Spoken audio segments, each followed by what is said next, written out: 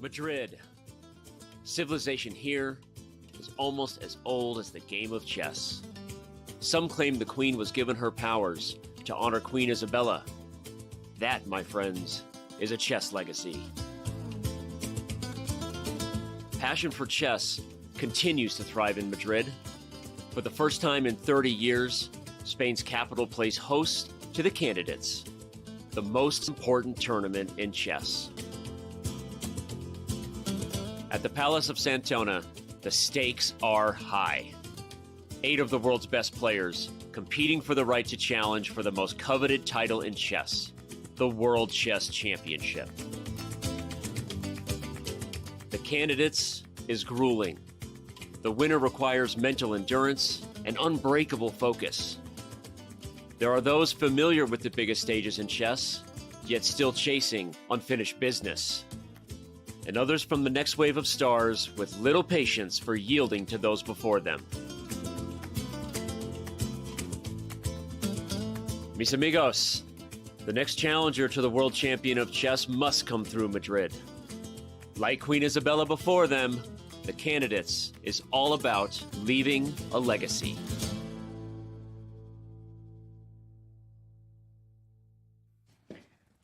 We are live in Madrid, Spain. That is El Retiro. Beautiful park where people go and play lots of chess, lots of street chess. Visit it if you're ever there. Over in downtown Madrid, that is Palacio de Santoña, the host site for the 2022 FIDE Candidates Tournament. Those are the beautiful doors that the players enter in daily. Everyone enters in daily to go into that room right there. A playing hall where the chess on the board has been entertaining fans around the world via the many live streams on the internet. I think the chess is going to continue to deliver here in Madrid as Elmira Skripchenko and I will continue to deliver here. It's day 3. How have you enjoyed the first 3 days to this point, Elmira? Well, the first 2 days, I guess, they were really intense, I think. Yeah. I guess I'm looking ahead too much, yeah. Yes, filled with a lot of exciting chess and a lot of brilliant ideas. But I think at the end of the day, they were grueling for the players and the commentators. Yeah. So I'm looking forward to the day 3 and maybe to the free day. Maybe the rest. The weather's nicer today. So let's hope it continues that way for tomorrow, right? We'll have a little more, won't be quite as hot outside for whatever we can get up to on the rest day, right? So. Well, I'm looking forward to visiting Del Prado. Yeah. All right, well, before we get into the chess, I wanted to quickly address the situation that, of course, many have been following around the world. At this point, a statement has been released, so the world is aware that Grandmaster Jan-Ludwig Hammer did test positive for COVID. I wanted to make sure that everyone around the world knew the story, knew how that went down, and so for those who didn't see the statement, I'm going to go ahead and read it for the fans now, and then address some of the questions that have come from our community. During Chess.com's commentary for round 2 of the 2022 FIDE Candidates Tournament, GM Jan-Ludwig Hammer, one of our lead commentators on the broadcast, began to feel unwell and took a rapid antigen test for COVID. The test was positive. GM Hammer was immediately directed to isolate, and all other broadcast staff were also given rapid tests. All other staff have presently tested negative. All members of our broadcast team and all known contacts of GM Hammer have been informed of the situation and been instructed to take appropriate precautions and begin daily testing and monitoring. We are presently working with FIDE leadership to assess risks and proceed as safely as possible. We will continue to do our live broadcast with appropriate masks and social distancing, but we will not be conducting player interviews until it is determined that it is safe to do so. We wish to thank GM Hammer for his commentary and wish him the speediest possible recovery, of course. So, there's the statement for anyone who missed it, and I think one of the most important things I wanted to address is I know that as that was going down in real time, it was sort of awkward, and for those who were wondering why weren't we addressing it, the most important thing for us was to not provide information until we had complete information.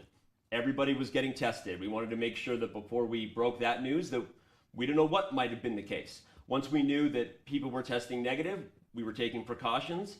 We had contacted FIDE, and they were obviously taking their necessary steps with the players and their staff. Then we were able to release that statement and, of course, make a plan to continue the show. As with anything involving that type of stuff, we're being safe, we're monitoring it, doing everything we can to keep everybody where where they belong. We're doing daily testing, and so the show will continue. And of course, if anything changes, the community will be updated as appropriate, and we will go from there. So going from there, I think it's time for us to go back to the chess and say that, again, we appreciate everyone's support as we continue to move forward with the action here in Madrid. And on that note, as we look at the standings, Almir, let's talk about the first 2 days of action, right? Not just the games yesterday, but that's where we sit after 2 games of play, 2 leaders who drew their game yesterday. Your biggest highlights so far after 2 days of chess? Well, first of all, the first day started with stunning 2 wins by Jan Nepomniachtchi and Fabiano Caruana, and then they faced each other yesterday. So this was a very interesting game, a theoretical battle. Yeah. But on the other hand, everyone had the feeling that this was some sort of unfinished business. You know, we wanted to see more. And I'm sure that players, the first thing that they did when they came home, they just analyzed the game thoroughly. It takes me too. They looked at that. Yeah. They did? Okay. Yeah.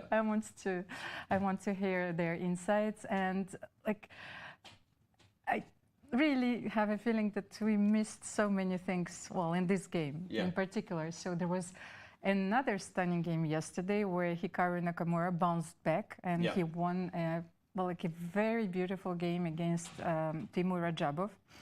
And what do you think, Danny, about this game? It was a very fine technical win. Well, you got right into it. I think it's been the talk of the tournament, right? As we dive into day 2's results, I think that Hikaru's win is the talk of the town, right? It wasn't just because he won yesterday in day 2. It was because he was bouncing back from a loss. So as let's take a look at the results specifically from day 2 and just talk about that, because, you know, the only win was the win by Hikaru over Radjabov. Scoreboard there will be updated.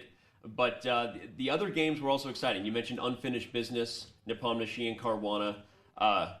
Rapport versus Firouzja was also very exciting. A missed win that maybe who knows, maybe we'll have some time on the monitor to show how Rapport missed his win yesterday, because many people were asking that question. So it's something else we can get into. But I think, again, Hikaru's win, not just that he did it, but that he was bouncing back from a loss, a grind-out victory that had the internet talking. And on that note, the internet talking about Hikaru's win. Hikaru keeps talking and doing great analysis, but we also put together a fun highlight reel of that game as it had everyone tuning in. So on that note, let's let our video highlights of what went down between Nakamura and Radjabov tell the story. After a difficult first round defeat against his countryman Fabiano Caruana, Hikaru Nakamura needed to turn things around with white against Timur Radjabov, the bottom seed, and by a few months over Hikaru, the oldest player in the event. Well, Nakamura has something to avenge, you know, these white games are precious. Yeah. So he's going to want to put pressure on his opponent, but Radjabov is infamously difficult to beat.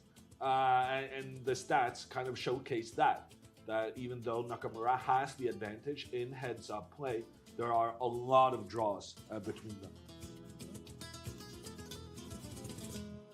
In his second Berlin defense in 2 days, this time on the white side, Nakamura avoided the famous Berlin endgame in favor of a sharp, known line that wrecked Radjabov's pawn structure, but conceded the bishop pair.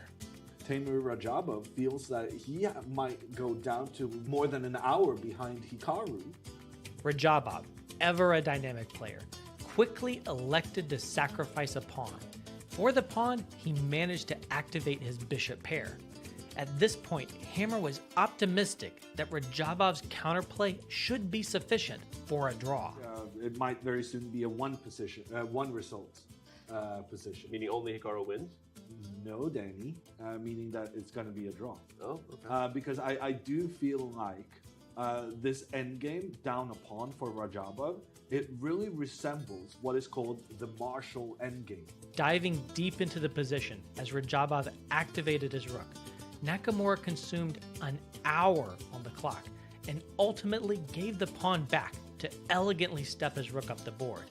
The engine thought Nakamura's advantage was gone, but on a human level, Hikaru's active rook and superior knight were difficult to combat. In the time pressure, Hikaru soon snagged a pawn. I think Hikaru's going to win this game. Hikaru's advantage escalated quickly as the players scrambled to reach the time control. And though Radjabov gained refuge on the clock, the resulting endgame was close to losing, although it was still so complex that it baffled spectating grandmasters. Now he did it. He did it, so he will win this game for sure. In the final phase, Radjabov sacrificed his bishop to push the h-pawn all the way to h2. But there, Nakamura's knight halted it.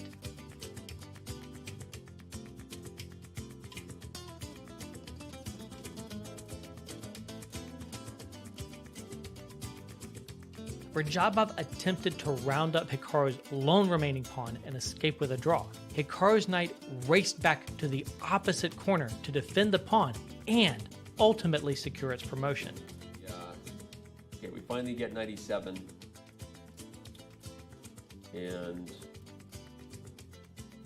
when will Radjabov realize that there's no way to stop this plan that we highlighted? Knight c8 and with b8.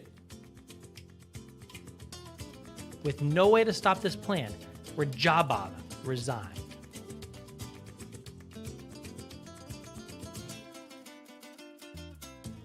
Though Hikaru's loss against Fabiano was a major setback, it was his hardest pairing in the whole event, and to have bounced back immediately in round 2 will surely lift the spirits of both Hikaru and his millions of fans.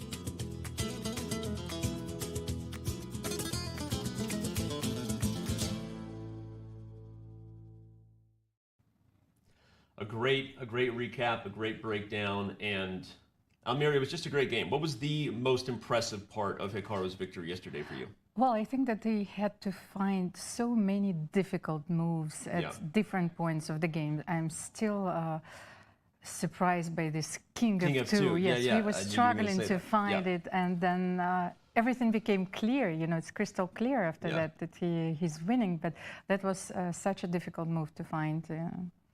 And, well, of course, there were several points at the game where he had to neutralize his opponent's counterplay and to convert his extra pawn in a very technical manner. But this move will stay with me for quite a while. Yeah, it was impressive. And, of course, he found many difficult moves. How many difficult moves will he find today? We'll talk about that as we preview round 3 in a minute. But first, we jump into the Players' Hall as we see Fabiano Caruana and Jan-Krzysztof Duda. That'll be another very interesting matchup today. Of course, we know how many people are already excited for the Firouzja Nakamura match. Ding Liren, can he bounce back with the white pieces against Rapport? We'll find out. And there you see the, it's funny, that's the matchup I think of the day many want to see, and neither player there yet, Firouzja and Hikaru. Oh, right on cue. Alireza, the now 19-year-old. He's so old. Look how mature he looks now.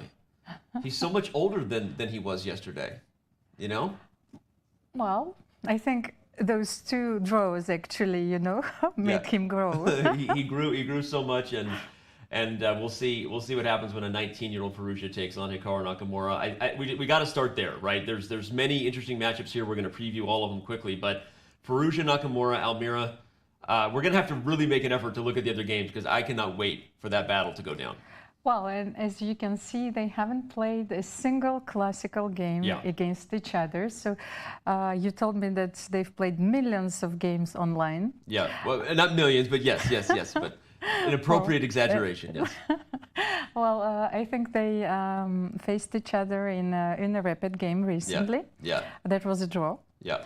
Okay, but I'm really looking forward to this game, especially that Alireza Firouzja started with 2 blacks. Yeah. And those were very difficult 2 rounds for him. Yep. So I think that he will try to capitalize on with whites. That's today. A good point. Is if we needed more storylines about this Firouzja Nakamura matchup, it is the young Alireza Firouzja's first white in his first Candidates Tournament. So we'll see how aggressive that makes him play. Speaking of someone playing the white pieces, though, we have to jump from there to the Caruana-Duda matchup because the 3-0 lopsided score is definitely something of note, right? Given that he's the tournament leader, tied tournament leader right now, Almira, playing someone he has a great record against. How aggressive do you expect Fabi to be? Well, as aggressive as he was in his first game, because he also had a very nice recent against Hikaru Nakamura, and we all know how difficult it is to play against Fabiano Caruana because, well, look at the game which was played yesterday. Yeah. He used the novelty, dubious novelty, but he was counting on a surprise factor. So, well, I'm expecting no less today. Okay. One more prediction. I'm going to combine the two games together in an interesting way and say that both Ding and Radjabov have one-game advantages over their respective opponents, Rapport and Nepomniachtchi. But here's the question. If you had to pick someone who's going to get a win before I pick the results on Chess.com's Vote Chess, who would you say is going to get a win? Okay, let me think a little bit. I'm a little bit surprised by this score Timur has against Jan Nepomniachtchi. They played very little games, so yeah. I think that maybe Jan Nepomniachtchi will try to play for a win today. Okay, even with black against Yes, even with black. Okay, wow, yes. Interesting. Well, we see the first move being made on the board by our guest of honor. We'll find out whether that was a troll or not. I think it was a D-pawn, if I'm not mistaken. But okay. Remember, everybody, that here we go. Okay, so we have E4 on the board, potentially, but we're going to keep a look at the playing hole. Remember, everybody, you can vote at chess.com. I will do so as soon as we have a chance. In fact, there we go. On that note, I'm gonna dive right in. We've got this Caruana Duda game. I'm gonna pick the favorite, Fabiano. We see that, okay, I'm in line with 795 other members. But you have an insider's information. You're casting your vote, you know, when you saw the opening. I don't know what the stats are, but I'm also going to vote for Ding Liren to get a win. I have a feeling that today's the day that he starts to find his groove a little bit. I'm going to predict a draw in the Radjabov-Nepomniachtchi game. Okay. So I'm going against you, Almir, there. That'll give us something to argue about. We're always looking for things to argue about. And then we have Firouzja versus Hikaru. I literally don't know what to pick here. I'm going to close my eyes and move my mouse really fast and then click. What'd I pick? A draw? Okay. Okay, I picked a draw. I was closing my eyes. I don't know what to pick here. I'm just as excited as everyone else. Remember, fans, you can vote. All you have to do is go to chess.com/events. You can use the command vote to get a direct link. So many ways to get involved. Just head over to chess.com and cast your vote. Remember that we are keeping track of all of these standings throughout the event, and the top guessers, the top voters, are going to take their part in cash prizes as well as premium memberships. And how long do we have until the voting is closed? You know, it's like when the dealer says rien ne va plus. I think it's move 5. Okay. That's right. I should know because I helped advise what the text should be, and I think I said move 5 because I think going to move 10, you can already get a lot more information. But exactly, at the highest level, predicting a result before move 5, I think, is pretty safe for no one to feel like they're getting any kind of big advantage. But oh man, I love looking at all 4 games from this view, and just like I said, kid in a candy store. Ooh, we have a Najdorf English attack and Caruana Duda. Okay, so that's how they get my attention. Bobby knows how to keep my attention when Firouzja is playing Hikaru, and that's to play an English attack. I'm like, where? Yeah, where? Like right, upper right corner, look at that. We've got Caruana playing an English attack against Duda, who does not run away from the Najdorf. For those who don't know just how spicy that opening is about to get, it is going to be a lot. Ooh, and he plays the H5 line, which of course prevents the G4 move. So it's very important, yes. Caruana has played many battles against many of the world's best players in the English attack. Maxime Vachier-Lagrave comes to mind, as MBL rarely goes away from his pet Najdorf. But you could argue that Fabi is currently the world's leading expert among top players in this type of Sicilian. Maybe before him was Vichy Anand, someone who played a lot of these systems, but that's going to be a fun one. Yes, but I also think that Jan-Krzysztof Duda never declines the challenge. He's always up to it. So the only thing that when you're preparing against Fabiano, and I know how difficult it must be, like when you prepare, you have to prepare against every possible move. First of all, E4, D4, yep, even C4, Knight 3, it depends. Like if Fabiano is spotting a weakness, so basically you should do it in a retro analysis. What is like my weakness, where I don't feel comfortable? Those are the lines that I should look into I love first. that point. In fact, I really feel like that's an underrated part of prep that people don't talk about, is looking at your own games and predicting okay, he's going to go for this, right? Or she's going to go for this because I have a loss in this line, right? Talk a little bit about that. Is that something you do regularly, looking at your own weaknesses and then trying to anticipate what they'll try to go after? Well, of course, this is something that I do when I prepare against my opponents. And also I'm checking, well, this is a very difficult topic because not only you have to look through your games to look for the weaknesses, through your opponent games, you're looking through their seconds games sometimes. Okay, if their husband is a very strong player, then you have to look through those games as well. So that's why you're preparing until 6 in the morning. Yeah. That's why you're preparing till 6 in the morning. I gave up at midnight and went to bed, okay? But, all right, no, that makes sense, okay. So let's have a look at the game between Firouzja Alireza and Hikaru Nakamura. I think we have to, right? Yes. So we gotta go to Firouzja and Nakamura. I've got the game pulled up here. We'll quickly back up, and I'm just going to show the opening real quick. We have a Nimzo, a classical Nimzo with Queen C2. If memory serves me correctly, I believe I've seen Hikaru play this line many, many times, and I'm saying that a little bit just, feigning caution because I know he's played this many times. In fact, Jeffrey Zhang versus Hikaru Nakamura, I feel like we see this position on the board every weekend in the Rapid Chess Championship. And again, that's an exaggeration, but the point is, this is well-known theory. White is losing some time with the queen, but gained the bishop pair, and in the process, of course, eventually hopes to get a big center. But these lines are very deep, Almira, in that we're not going to see a novelty probably until mid-20s. As some of these games have been played many times. And also, this line has a reputation of being very solid for black. Yeah. I think that's why Hikaru, has made this choice. It's very important because let's get back just a little bit before Hikaru played d5. I just wanted to explain because here you also have an option of playing b6 and developing the bishop b7. Right. So. Well, there's d5 is the main line, as you said. b6. You can even play d6 as a move if you're just immediately committing to hoping to get e5 in a very close position. Of course, if you just look at the macro plans of the position, knowing that white has the bishop pair, black is often trying to keep the position closed. I actually like the plan with d6 because it changes the character of the position completely. You know, so you're opting for the e5 and knight bd7. You know, this is a completely different plan in this position. Yeah, something like this is not super popular, but again, this would just highlight a closed approach for black, given the white has the bishop pair. So the way that Hikaru plays, though, is the most challenging, I think, from like a preparation standpoint, because like you said, it's very solid, and it means that he's going to have a line well prepared. And we'll just hop up to what was happening in the game here.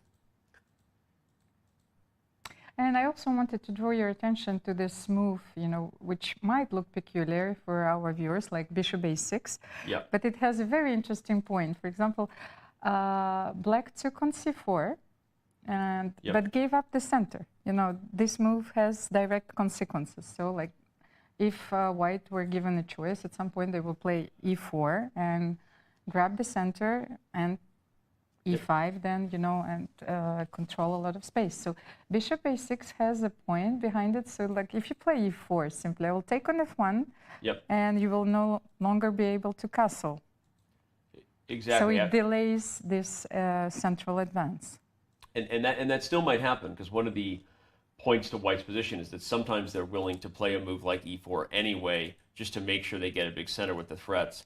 But there's another move here that has been tried a few times and also takes advantage of the pin knight. This idea is something that we've seen be more and more popular. Okay, Firouzja doesn't go for the crazy g4 line. I believe the last person I saw play this was Mohamed Yara, played g4 in a game recently. But those ideas have become very, very popular in different type of structures. So it's very important to keep an eye on those, like g4 or h4 in different positions. So. It's almost the equivalent to all these g5s we've been seeing, right? We see Hikaru play g5, Caruana play g5. It's the equivalent for white to play g4 with the idea of sometimes getting g5. You're prying open the king's side and eventually hoping to do some very dangerous things. So I'm actually thinking like of days like before the computers will helping us to analyze the positions, since like moves like G5 or G4, like back to my days, you know, when there's like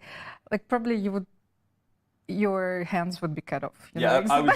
I'm so glad you went to that direction, because I was going to say and admit that I have scolded many students for playing such moves, right? Especially when they first learn chess, you really teach them one major principle, which is what? Don't move the pawns around your king. It's a, you want to call it a Soviet chess school rule, right? You don't move the pawns around your king because they can't go back. Although modern chess now begs to differ in a lot of ways. And I find it's very interesting how computers modified our way of thinking and also the way of selecting the candidates move.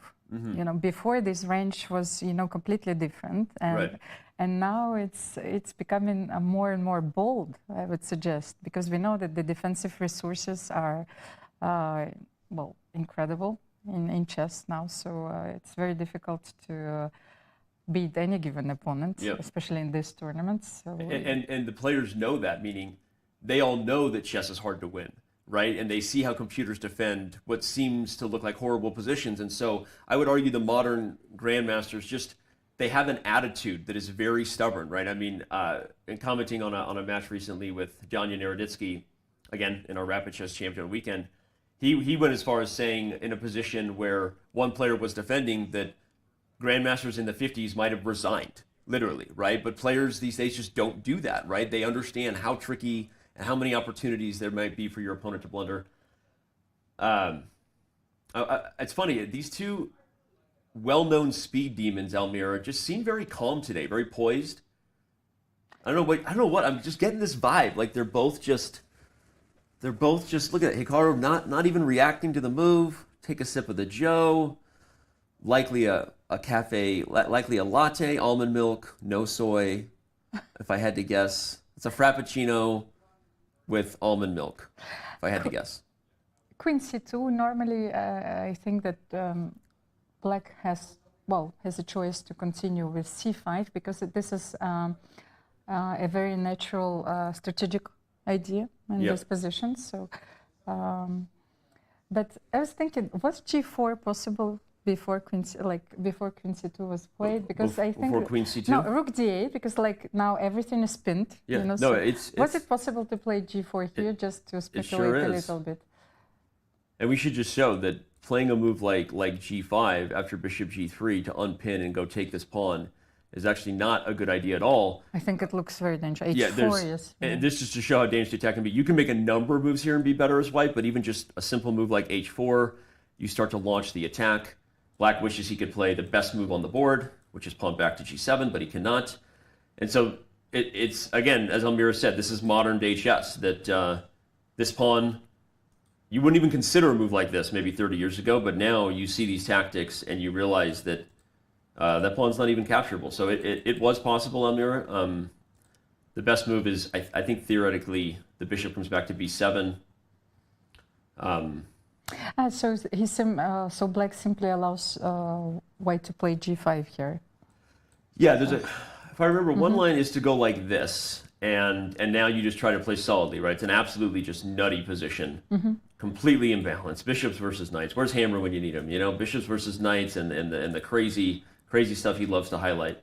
Hammer has a great series on Chess.com, by the way, about using the bishop pair, a video series. So he really loves the bishop pair. But you, well, I would feel really very uncomfortable in this position. I think for both colors, that's how difficult it is. You know, I think that White have a terrible structure after Bishop F3. You know, like the position that you've shown.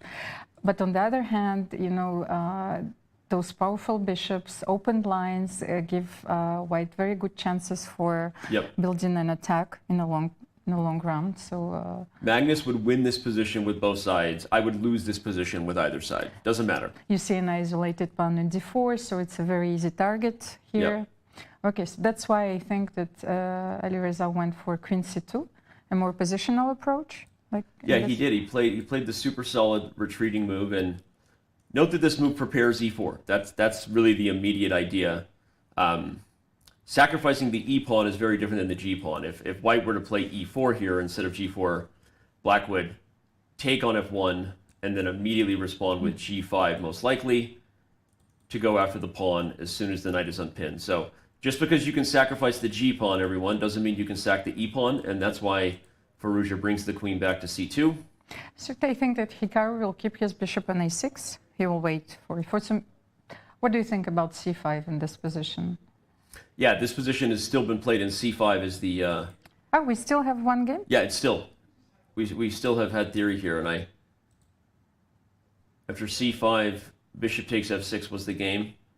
dc, rook d1, knight d7. And I again, it was very similar, but I feel like it was after e4. It was the same type of position, but the king was on f1 is a game I saw recently. So this is...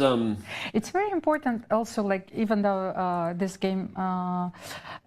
there was an interesting point, like when white took on c5, even though like the king like shouldn't be on d1, it's like sometimes black doesn't recapture on c5, but play knight d7. Yes. You know, that's a very important idea in this variation. So just in case, like maybe later it could be also useful. So yeah.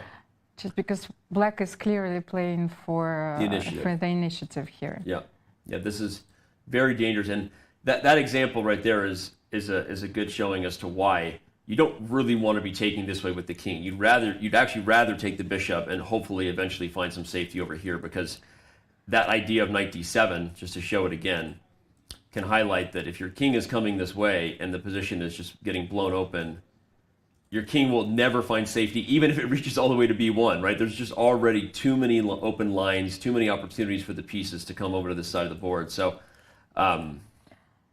so maybe c5 and e4 then. Yeah, c5, e4. Bishop f1. Something like this. Takes f1. I think How do you take on f1? Both rook and king, I think, are possible. I mean, it's roughly equal kind of either way. It's a very tough choice, actually, for me in this position. I'm not sure, like... because you don't want to play g3, king, g2, because your bishop is stuck there on h4. So that's a really good point. We'll just show that real quick for everyone, that the reason this is kind of awkward is because most of the time you'd think this is the way the king finds safety, but the moment you play g3, you might be trapping your own bishop. But sometimes the king can actually just come right back to e2, because without the light squared bishop on this diagonal for black, the king is surprisingly safe there. And because this type of position often leads to an endgame, everyone, you actually want your king in the center. So one of the fun things I've observed about seeing this line become so popular among the top players is that in blitz chess, or when they're, maybe they don't take as much time or they get out of prep too quickly, I've seen many games where white's king goes from looking awkward and breaking classical principles to every major piece coming off the board, basically. And then when the queens come off, suddenly white is actually doing quite well in the endgame, because the king is perfectly primed for to put on his shoes and run, Forrest, run over here. So it's just an interesting way to look at a position, classically breaking principles, not castling, but finding safety because of black's lack of opportunity, and always keeping an eye on the bigger picture storyline of the position. Are you quickly getting to an endgame? Maybe my king is not so bad here. Yes, but the more I look at this position, the more I like king f1, and look at the spin. So what are you doing in this position as black? Because e5 is a very concrete threat. Yep. And how are you going to parry it? Are you going to play g5 in this position once again? Yeah. No, that's why the eval bar is equally evil. I actually think that this might be already a critical position if the players will reach it. Agreed. So. And real quickly, we want to hit the reset button and remind you again of what the results were from round 2. There we see the man on camera, and the only man to get a win over there on the left side of that results table. Again, if you missed the highlight video, check it out. It's on all of our different video distribution platforms, which is just a fancy word these days for YouTube, Twitter, TikTok, all that stuff. So Hikaru got a big win. Now he gets the black pieces against Alireza Firouzja. And those were the results as we saw them from day 2. Yeah, and as we said, the matchups today are what we have before you now. Hikaru playing black against Firouzja, playing Alireza Firouzja in a classical game of chess for the first time in his career. I still can't believe I'm saying that. It's so funny. But this is going to be a fun one. You know, Almira, we see Hikaru kind of looking off to the side. This is not a position where either player is out of theory yet. This is just a position where he's trying to be very deliberate and clear about what line he chooses. I think he's really trying to be careful, and he's knee-deep in the weeds of his prep right now in his head. Well, I think that, first of all, of course, Hikaru, as we have seen, needs to be very careful in this position. So is he looking for another move which looks a little bit artificial because he played bishop a6? But since White also has lost a lot of tempos with his queen, so maybe he's looking for bishop b7. Maybe like he needs to prevent this advance in the center. What do you think, Danny? Yeah, I think so. I think that's got to be a candidate move as well. And again, Almir's making a great point because as artificial as it looks, the word you chose, White's position is also kind of artificial. Let's think about how many times the queen has moved. She went here, she went here, she went here, she went here, and now she's back on c2, right? Exactly. And so it's, you know, from a classical perspective, Almira, there's a lot of features that are very Nimzo-Indian-esque, right? White has the bishop pair. White has lost time with the queen in the classical Nimzo. White is going for the big center. But the specific move orders and the tactics to this position are so unique in terms of modern theory. And that's why actually this opening is very difficult to understand. You have to play numerous games because also the positions that arise after this openings are very different. So you could have different structure in the center, different ideas to master and to use. So, for example, how would Soviet players train at the time? Is we can see nowadays players, they can play literally like 1,000 games per year if they would want to. So they participate in online events, classical events. Before this was not even a possibility. There were not so many tournaments. So what would Soviet players do, or the Soviet school what would advise? So then you study an opening, then you have a very tough sparring partner, and you would play like 10, 20 games in this opening until you have the perfect feel of the position and the plans and the ideas. But I love that point, and I think that still goes on, you know, in online settings all the time, right? We know the players can play in many serious games for money and all kinds of stuff, but I know that many of them have anonymous accounts. You find a sparring partner and you're just playing. It's a great way to train for anyone looking for advice. I think so many players spend, too much time in the opening at certain levels, but let's say they're ready to really start diving into their openings. They spend so much time in the book of the opening or on the encyclopedia when really the way you start to understand a position is by playing it, right? Getting a sparring partner and play just 100 games in a Nimzo-Indian with both colors even, right? Switch colors and just keep playing. Fastest way to really get the feel for how to master a pawn structure, master a plan in the middle game.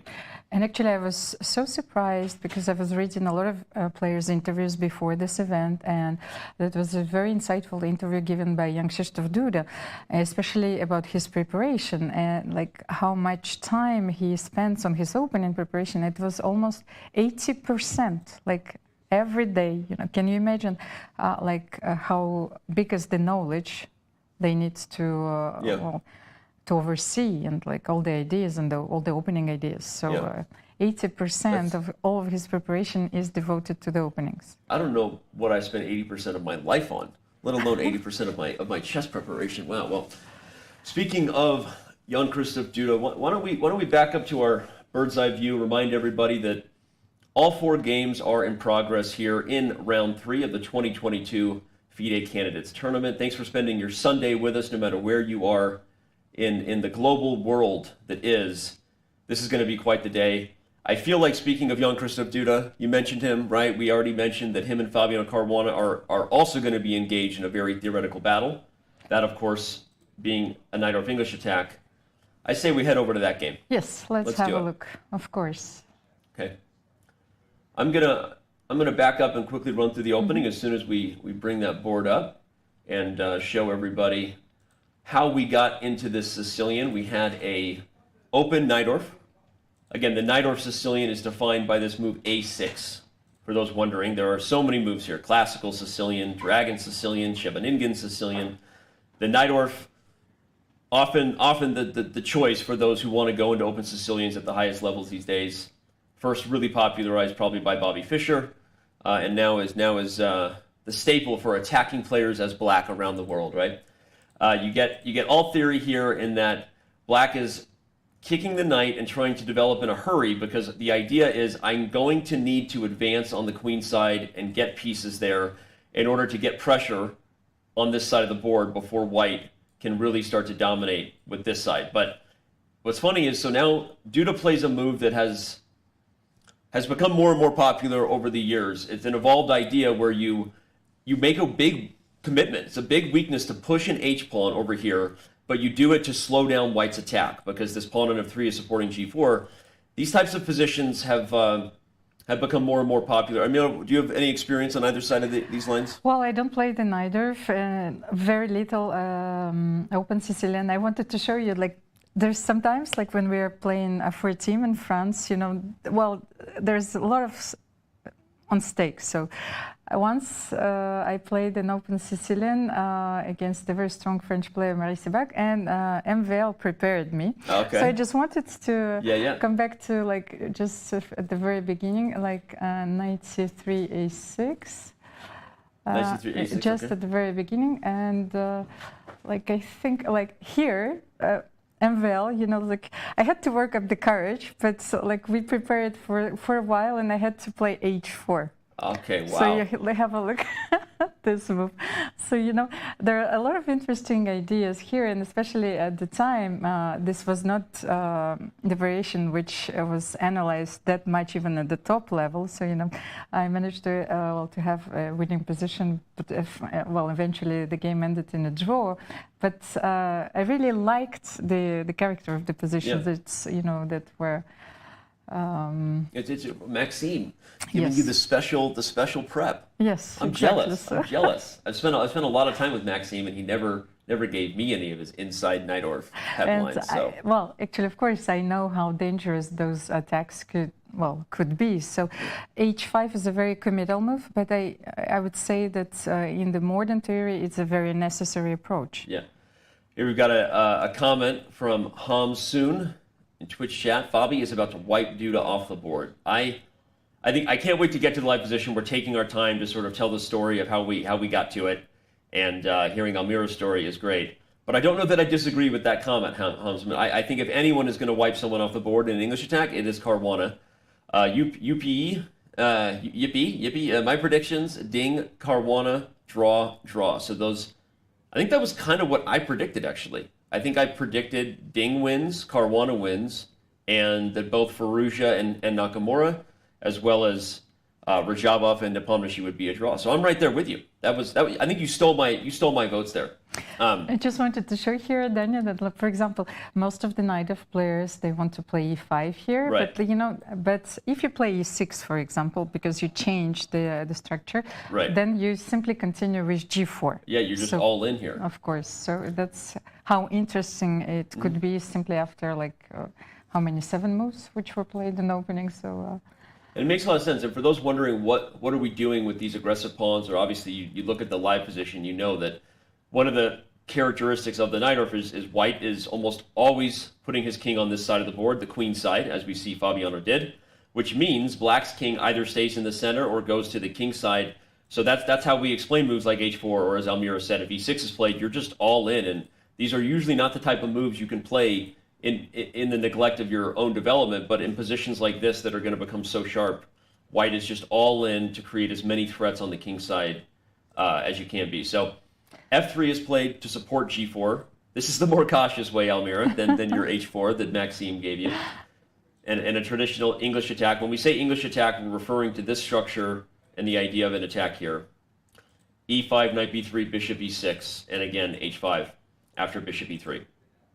So as Almira said, this is a necessary move if you want to slow down white's attack, but it's also a huge commitment, because eventually, if white is able to orchestrate this anyway, you're going to have more weaknesses here than you otherwise would have had if the pawn had stayed put.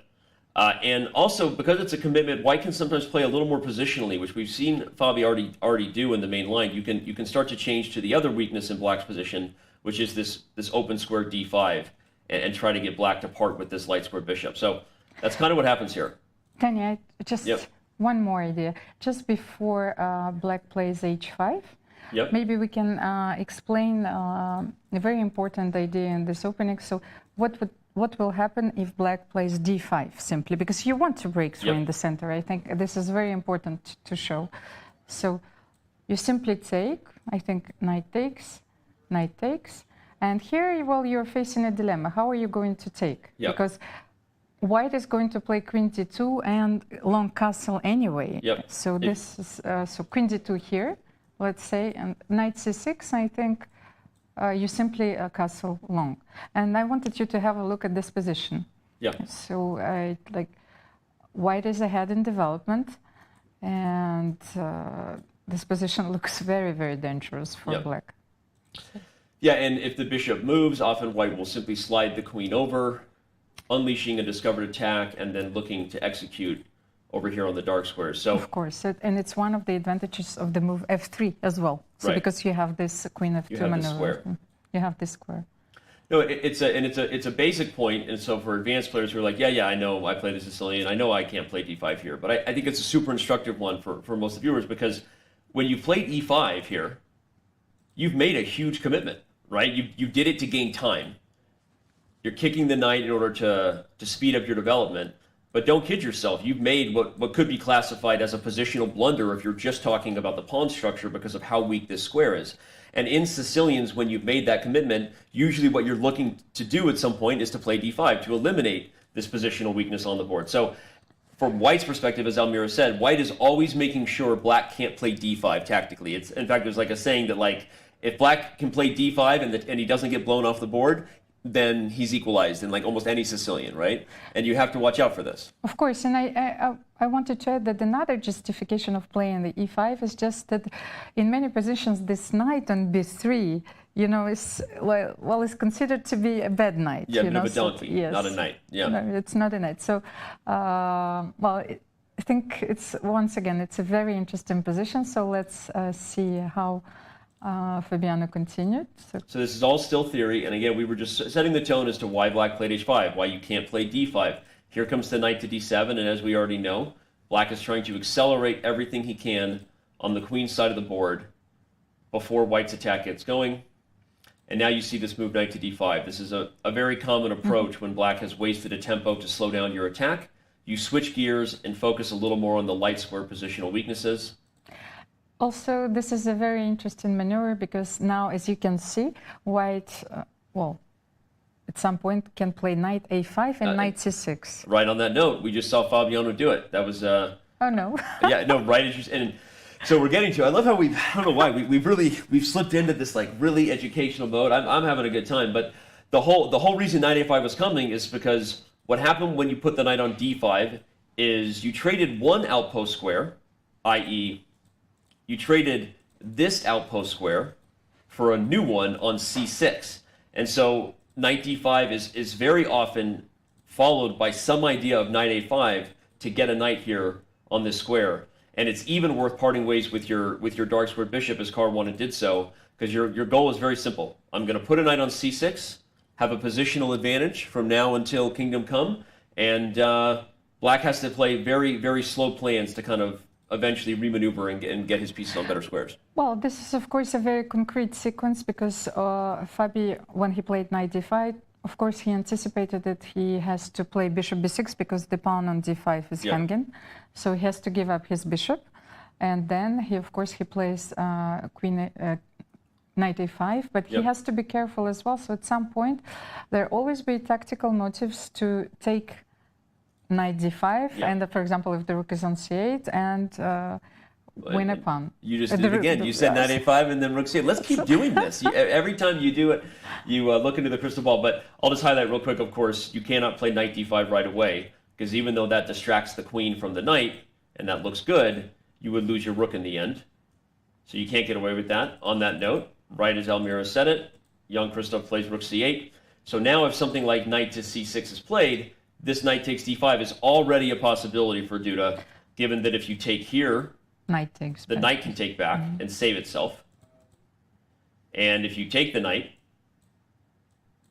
black wins the knight back on c6 and is ultimately up a pawn. So Caruana will show what his prep is here. There's a number of different options here for white still.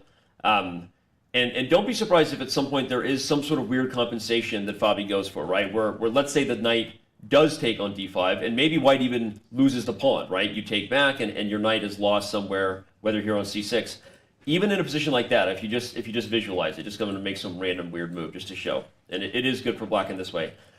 But even here, you can already see how the computer feels, right? Just getting to the point that a move like bishop d3, right?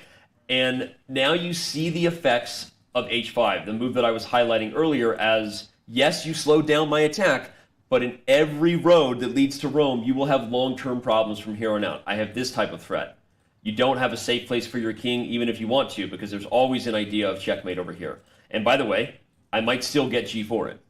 Of course, this is a very important element while you're assessing your position. It's just, okay, let's have a look at the board. Well, we cannot compare queens, rooks, this is okay. But one piece that we have compared is the bishop, you know. So how would you feel about white's bishop and black's bishop in those positions? Yep. So very often white sacrifices a pawn in order to get this very active bishop and to get a direct attack on the black's king, because Yes. Are you going to castle here? I'm not sure.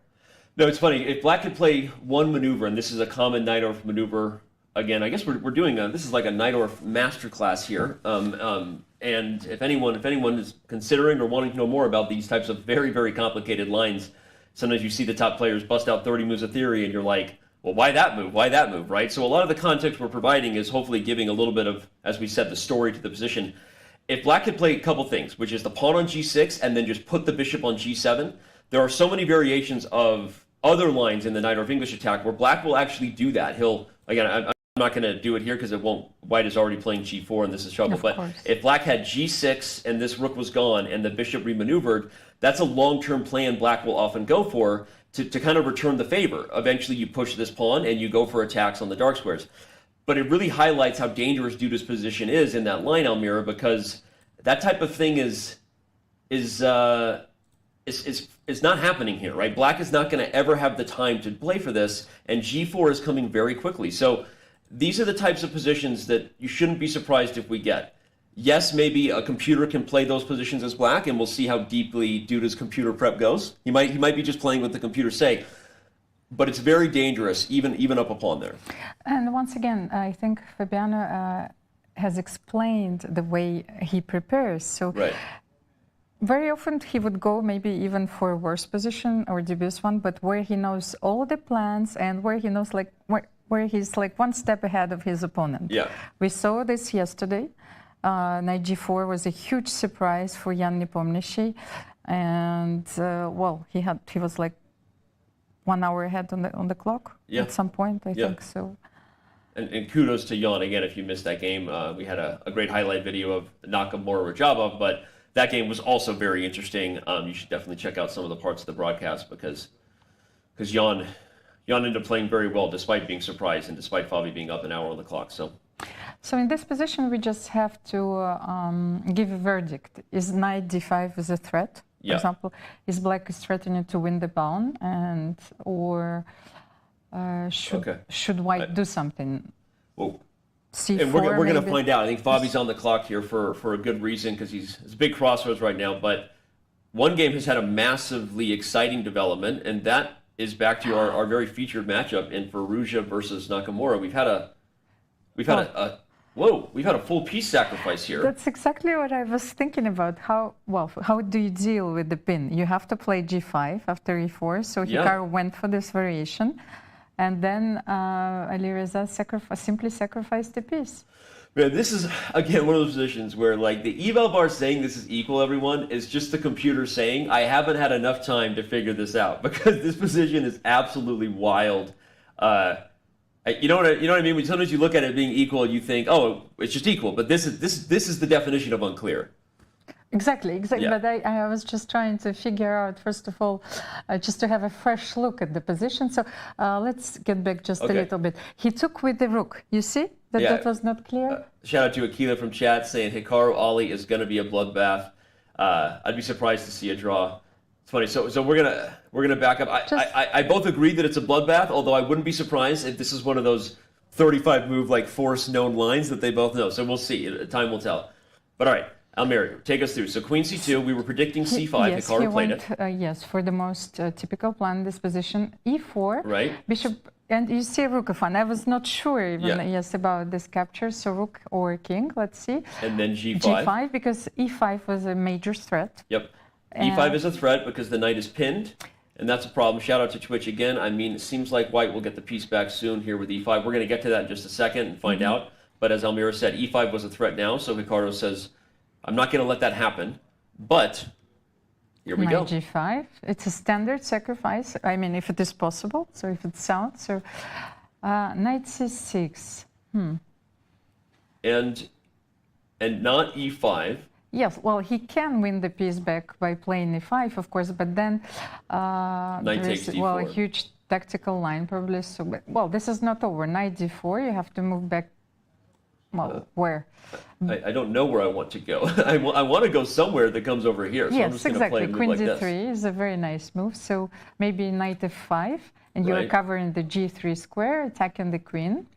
That's very important. So where do you go now?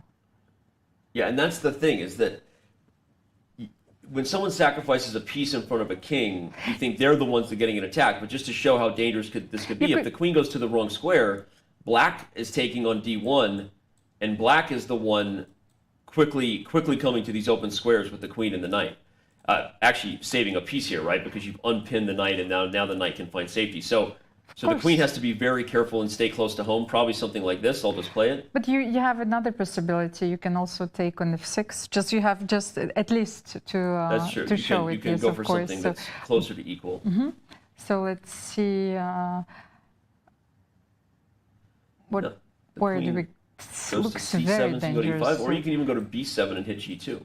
And yes, queen b7 is a very good move. That actually highlights the overwhelm of the queen. She's overwhelmed to guard both the pawn and not allow rook takes d1, right? So this is actually probably bad. Because after rook d3, f takes c7, you know, the position seemed very unclear to me. Just if you move your queen to e7, back. Okay. Just here, if rook takes d3, f takes c7, I didn't know how to evaluate this one. So rook d1, king d1, you know, the whole question is, can black get this pawn back, right? Exactly. So queen b7 is a very precise move in that position. Okay, let's get back. So maybe not e5, name it e5. What was played? Queen c1. Queen to c1 was played. And when Hikaru first came back to the board, everyone, as much as I am distracted by the beautiful Palacio de Santonia behind him, I did look at his facial expression. He gave a little bit of the Hikaru raised eyebrows, like, okay. And I don't know if that was just, again, that's why people love him. He's an emotive player, and who knows what he really means with his facial expressions. But if we're taking it at face value, he kind of showed a little bit of surprise. That's all I'm saying.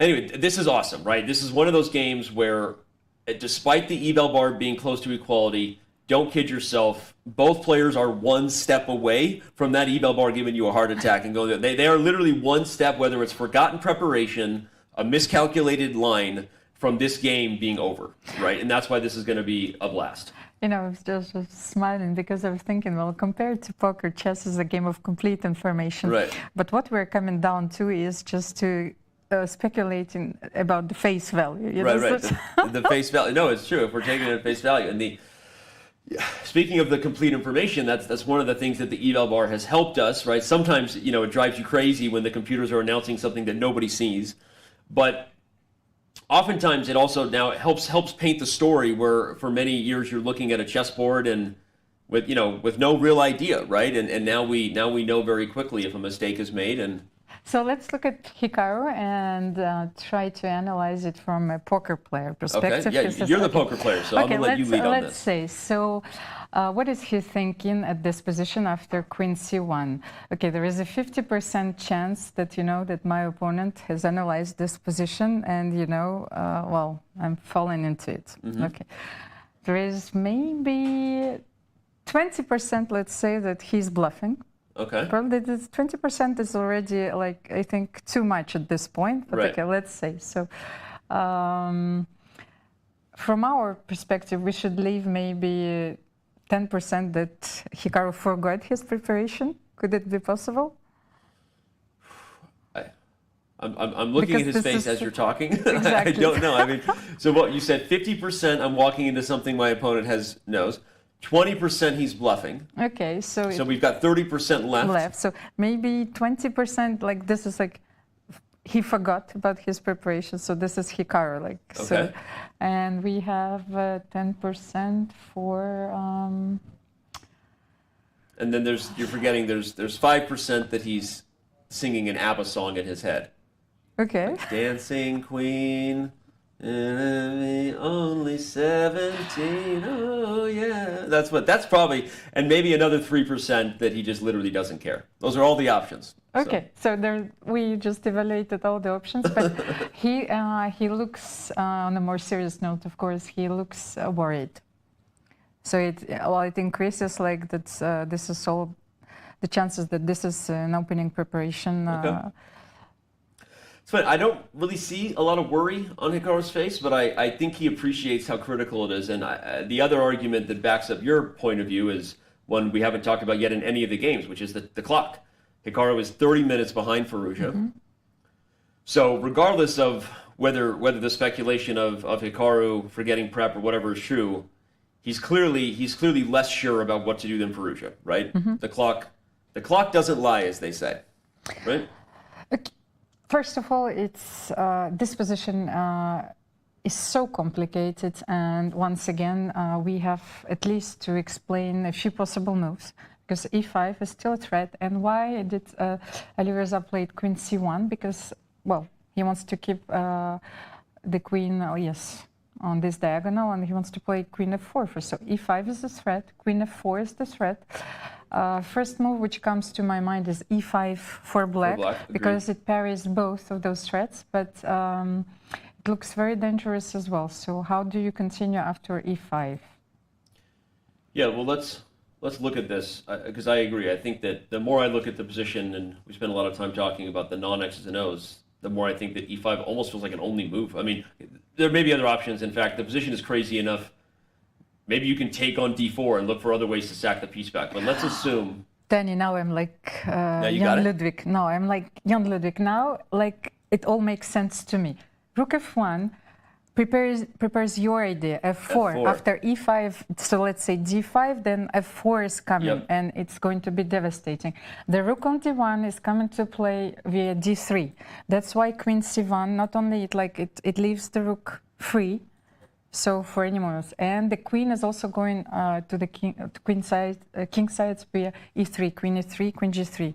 I love this idea. I mean, you can't play queen e3. Be careful, but you have other ways to get over like there. If the knight is not on d4, of course. And the rook taking on f1 is really huge, because possibly even before rook d3, we could analyze the move f4, and I'm not sure it works, but I'm going to forget the engine here for a second. Yeah, okay, I knew you were going to do that, Ebelbar. I don't really care. I was just trying to show that this may not be so simple. I mean, the pieces start coming to life, and well, you have to protect the knight by rook d6. I think that's the only move here, but maybe we should prepare it. So let's see, e5, knight d4. So e5, knight d4. e5, d5, knight d4. Mm-hmm. Okay. Okay, queen e3 here doesn't work. We have knight c2. We have to bring another piece to the attack. I think your important. idea rook d3 was actually really awesome. And oh man, this game is going to be awesome. Real quick, Almir, you know what else is going to be awesome? Please tell me. Our last quarterfinal for the I'm Not a GM Speed Chess Championship. Coming up next, we have Polina Shuvalova taking on National Master James Canty. You need to tune in to Chess.com on June 20th at 10 a.m. Pacific to see this match. Yours truly already went down. I don't really want to talk about it, but Eric Rosen defeated me. This quarterfinal matchup, the winner will take on Lawrence Trent in the semifinals. And as we said, Rosen already beat me in the semifinals on the other side of the bracket, so he is waiting in the championship for whoever comes from the left side. So tune in to Canty versus Shuvalova while we tune in here again to Hikaru and whatever he's thinking about in his head. Well, please don't shoot me. I have to share a secret. You know that I've never played in those tournaments, not even once. I think we invited you, though. No, I've never, ever. Are you, you confronting me on camera about this? No, it's not a question of the invitation. It's like because I thought that you need to qualify. I just no. Like, so I just didn't know how. Like it's like. It wouldn't be the first time I've been confronted by a co-host about this. So I was teasing. No, we can invite you next. You want to be invited next year? We'll just do it right now. I don't even know what is the system of this. So it's like I was looking. Oh, okay. We'll fist bump agreement instead of handshake. You're invited next year. Okay. So, this is like every year thing. Every year. Okay. We do. All right. So everyone, you hear it. Our first competitor confirmed. Our first two competitors confirmed for the 2023 I'm Not a GM SCC right here. So. I'm not a GM. This is like. You can't be a GM. That's of course. the tournament. So, okay, I'm fine. I'm a perfect candidate. Perfect candidate. I will never be a GM. I love it. All right. So, but I like your rook d3 a lot because f4 was too aggressive according to the computer. But this move, as you said, brings in more firepower. Yes, we still haven't solved how the queen comes in because of the fork on c2, but we'll figure that out at some point. But let's say if you bring your rook on g3, well, there are so many ideas. Like even if you, where are you bringing your king? Like king f8, then bishop h6 or queen g5. Like it's so dangerous. Yeah, I don't know. I'm so glad I don't have to figure it out because I'm not sitting in that chair. Only Hikaru does. Oh my God! It's not, like now that's well, we understand the subtleties of this position. I start to understand why Hikaru is feeling very worried. You know, that's the feeling that I got. And so, if not e5, then okay. Did we have a look here at knight d4 or king like rook d4? There are several possibilities in this position.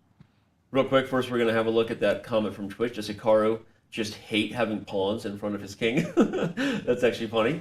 Obviously referencing the first set of games, round one, where he moved the pawns in front of his king against Fabiano.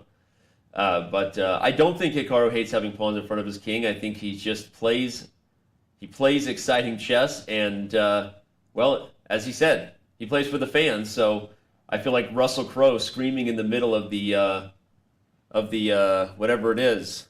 The arena. The arena, right? Are you not entertained? Someone photoshopped Hikaru's face on top of Russell Crowe's body, screaming, "Are you not entertained?" and you get a 1-year diamond membership. Hit me on Twitter as we take a break pretty soon here.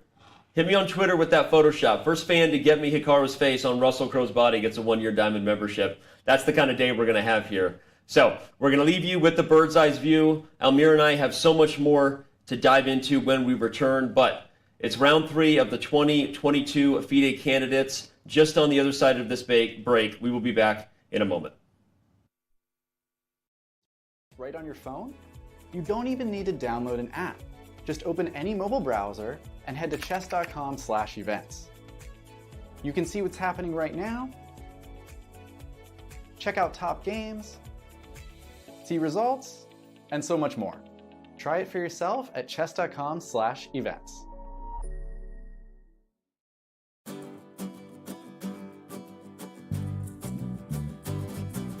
This club is called Amigos del Retiro, friends of the Retiro. The Retiro is the most big and important park in Madrid. It's a very important park in the city because it's right in the center. If you want to play chess, you don't know the place, this is maybe best one in Madrid.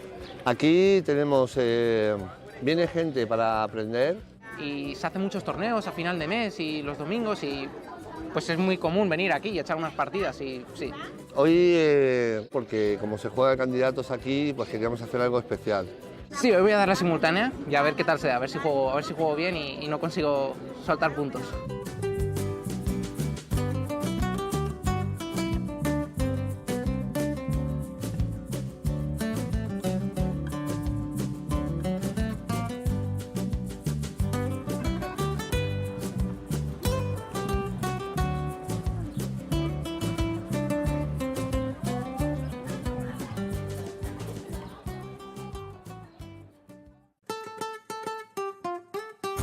The defending champion Jan Nepomniachtchi is back at the candidates, effecting his second straight bid to challenge for the World Chess Championship.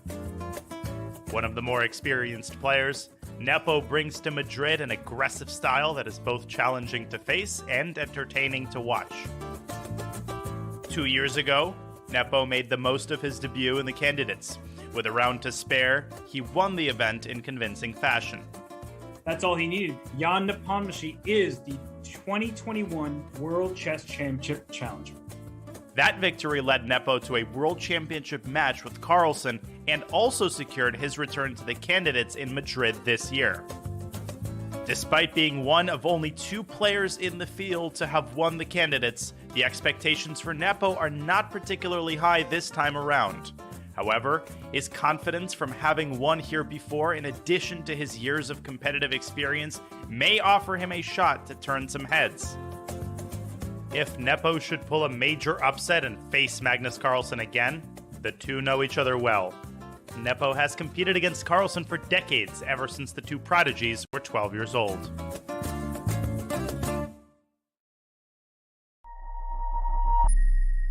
This is going to be a real-time breakdown of Danny Wrench's games all-time on Chess.com. That's cool.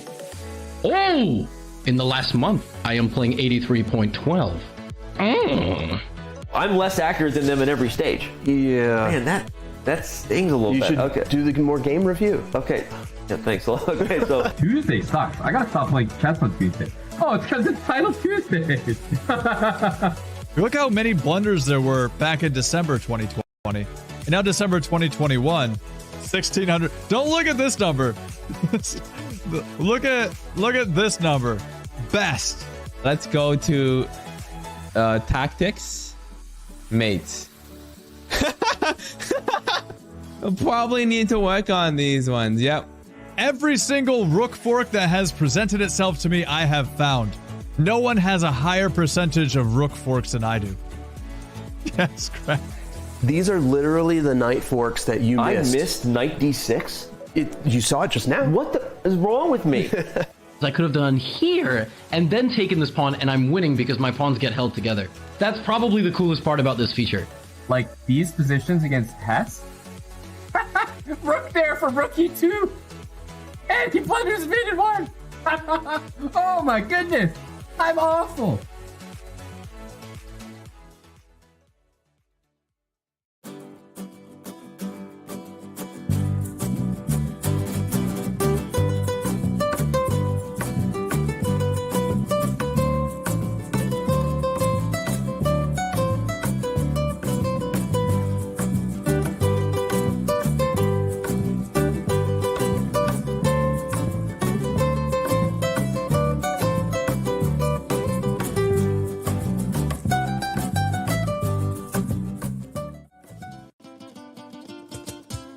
Madrid.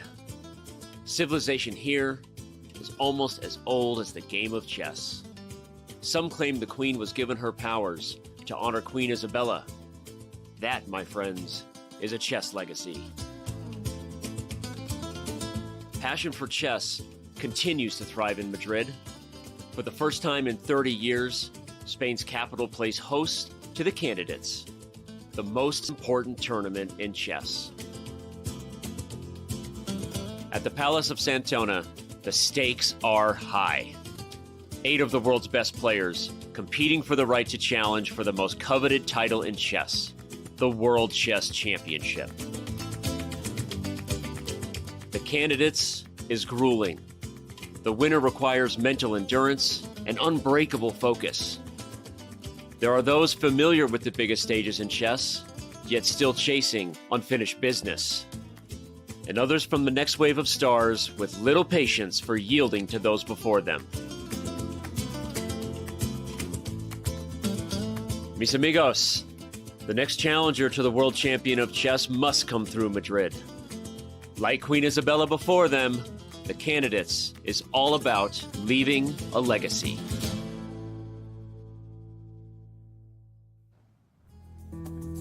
Speaking of Queen Isabella and the legacy she left behind, there she is right there, riding a noble steed, the lady herself. At one point, maybe the most powerful human being on the planet when she influenced the changing of the rules and gave the queen her powers, as the legend tells. It's not even legend, it is well-documented fact. Also well-documented fact, Jan Nepomniachtchi is a very good chess player. And, oh, hey, buddy, just right there. Hey there, man. his eyes pop up. Of course, we're going to be looking at Radjabov, Nepomniachtchi, along with Ding Liren and Rapport as well. We know we haven't looked at those games. Here we can see, again, a snapshot of all 4 games, but for good reason, Almira. Firouzja Nakamura, that game's going to be lit. By the way, talking about Queen Isabella and how powerful the queen became on the chessboard, first want to understand this.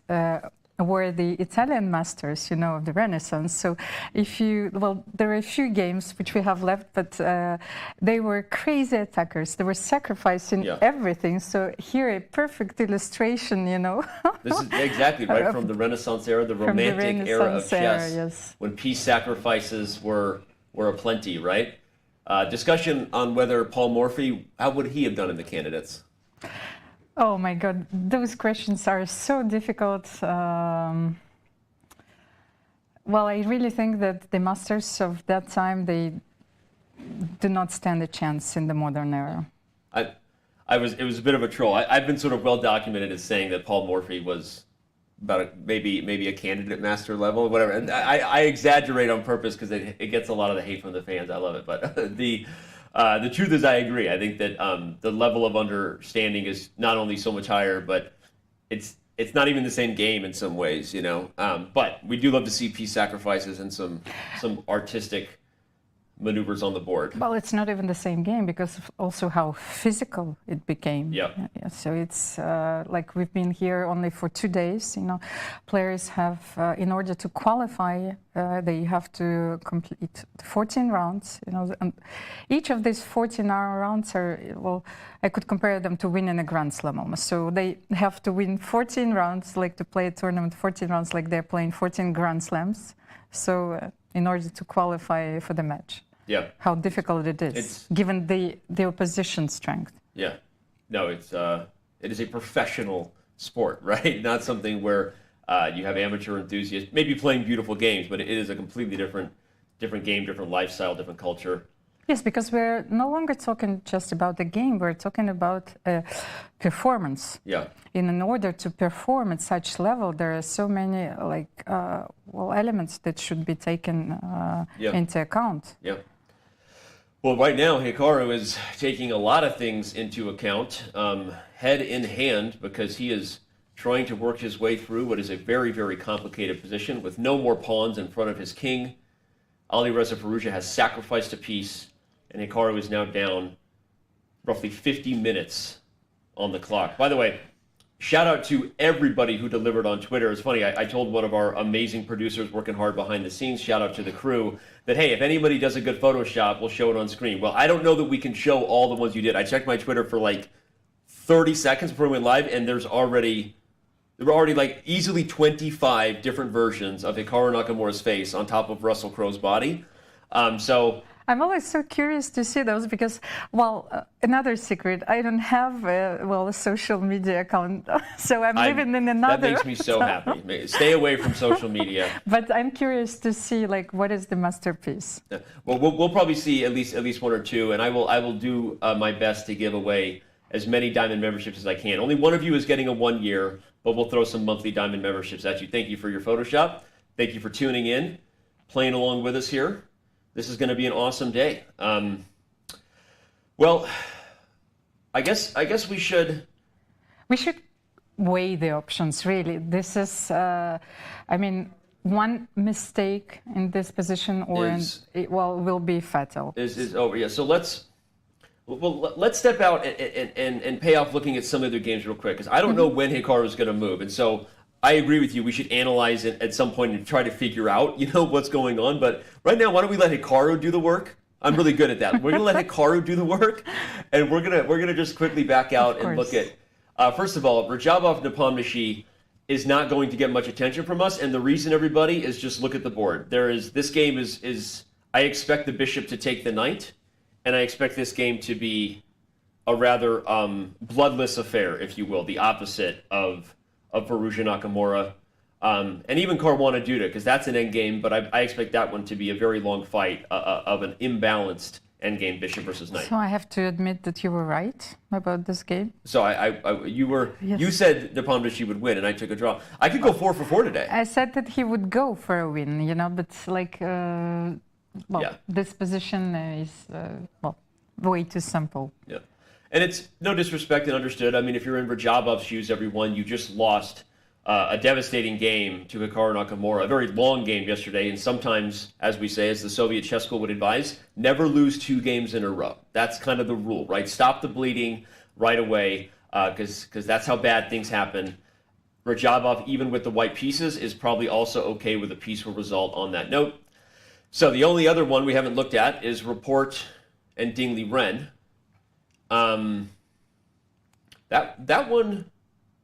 That one's going to have some interesting stuff to it. So maybe we hop over there, give that one a little bit of time as we wait for some action in Caruana Duda and Firouzja Nakamura. Yes, let's have a look at just so the opening phase. We'll go look over here. My apologies, I'm slow right now on the switch over. There's my mouse. Sorry, took a second to get that back. My apologies. All right, what do we think about? Let's evaluate where we stand. And then we'll maybe back up and see how we got here, Almira. Well, it looks like a Grunfeld to me anyway. For sure, the structure's a Grunfeld. Of course. But the thing is, like, I was trying to remember if I've seen Richard play this opening, because, well, he loves very much the King's Indian, sometimes also the Nimzo, you know, so, well, maybe a rare Grunfeld, but okay, let's have a look at his preparation. I was going to say, first we got to have a look at his suit today. You said he looks like a rock star with the long hair. I feel like he's about to go sing lead vocals for Leonard Skinner, you know, and I'm in the front row wearing a tuxedo T-shirt, just partying. I'm out of my mind, right? We're never mind. Okay, we're gonna move on. All right. We have a Grunfeld. By the way, the reason Almira and I said that, you want to let's paint what the storyline is from here in this game, because why did we both quickly say it was a Grunfeld? It's because we have a big center versus the 2-on-1 majority. So what's the general sort of battle in these structures that both sides are playing for? No, but it's so strange. Like, you have a big center versus like a queenside majority. For me, the main aspect of the Grunfeld is the bishop on G7 in the center. You see, that's like how I would characterize it. Well, that's how I knew, you know. No, I mean, of course, the Grunfeld definitely defined by the Fincado. But for me, I mean, okay, so it's funny. We both looked at it. To me, the immediately defining factor is the central majority versus the long-term endgame advantage, maybe, of this 2-on-1. Of course, but, well, sometimes, this is not the type of position which we usually have on the board. So let's have a look. Let's look at how we got here. Yes, how we got here. Okay, it was a Grunfeld, as Almira said. The Grunfeld is defined right here because you can play Bishop G7, and this would be maybe a more traditional King's Indian for those who play that. But the Grunfeld is with D5. Black sacrifices a center pawn, giving white the Peshki majority. I know it's not the proper way to say it. But what compensation is Black getting for the big center? Well, first of all, we should explain that Black almost always starts to attack this center by playing C5. Yep. It's very important. And then bring all the pieces into play. So let's say this compensation is sort of the dynamic play, which Black is opting for almost everywhere. And one of the leading specialists in this opening is Maxim Vachilarov, once again. Again, an MBL reference. So, a Najdorf expert in the Duda game and a Grunfeld expert in this game. The same. So those are his two pet openings. Yep.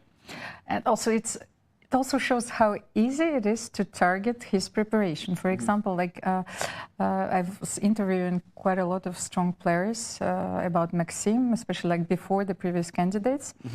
And almost all of them told me that he has a very narrow repertoire, which is also his strengths and his weakness. Because he knows these positions, he feels them very well, but it makes it so easy to prepare against him. For example, we were talking about the preparation for the candidates. You have a team of people who is looking through the games of your opponent, and they would say, okay, this is the weakness. this is what we are going to concentrate on, and there are very little surprise value from Maxime. Yeah. And very often, well, he would be targeted in a particular line, and where computers will improve. Yeah. It's interesting. I mean, I want to unpack that storyline of MBL a little more, because I think that it's been a topic that Robert Hess and I have gotten into a lot, in the last candidates, and of course when we talk about Maxime, whether it's time to kind of change that, right? He's one of the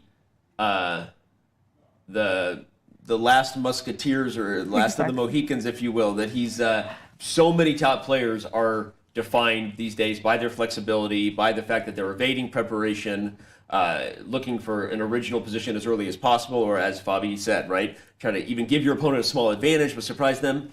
Maxime is old school in that way, right? He has his systems and he sticks with them.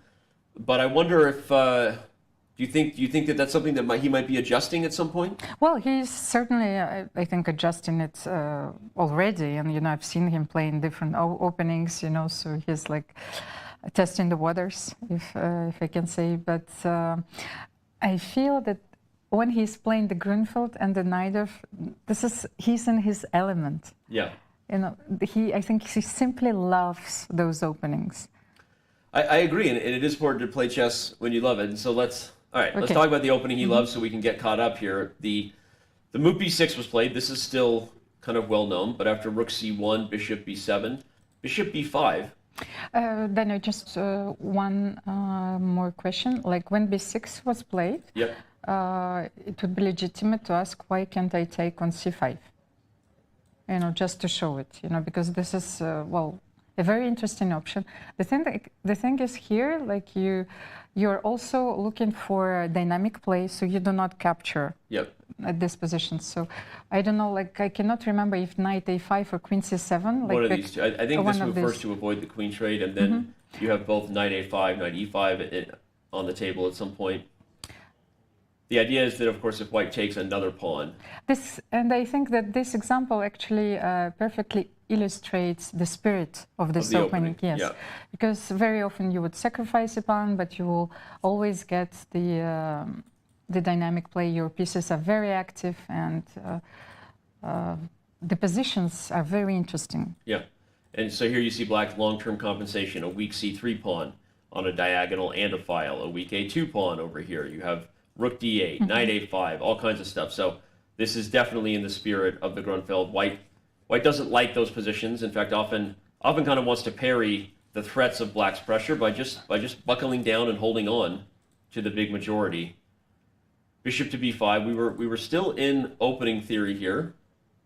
Rook c8, slightly less common than, I guess, knight a5 immediately, and e6. I know I've seen e6 several times, but rook c8, and after queen to d2, cd, cd, and queen d6. So this was perhaps the first sort of new move in the game for black. It makes sense. You're bringing the queen up so that you can put the rook on d8. This is just a normal way to continue to increase pressure. But this is a very unusual idea, I would say, queen d6. Yeah. Why not, let's get just back a little bit, because Richard is still thinking, so... Well, the live position is queen d6. We have the live position, okay. Rook d1 offers the queen trade. That's what I wanted to say. The idea behind queen d6 is probably to play queen b4, actually. Right. So, because otherwise it seems very strange to me. Well, and let's highlight, of course, white could take on b4, and the position is still close to equal, and that would maybe give us a chance to just talk a little bit about the dynamic I first noticed when we came here, which to me was the defining characteristic of the Grunfeld. White has the center, but black has a 2-on-1, and so in some ways, if the pieces are coming off the board and black feels that white isn't getting a big advantage with the pawns, the long-term idea is that black, whenever you have a 2-on-1 majority in an endgame, in theory, you should be able to get a passed pawn, and passed pawns eventually maybe become queens. So this is just sort of the long-term positional feature. And usually with the pieces traded, it actually helps black's pieces just sort of poke at these pawns that rather than them being a strength like they would be in a middle game when you've got a bunch of pieces on the board and your queen, maybe they become a weakness too, or at least something you have to defend. So anyway, of course white's still fine, but that's just high level one of the things that could be going on here. In the game, Ding Liren refused to trade queens, put the lady on d3,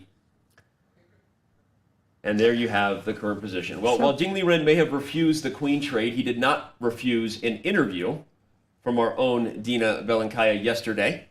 Okay. And so we're going to take a second and talk to Ding Liren about him getting into the candidates, about his choice of chair, which is, by the way, again, a dynamic. Take a look. He's got a shorter chair than Richard Rapport. We're going to listen in now and see all the things that Dina Belenkaya and Ding Liren talked about yesterday. Ding, thank you for joining us. Please take us through your emotions during the game. Oh, well, it's a quiet game, but quite interesting. I think at some point I thought I was better, but he played a very good move, rook b1. I think that's a very good idea he found. So it looks my move g5 is not that good, but I don't know where I went wrong. It turns out my position is slightly worse in the final position, I think. But I don't know how to process for white. At least comparing to yesterday. Yesterday I played, I think, one of the worst games recently in my career. But today I feel much better. I think the draw is a quite good result for me. So you're going like between ink. After a loss, a draw is a good result. Yeah, especially after yesterday's defeat. And do you think for your opponent, draw was also a good result, judging that you had the 3 times repetition afterwards? At first I thought he is slightly better, since maybe he can try for more, but I don't know. All right, on another note, we were wondering, what were your first thoughts when you realized you actually could be the candidates, that you actually had a chance to be in the candidates? What were the first things you thought about? Well, at first, they told me that I only need to play 30 games to qualify. Even if I lost all the games, I can still play the candidates. But then somebody told me that it depends on the average ratings.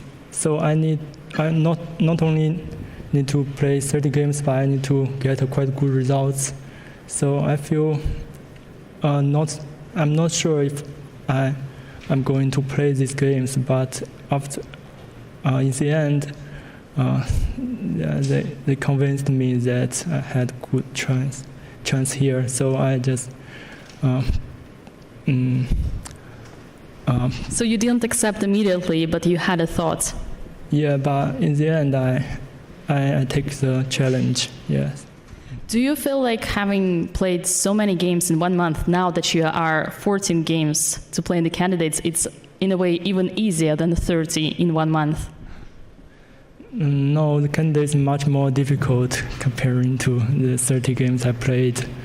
Yeah. Also, the over-the-board games are not similar to the games played on the internet. It's totally different games, different things. Which ones do you prefer? Now I might prefer play online. Yeah, it's more relaxing. All right. My final question to you. It seemed that you changed your chair today. Are you satisfied with your new chair? Yeah, I like this kind of simple and normal chairs. Since yesterday the chairs was, when I look back, I cannot see what's going on after. So also in the last candidates, I changed chairs. I forgot after the first or at the beginning of the tournament. So it was a good tradition. Yeah. All right. Thank you so much, and good luck for tomorrow. Mm-hmm. That was a great interview. How do you not love Ding Liren? Well, I'm always smiling. Like he's such a sweet character. And so then, are you happy with your chair?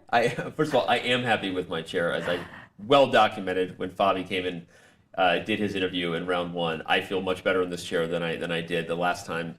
I was in a chair for a long time during the World Chess Championship. So it's funny. I want to unpack one thing he said about the chair, and shout out to Chad. We love Ding, you love Ding, and we appreciate the love.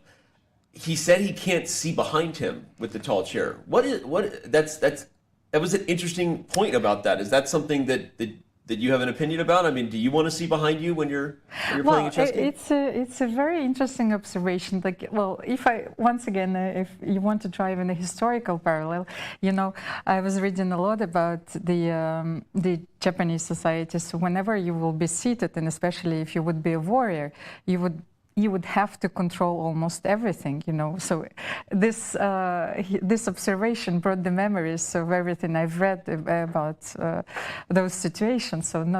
But I think he wants to have a look at the games, or, for example, if you are walking, maybe the chair does not allow. Sometimes maybe the chair does not allow you to see the clock. Mm-hmm.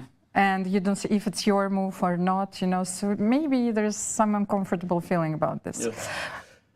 Other things he said that were interesting there, Dina obviously asked him about the experience, the feelings he had when he found out that he might have a chance to get into the candidates. Of course, everyone who followed that story, Sergei Karyakin's spot was not his anymore, and Ding Liren was told, he said at first, that it didn't matter if he lost all the games, he's in because of where they set the rating mark as long as he plays 30 games. But then they changed it on him, said the average opponent matters. What do you think about that? Well, I really think that it was not easy for him. There were so many requirements, and overall he couldn't play already during the pandemic. And I think he was simply happy that he was able to qualify after all. But there was another question when Dina asked him that's like if he would prefer online versus live now. And his reply actually surprised me a lot, because I was sure he's going to say over the board chess. It didn't surprise me. Did you watch the Hikaru Nakamura Ding Liren Speeches Championship? That was, and he said in his interview that was probably like the most fun he's ever had playing chess. Well, but that's exactly the point. It's like you said that it's less stressful. Yeah. But on the other hand, fun versus shot for the title. It's fair. But I think that obviously there's so much that is evolving and changing, right? I mean, online chess, whatever small prizes were in it 10 years ago, it was seen as it was. Right now you're talking about large six-figure sums, and in our global championship, more than $1 million in prizes, right? So I think that, the convenience of playing from home for pretty significant prizes, is definitely a big part of how these professionals look at their chance to make a livelihood, to earn a living going forward, right? And that I'm not in any way saying that he wanted the Speed Chess Championship title. I'm that self-aware, Chad. Okay, I'm not being that biased to our events, but I'm saying like he clearly wanted it. It was an epic match. I would say that in everything that happened during this big chess boom and the pandemic, you think of the Nakamura Carlsen final in the Champions Chess Tour first year, and then you think of the Nakamura Ding Liren match, and that match was just absolutely just crazy awesome. So no, I understand this, but I have a completely different perspective. I think that I look at chess events as a sports event, not even as an e-sport event. So for me, this hall is a stadium. You have to be in a special place, in a particular mood, and certainly not at home in your slippers. It's like playing 4-6 figures. Like it's not even a motivation for me. Well, you're about to play in your first I'm Not a GMSCC next year, so we'll see how you feel about that. Well, I did not play. And I agree with you. These are, it's the Coliseum, as we said. It's gladiators. They're here, right? This is the arena. The stage is set. And there's obviously, there is no replacing what we see before us. I mean, this is the oldest and most popular sporting event maybe in the world, actually. I mean, it's been around forever, right? So I'm not arguing that, but I think it's fun to see that he gave an honest answer. Like he actually enjoys playing online more, and who knows what that means for his future. But okay, we're having a great time. We hope you are, chat. Thanks for playing along. Again, this is round 3, the 2022 FIDE Candidates. Really just underway. We're going to have several weeks ahead of us here in Madrid. The weather cooled down a little bit, just for the record, in case you didn't get the memo. Radjabov, Nepomniachtchi, I know we could head over there, but you see what's on the board. That game is right now a matter of formalities. There's no world where that game isn't ending in a draw. We will keep an eye on Ding Liren report, but we've had liftoff. Moves have been made, several of them, in Firouzja Nakamura. So without any further ado, we need to head over there and dive into what Hikaru played after the move, queen to c1. So we left it in this position here. Hikaru spent, let's see how much time. This is very not Nakamura-like. Hikaru spent 42 minutes on this position that you see on the analysis board before you. This is very important. He's spending 42 minutes on, what move is this? It was on move 18. 18, so like, the positions is still very complicated, and it announces a very, very difficult time scramble. Yeah, and if he doesn't speed up, you're right. He's going to be not only defending a position where his king has no pawns, right? The emperor has no clothes, but he's not going to have a lot of time to do it. So this is unless there is a concrete way to liquidate. You know, yeah. So let's see. We had three opportunities here: rook d4, knight d4, and d5. So he went for rook d4, white took on d4. Yeah. So again, if you're just tuning in, we looked at e5 as a main move, which would have stopped queen f4 and kept it maybe closed. It also stops white from playing e5. But knight d4 and rook d4 were both options, and Hikaru chose rook d4. After takes and knight takes, white had both e5 and queen f4 here, but Firouzja chooses queen f4. I have a feeling that after e5, black had queen b7. Ah, is it very possible? Nice. This knight is lost. And then queen. Oh, queen e4. No, queen e4. Even stronger. Yes. I don't know if it's stronger. Just I was planning on playing, but maybe even queen g2. Yeah, just take. So there.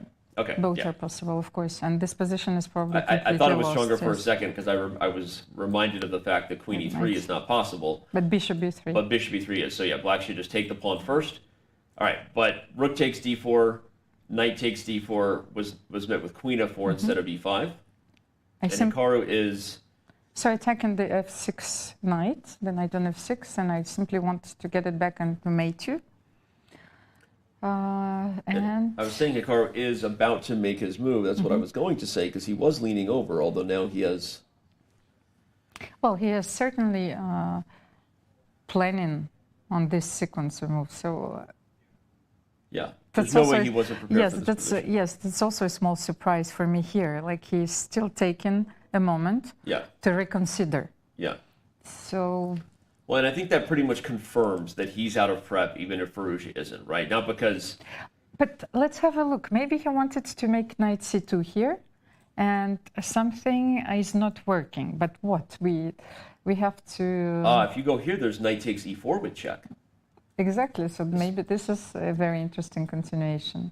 And even though white wins the piece back, this would make Hikaru very happy, simplifying the pressure and kind of getting out of dodge there. So white will probably play... Where like, king e2, I can go back, maybe knight d4. Yeah, so you go, you run, but now I can get out of check. How difficult is this position? So, and I can save my knight. Can you play, well, check and take on e4, or you cannot do this? I like that idea. Takes, and if the king moves, you take on. No, this I don't like, yes. Well, even this might be a little better for white. But yeah. So perhaps knight c2 is a move that is rather forcing. Again, this is... Do we have something else? Knight c2, king d1? Yeah, again, if king e2, there's a check back, and we assume that that's not what Firouzja wants. But I think... King d2, there's knight e4. So this is kind of forcing check, and then queen a4. Can you play king c1 instead? That's... duh. Oh, and the rook is... Okay, I forgot about that. So you can't... So actually, you have to go to b1, because if you go to the d file, I have rook d8. Or knight takes e4 check, actually. So it's a very straightforward line. So he's... Yeah, so this whole line might actually be what Hikaru was calculating. And that's why I didn't want to stop, because even though we got to the end and assumed that this is not what Firouzja wants, this position is maybe a little better for white, right? I mean, you have a traditional bishop versus knight imbalance, and the reason I say it's a little better is because typically the bishop is a better miner when there's pawns on both sides of the board. So maybe you just to make a move, you find a square that's safe.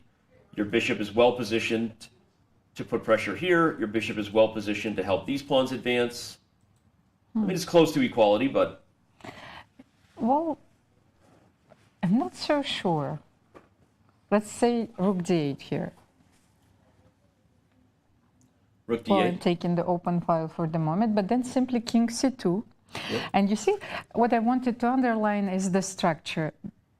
c5, b6, a7. You know already where I'm going, because I want to exchange the rooks and then simply to go for your a7 pawn. This is a very long-term plan, of course. And if you bring your king there, I have my passer, the h pawn. Yeah. No, that's why I think that this endgame has... So the plan in this position is to exchange the rooks. Yeah. So this is probably the most important element. I don't know, like, if you can do so, but... Yeah, and the reason you want the rooks traded, not knight for bishop, is, again, as we said, the bishop is a slightly better piece than the knight in a minor endgame where you have an outside passer. So this king can never go too far. This king always has to worry about this pawn becoming a queen. Whereas white's king is darting up the board as fast as possible to go win some of these pawns on the queen side. Or even through c4, and if you play a6, I will always have b4, and then, I don't know, maybe attack the b6 pawn. I don't know how exactly to find my way to the a7 pawn, but this might be very, very dangerous. Yeah, so Hikaru's got to be calculating and then evaluating. Oh no, if you play a6, then I'll play a4, a5.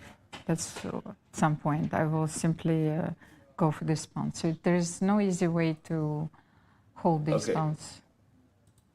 At the end of this line, you're saying if a6 is played, you play a4. I mean, I will play f3 at some point, bring my king to c4, and then I will play a4, a5. Yep, and win the pawn. And yeah, this is a tough endgame. And again, sometimes people don't get excited when the queens come off the board, but this could be a very, very hard position to hold because of what we're highlighting. White's plan is so clear, and it's not like black is just going to sit tight. I mean, he'll activate as best he can, but the point is, this is a deadly advantage sitting at the outside of the board. Outside pass pawns are a huge advantage in games like this, and the knight is the worst minor piece you can have in terms of dealing with your opponent's pass pawn. So, wow. Okay. That's actually why Hikaru is thinking, because at this point he's trying to evaluate the endgame. Yeah, and so that's what I was going to say is that you have to calculate, and then you have to evaluate, right? And so you can calculate all these forced lines like we're looking at, but then at the end of it, one way or another, you have to visualize a position that is not right in front of you, as if it is, and make some key decisions, right? Like, what would be your plan in this position? How would you hold the knight? What would be the moves? And that's where the best players, pay their bills, right? That's what they do better than everybody else, is visualize and understand the correct strategy for positions that aren't right in front of them. And this is also a perfect illustration or answer of the question, like how far, these players can see. Yeah, so it's not only a direct line, a direct calculation, it's also like that's what you just explained, that they need also to evaluate the position, to assess the end game, and to understand simply like 20 moves later, how is it going to be? Yeah. Yeah, and that's Kaidanov. Sorry, what? No, I just wanted you to have a look at, because you know his facial expressions very well, and Hikaru once again looked puzzled. Well, again, his work is cut out for him, and what I was about to say, because we're talking about this evaluation, this sort of visualization thing, Kaidanov always called it the essence of the position. There's the concrete, and then there's like the essence, right? The nature, and he's not struggling even maybe right now with which line he wants to go for, but he's really trying to make sure that he doesn't put himself into a lost ending, right? Because he could eliminate the pressure of the live position, right, and feel better about himself. But if he goes into an endgame like we just had on the board, he may be in for an even harder task. So what are other options instead of knight c2? I think let's look at an option that keeps the queens on the board. Yes, just queen d7, of course. So because now you're threatening knight c2 and the king can't escape. So let's say that white. No, okay, bishop f6, threatening mate, maybe. Okay, yeah, you can't take with the queen actually, because now there's this simple move, and how do you stop queen e2? That's actually. No, I wanted to take with the bishop, simply threatening queen g5, queen g7, and queen g8 for the moment. So if you play queen, you can't move the queen. Queen b5, then there's this, right? So now you have to come up with a forcing move like knight c2. No, it's like if you move your queen, you free the d7 square. So. Yeah, I just assume there has to be some mate here. Yes, but for sure there is. But you need to queen g7, because at some point you can take the rook. You will take the bishop maybe and take the rook. Is it possible? Sorry, you will take the knight. Okay. Yeah, maybe you could have also taken. Like bishop d4 and then queen g8. I'm not sure. There's so you can take d4 here. No. Yes. Yeah. Here. And then you have this check. So okay. So what that means is bishop takes can't be followed by queen b5, and so again we're back to knight c2. And if king e2, is there a perpetual? No, you have a check first. No, it was queen b5. No, here maybe. If you go here, you'll take on d4, I assume. Right? Or are you running? No. Where? Queen. There's no discovered check. King d2. I wanted to take on d4 and play rook d1, but. If you take, doesn't seem like it's a huge advantage. I actually feel like the right idea is to keep the mating net and just run the king. There's no win. Oh, then you're completely winning if I don't have a discovered check. Let's say. But why don't you play queen b5 check first? So queen d7, bishop takes, knight c2, king up. Okay, you're probably right. All right, queen b5 check is probably better. And after king d2? But now I can run king f8, king e8, king d7, king c6. I mean, just in case. Well, if you can run, then why not take the rook? Okay, take. Let's find out. Computer says, Computer says it's okay. We just have a draw. Yes, queen g7. Okay, queen g8. So can you take on f7, then king c6, queen e6? Where do you go now? Okay, let's have... This position is absolutely amazing. As wild as it seems, this is not outside of the realm of possibility, right? Because how deep does Firouzja's prep go, everybody? Look at, by the way, he still has 1 hour and 50 minutes, which means he's clearly still right now this is just like dress rehearsal for him. We do rehearsal before we go live every day. Firouzja isn't even playing the chessboard yet, everybody. He's remembering his preparation at home. How would you evaluate this position? Because I'm thinking, can you take the knight on c2, but then queen c4, so you exchange the queens, but you have this avalanche of pawns, so...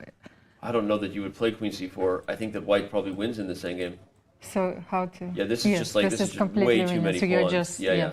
So I think you have to find a way to get a perpetual somehow. No, but maybe you can take on f2. No, can you take the pawn? Take.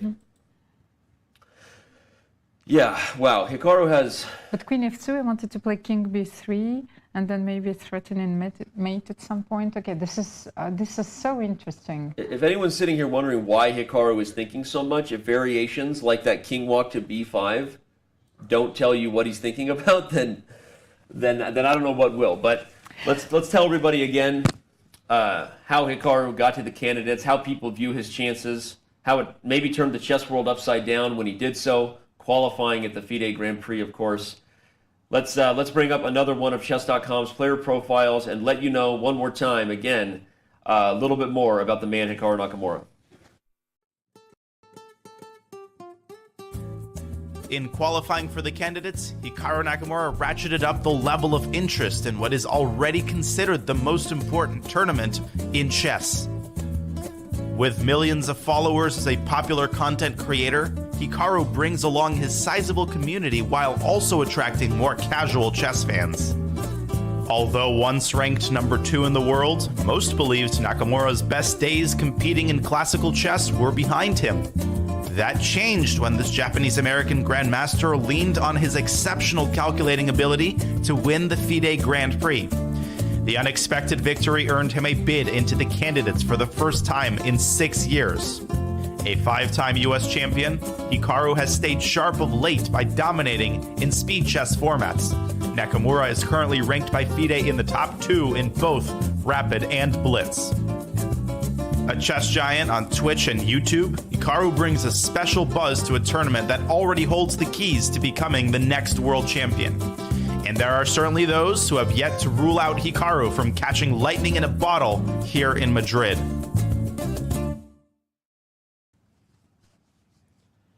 And speaking of the coffee cup I mentioned earlier, we actually have confirmation, not that it may be a vanilla latte with almond milk, we have confirmation of someone who ordered it for him, and that, my friends, is the name of Chris Littlejohn, Hikaru's second right there. Look at the smiley face, first of all. We appreciate that. Shout out to you, Starbucks barista, for putting a smiley face on it. But Almira, okay, all right, speaking of the news we're breaking here, Chris Littlejohn is picking up coffee for Hikaru on his way to the venue.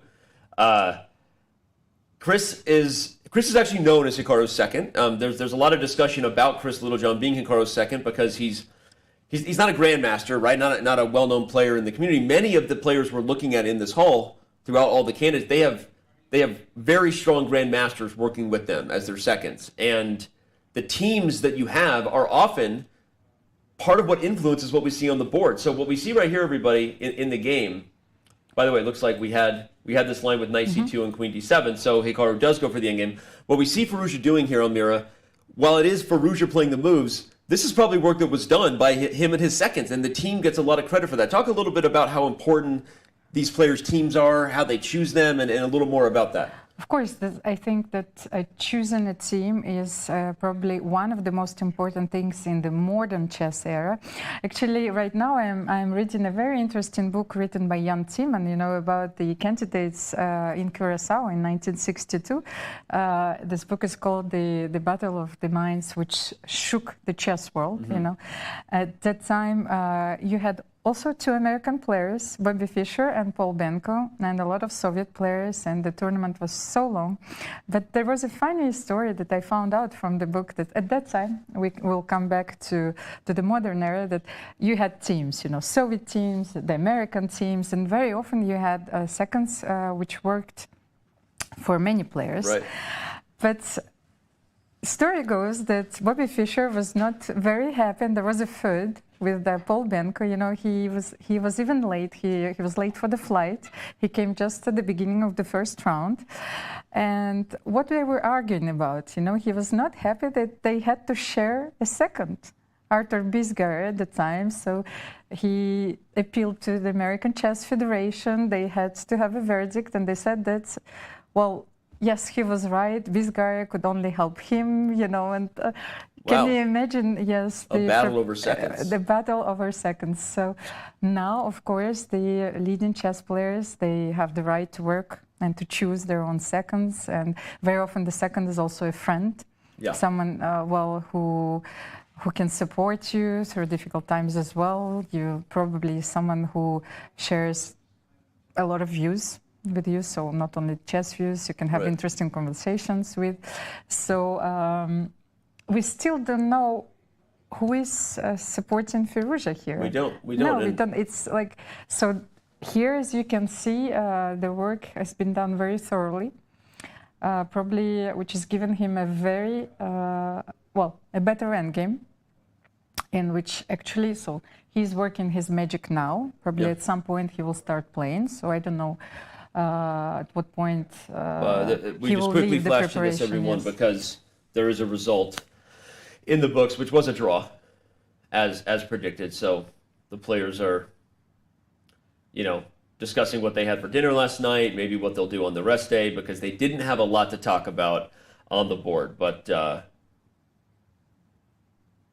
okay, they're talking about some sort of moves here. In fact, they've now just been told to stop talking by the arbiter, which is kind of funny. So, but back to the discussion about seconds, talking about Firouzja, we were talking about Fischer.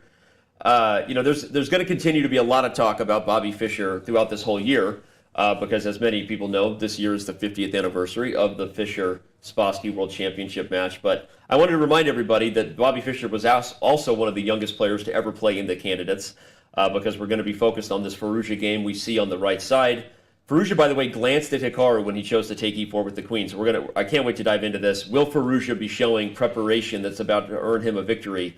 But Almira told a great story about how Bobby Fischer fought for Alfred Bisquire to be only his second. And Bobby Fischer, of course, one of the youngest players to ever compete in the candidates, before ultimately, years later, going on to win the 1972 World Championship. So, okay, back to this game. Yes, we were talking also how Alireza is reminding us of Bobby Fischer. That's Firouzja reminds us of Fischer. They're both now two of the youngest players ever to make the candidates. Firouzja pausing and looking, and he's obviously going to be feeling confident, because he wouldn't have played this quickly if he didn't know he was playing toward his prep. The eval bar and our analysis tends to agree with him, Almira, that White's going to have a lasting edge here. Mm-hmm. If you're Hikaru, though, I mean, this is the first time you've gotten up from the board in like an hour and a half, right? I mean, you're up from the board, like finally you've gotten yourself out of the craziness that was this attack on your king. He's got to be feeling a small breath of fresh air, even though he now knows he has work to do. At least he didn't get checkmated, I guess. But I'm pretty sure, once again, that he knows every plan in this position. So, you mean Firouzja knows every plan? Firouzja, yes, yeah. Of course. So he. Remind everybody real quick. Because I think no, of course, because the knight f6 was played after bishop b4. I wanted to show this because White had two options of playing bishop b3 or bishop b4. Maybe both are very natural squares. So bishop b4 was also eyeing the b8 square at some point. So if the rooks are traded, then you can play bishop b8, bishop a7. Oh, I like that a lot. So. It's funny because, again, real quick context, what Almir was saying, when we were speculating that this endgame might occur, we just sort of randomly put the bishop on e3 and only highlighted later that White's long-term plan, of course, is to trade the rooks, because once these major pieces are off the board, White has plans to infiltrate with the king. But Firouzja shows again just how deep this prep went. We are now on move 25, and he was still playing instantly and played bishop f4. And what is the difference, as Almira pointed out? Well, now, in lines where eventually the rooks are going to be traded, you have to deal with f2 first, but eventually, let's say these rooks are traded, this bishop is already in a way more dangerous position. Something like this occurs, this bishop already threatens to start to poke at these pawns, right? And it's not to say White's just winning, but this is very irritating when your bishop starts to attack pawns that are all stuck on a color complex. I'm sitting here just like, again, we don't know who his team is, and he's going to be the one who gets credit because that's well-deserved if he goes on to win. But Firouzja is showing that he came super well-prepared for this battle versus Nakamura, now taking his first real think of the game at this point with an hour and 45 minutes on the clock to 27 minutes for Hikaru. And will he be able to convert this small advantage we see? But I think Almira and I would say, I think from a human perspective, this is more than a small advantage. This is going to be a tough position for Black. But I really like Hikaru's move, knight f6, first of all, because he will always have the possibility to play knight d5 and to close the d file. Very important. Maybe to support his own pawns if they would move like c4, c4, b5, a5. I like it. So Can we think about this advance? So knight f6, I'll just make a random move to show what Almira is saying. So knight to d5. Mm-hmm. And so bishop goes somewhere. Yes, let's say I can also go c4, then b5, and then a5, and simply to transform those pawns, which we were considering weaknesses, into a huge army. So you see, this is probably the way to play this position. Yeah, I like it a lot. In fact, he also spies this d5 square. Again, if we were looking at the position when they first transitioned to the endgame, while the knight was on a central square, it's not the most stable central square, right? Why? Because one, it's not protected by a pawn. Also, White can play f3 and kick it out. So this is actually a really heads-up play to remaneuver the knight to the most stable central square available. 1, it's on a light square, which means the bishop will never be able to attack it. 2, it's protected by a pawn. And 3, it's safe from attacks from white. So, Almira, you point out something really instructive there. I think knight f6. I think knight f6 is a fantastic move. Coming after a long thought. By Hikaru. So Yeah, and it pays off, I guess, that he spent so much time by the way. So again, we said he took 42 minutes on move 18, that being Hikaru, which was rook takes d4. He took 42 minutes in this incredibly sharp position where he's worried about getting checkmated before playing rook d4. Then, jumping ahead on move 20, 2 moves later, before playing knight to c2, he took another 15 minutes, which is also a pretty long thing, to play knight c2. And now he's on move 25, which means if you look at the clock, he has 15 moves to make before reaching move 40. And he has 27 minutes 27 left. minutes. So okay. All right. I'm really impressed.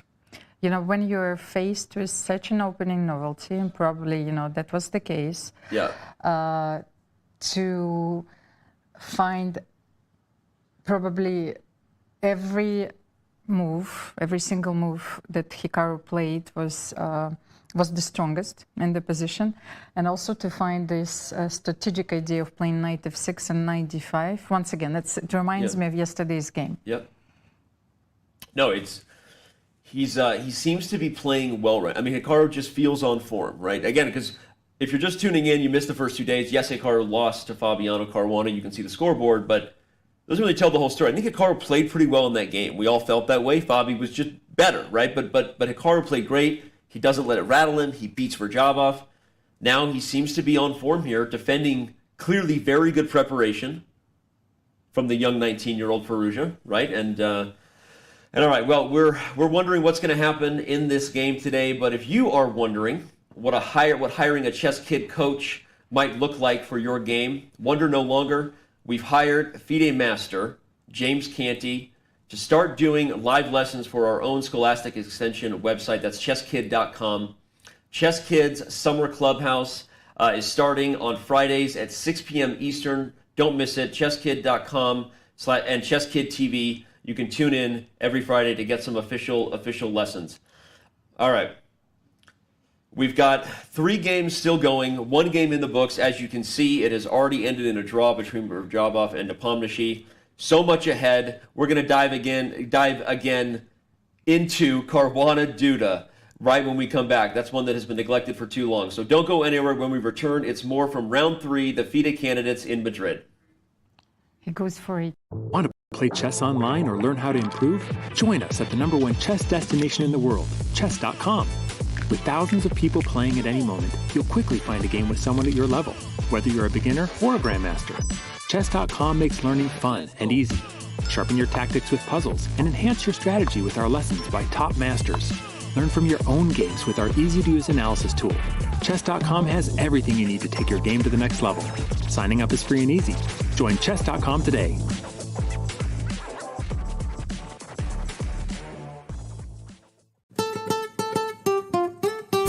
The oldest player in Madrid at age 35, Timur Radjabov is competing for the 3rd time at the candidates and for the first time in 9 years. Once ranked in the top 5 in the world, Raja qualified for the candidates 2 years ago, but was unable to compete due to COVID concerns. For this year's tournament, FIDE offered Raja a wild card, which Raja accepted. Born in the same Azerbaijani city as former world champion Garry Kasparov, Raja beat Garry Kasparov at age 15. In fact, he has never lost to the former world champion. One of the peak achievements of Radjabov's career was his victory at the FIDE World Cup. In that tournament, he defeated the top seed Ding Liren in the final to qualify for the 2020 Candidates Tournament. In Madrid, Raja hopes that he can lean on his experience at the candidates to post some impressive performances, even though expectations for him here are not as high as they once were.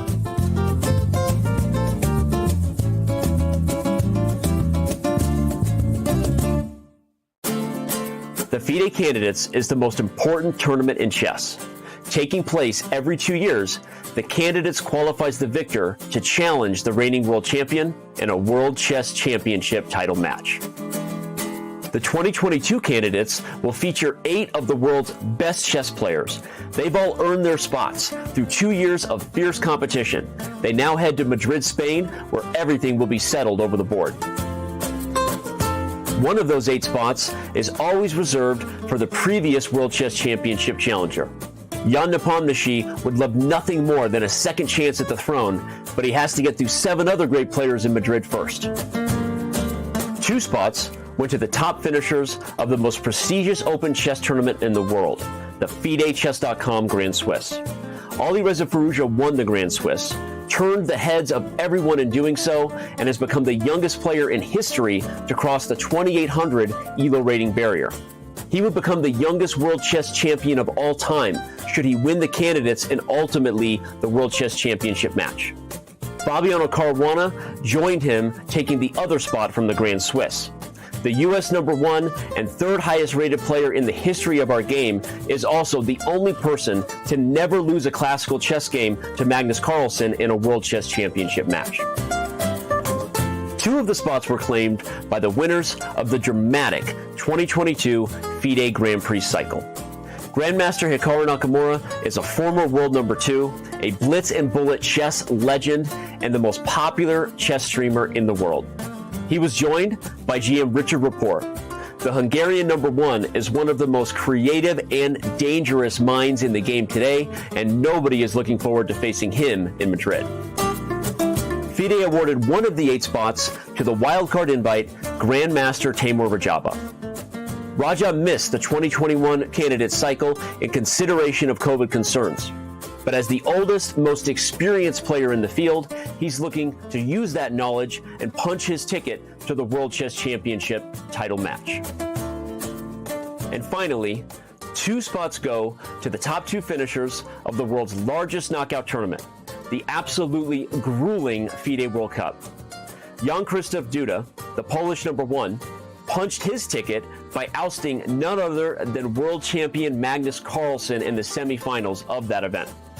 Duda would ultimately defeat Karyakin in the final to win the World Cup. However, Karyakin, due to suspension from play by FIDE, sees his spot go to China's #1, Grandmaster Ding Liren. Ding Liren takes the spot due to being the highest rated eligible player according to the May 2022 FIDE rating list. So that's how each of our 8 competitors earned their bids to Madrid. Inside the Palace of Santona, it's about who can sustain the mental endurance to secure the coveted slot as challenger for the world title. But we're not sure who that will be just yet. We do know this. We'll enjoy watching every minute of the candidates with the Chess.com community as we see how the most important tournament in chess plays out together.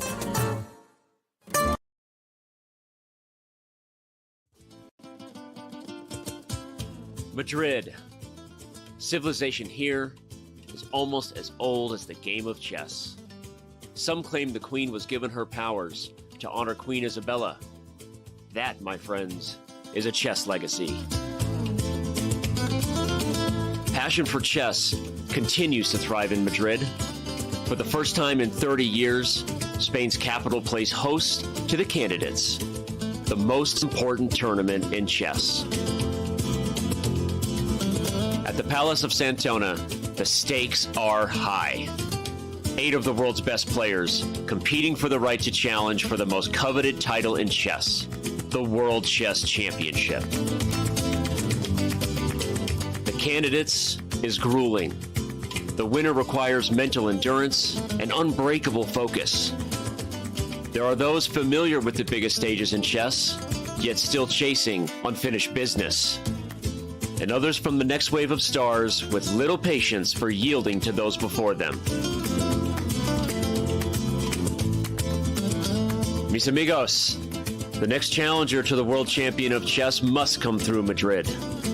Like Queen Isabella before them, the candidates is all about leaving a legacy.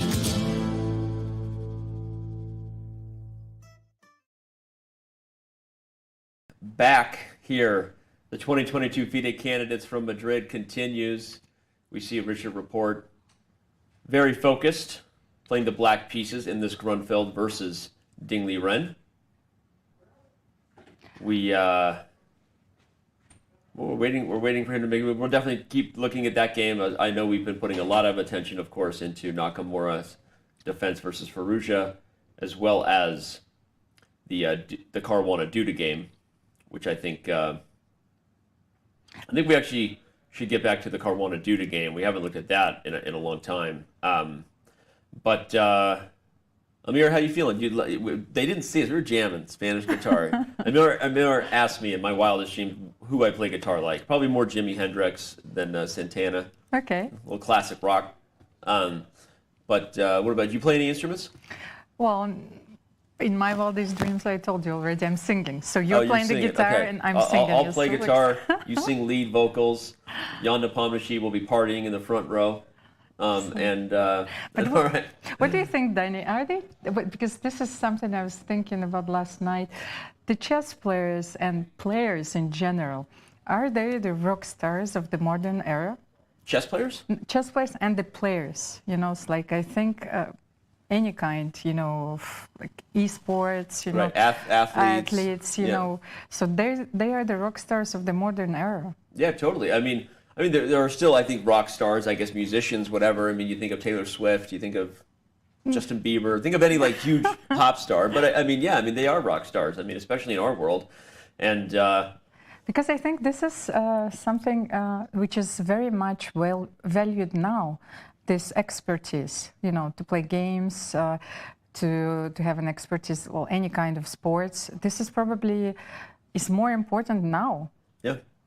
That's, I think it probably is going to be even more important in the years to come, because there's also this phenomenon which we were talking about, like the gamification of our society. You know, you can observe it in any professional field. So I guess that's my question. I think that soon, you know, Richard Rapport will enter a building, and you know, there will be millions of fans. You know, I certainly hope so, and I do think chess, especially, is as modern technology, right? The internet, and you know, here we are with a broadcast, and you didn't have camera feeds like this 50 years ago, right?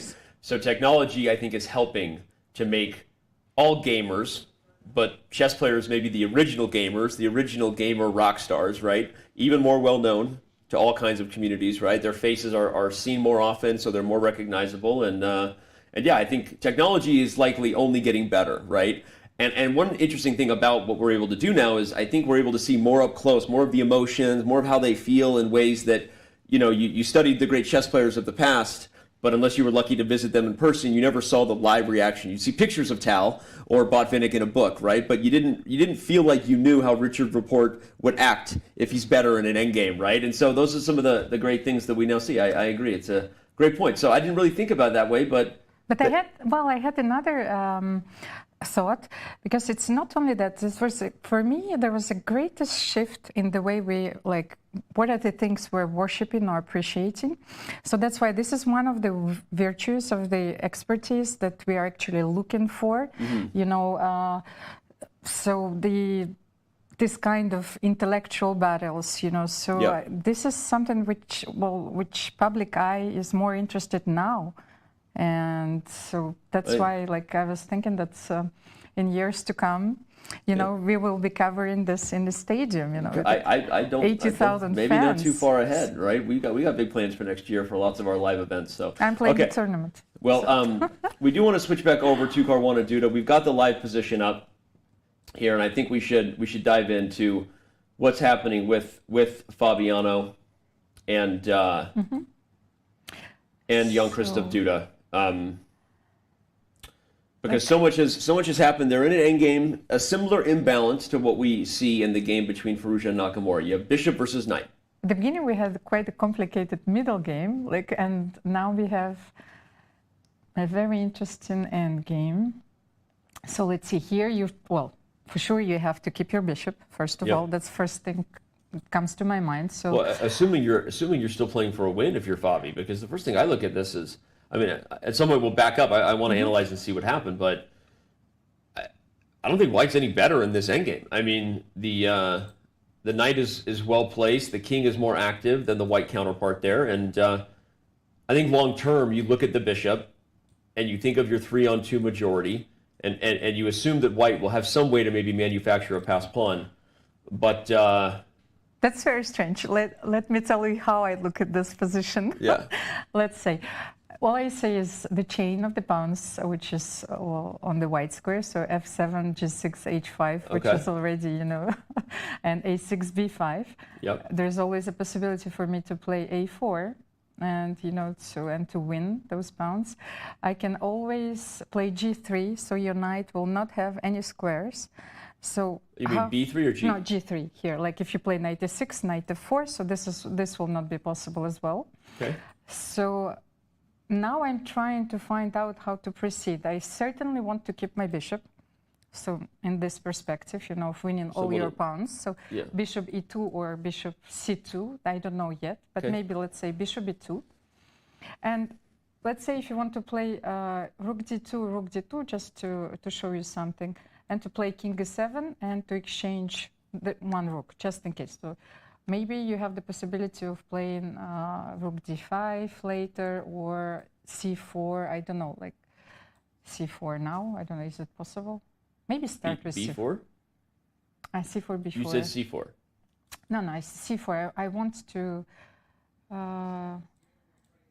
activate my bishops, but maybe it is not possible in a very direct way. So, okay, then king c2 is probably, you have to play here king c2. Yeah, I hear you. And again, I think I've played a lot of these positions actually with both sides. So I certainly agree with everything you're saying and evaluate white's long-term chances c4, a4. But I feel like the specific dynamics of what Duda's been able to do here are important, though, because the knight on c5 is not going anywhere. And that knight completely prevents white from executing the majority advantage. But then maybe bishop c2. We start with bishop c2. Because what I want to keep the rook. So let's say rook d2, rook d2. And king e7, because black wants to trade this rook. So I want to play king e7, and first of all, rook d6 maybe was a threat. Rook d6. And here, what do we have? Do we have more than rook e2? Or I don't want to play b4 here because he will play knight e6.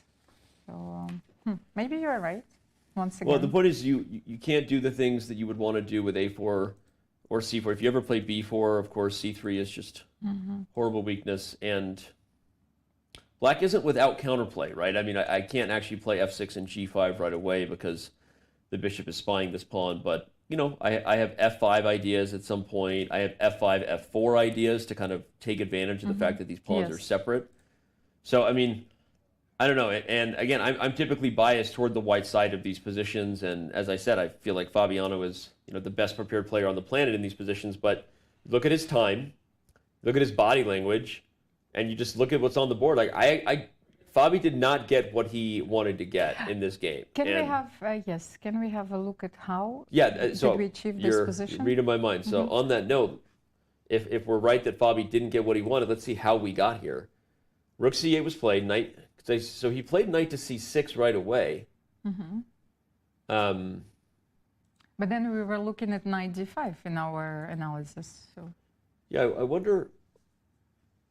Okay, so I can't question Fabi's prep or theory to be better, but again, even in the lines I was looking at, where like it's better when you have the queen take on a5 versus c6. So sometimes, like if you can come up with another plan that improves your position. I mean, I said h3, which probably wouldn't have been good because like h4, but knight c6 is interesting. He took a lot of time on knight c6. That's my point. He took more than 20 minutes before playing knight c6, which is not suggestive of preparation.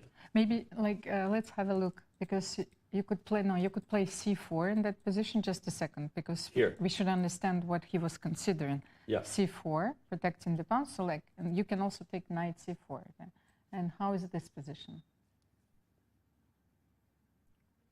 Looks better for white than what Fabi did according to the computer, although I don't really trust the computer compared to their prep at this stage. I mean, not that I don't think that white's better, but there's surely he knows this move, and I don't know what he didn't like, but Even Maybe though not- maybe a different queen move, like b takes c4 and maybe queen a7. queen where? A7. I don't know, like b7. But no, then No, knight I a5. think A7 makes yes, sense. okay. There are three possible moves. So a7 and yes, because rook c5 is also coming here. Yeah. Mm-hmm. Well, but my point is, I guess that while we don't necessarily know what the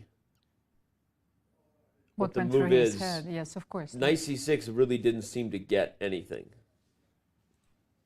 He goes for this transition where he's down a pawn immediately, but gets it right back. You're in an endgame where all the dynamics we've already highlighted are immediately true. Bishop versus knight, 3 versus 2 for white on this side of the board. Wait. Daniel, so here, maybe that was the moment where my idea was possible. Could you play a4 here? Maybe that was the only moment where we could play a4, but... Yeah, you're right. Maybe he missed it. Black can you want to defend? I don't like b takes. If you take Yes. bishop takes, Mhm. you can't play b4 because bishop takes. And then I'm trading the rooks, and So this th- endgame is, this of course, seems correct. And what if I take? Take on b5, take on b5, and then something like bishop e4. Maybe I don't have much here either, but at least c3. Okay, how is this position? The Yeah, I same- mean, I think that white has similar chances as in the game. You have this two. You will certainly play b4 in your next move with black, so and exchange this pawn. So Yeah, but here white could even play b4. Unlike the other position where the c pawn would become weak, you can actually do that and fix the pawn light square. So this is a very interesting idea. Okay. yeah, so, I like your point. I think you might be onto something really important. If a4 was possible. But maybe this position is still very equal. Yeah, So. and I think it is, and I think even in the game, as we see what happened. By the way, bishop f1 has now been played, and the rooks have been traded on d2. So he decided to play bishop f1. Okay, let's see what's the difference between bishop b2 and bishop c2. Why did he decide to place his bishop on this particular square? I wonder if a couple things. One, maybe there's ideas where the knight comes here. He didn't want the bishop attacked, and the bishop defends this pawn. So that's a possible long-term thought. And if he likes the bishop on this diagonal, and we just eliminated e2 because of that idea, then that kind of solves why he went to f1, right? And we're guesstimating, but this is more than just us playing guess the move, everybody. We're trying to understand what Fabi thinks is the long-term strategy for white to have an advantage. As I said, I don't know that white is, I mean, the position is equal, right? But if Duda doesn't keep the pieces on the right squares, in theory, white's majority will come faster because 3 against 2 is a faster passed pawn than 4 versus 3.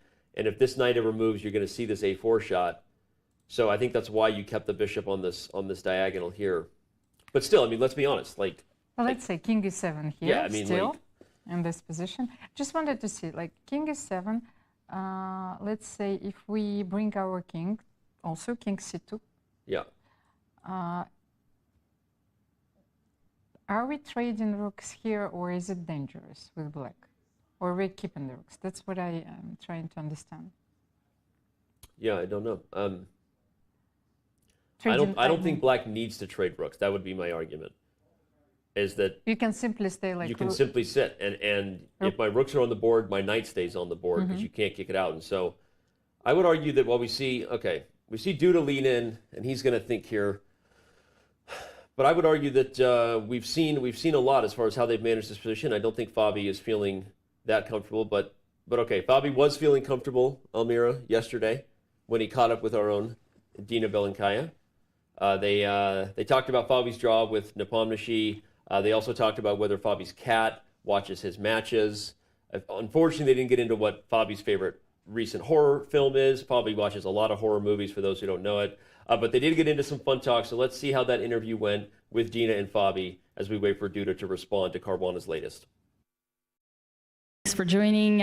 When you saw Nepo took a pause, in a way got surprised, what was happening in your mind? Did you have like some kind of confidence boost? Well, I knew that knight g4 would come as a surprise. I don't know if many people have analyzed this move. It's a novelty. I played the position myself against Wesley So in a blitz game or rapid game, I forgot. And I played knight h7, which is a common move. And knight g4 is borderline losing. It was a huge gamble. It's not losing. It's probably not even very bad, but it's definitely a very dubious move. But I was kind of counting on the surprise factor. And I also thought that he would go for what he did, which is the most natural way, putting his knight on g3 and everything. And then he shocked me with this rook a3 move. I didn't see that one coming. So that was like a cold shower for you? Well, you expect at some point that you're going to be surprised, and that was the moment when I had to start thinking very hard. But I thought my position was very good at some point. I thought I was much better, but I couldn't find the way to exactly coordinate my pieces because I'm up a lot of material, but he has this very lasting initiative. My king is weak. I thought there should be some way to prove an advantage, but I just couldn't find it. So now you're waiting until you get to the room to find what was the right way to finish him off? I don't think I'll check the game. All right. Then let me ask you something that is not connected to the game. You're not even 30, and yet you are here, the most experienced player when it comes to the candidates format. Do you think there is some kind of a good thing about it? I think it's a sign that chess is getting younger and younger. I mean, I used to be the youngest player in tournament, or one of the youngest, and now I don't feel that way anymore. I feel like one of the more experienced players, but I don't know if experience counts for so much in this type of event. You know, like for example, Jan last time, he won the candidates on his first attempt. So it's not, you know, always that experience matters the most. That makes sense. And it's the first candidates that you're playing with Vladimir Chuchilov. What is it different about, let's say, having him aboard? Well, yeah, I've worked with a lot of different people, and everyone has their own approach. So Vladimir has his approach, and I'm kind of used to it because we worked together quite a lot in the past. About, I think, even 12 years ago, we started working together, and then we stopped for a period, and then we restarted last year. So we kind of knew each other quite well, personally and also in the chess sense. So it wasn't, let's say, a big adjustment to start working with him for this. And my final question, how is your cat? My cat's doing very well. He's really young. He's turning 2 soon, but he's doing well. Is he watching your games live? I don't think so. Would you like him to be watching your games live? Yeah, that would be very good. All right, thank you so much, Fabi, and good luck for tomorrow. Thank you. Almir, do you have a cat? Well, I have a dog. Oh, you have a dog? Yes. So you're a dog person. There's dog people and cat people. Well, I didn't know what kind of person I was. Okay. Like, because we got the dog only recently. And now that I think about it, it's like I'm a real chess player. My dog is like black and white. Okay. I didn't think about this before. Well, it's funny. Dina asked him whether he would want his cat to watch him. We know that the Paunchmeister, Levon Aronian's dog, is a legend. He watches all of Levon's games. Okay, so... Did you know that? No, I didn't know that. Yeah, yes, the Paunchmeister. So anyway, but you know, you were talking about Fabiano yesterday. That obviously he's kind of a calm guy, sort of reserved in nature, right? But you know, a little bit of a different personality on the chessboard, right? Of course, and you told me that you wanted to talk about this, and we missed a question, I think, by Robert Hess the other day. So like that he's watching a lot of horror movies. Yep. This confirms my feeling that, you know, there is a dark side. There's a dark side to Fabi. You called him a serial killer on the board. Yeah, exactly. But it's like, it's how you feel. You know, you feel there is absolutely nothing you can do. There's a death sentence waiting for you. Yeah. So like it's a difficult feeling. He is. He's a difficult guy. I can say, you know, more complicated than meets the eye. And him and Robert stayed up late, more than they should have. I had to discipline them and send them to bed because they were staying up way too late watching just like random Netflix horror movies. Like, in fact, the lower the rating, the better. They would just find a movie to watch, and in the Airbnb that we got for them during the World Championship. So yeah, there's a dark side to Mr. Caruana right there. Don't fool yourself. Those movies are probably fun to watch because I think the best things about those movies is the commentary you provide while watching. So I think so. Like, watch out, watch out. Well, we've had a lot of angles to look at the players. I saw Hikaru shaking his head a little bit ago. I think as we wait for Fabi to make his next move, I think we probably have to head back to the game of the day here as soon as we can and go on over to Hikaru.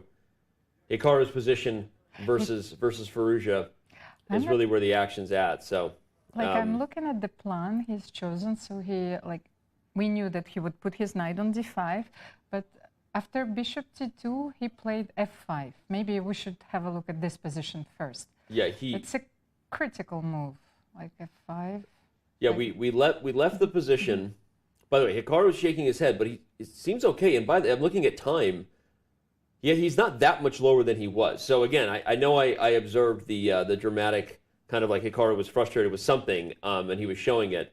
But we left it after the very nice knight f6 retreat that you were applauding, Almira. You observed that Firouzja played h4 so fast, he was probably still in preparation, even now. And then knight d5. Bishop t2, until this, everything's we were not looking at f5 immediately, so I was a little bit surprised. But then, of course, it explains that he wants to bring his king on f7 and then the rook to the h file. Yeah. And tell everybody why you think this bishop d2 is such a nice retreat from Firouzja. Well, nice retreat. First of all, it seems very natural to me because it keeps all the options. So you can always go... both the diagonals are open, so and it's a square that I think could quickly, if this knight ever decided to leave, could quickly go to a very useful spot, helping this h pawn advance up the board, right? So you've just got Firouzja playing a flexible small edge, f5 from Hikaru, g3, king f7. Here comes the majority. This is actually a very dangerous set, and it forces the response from Hikaru, because if you allow g4, and white has two connected passed pawns.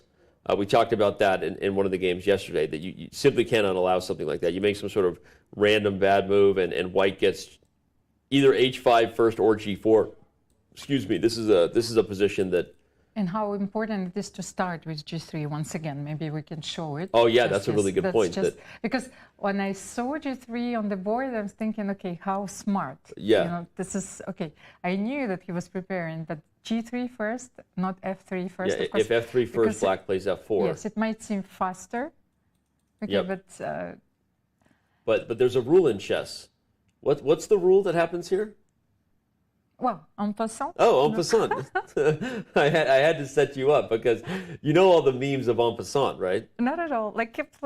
Oh, I mean, I live I still live in the world where my virtual persona is virtually non-existent. Virtually non-existent. Well, then I will educate you real quick, because there's probably some viewers out there who, I mean, literally, I'm sure there are viewers, whether they admit it or not in chat, who literally don't know en passant.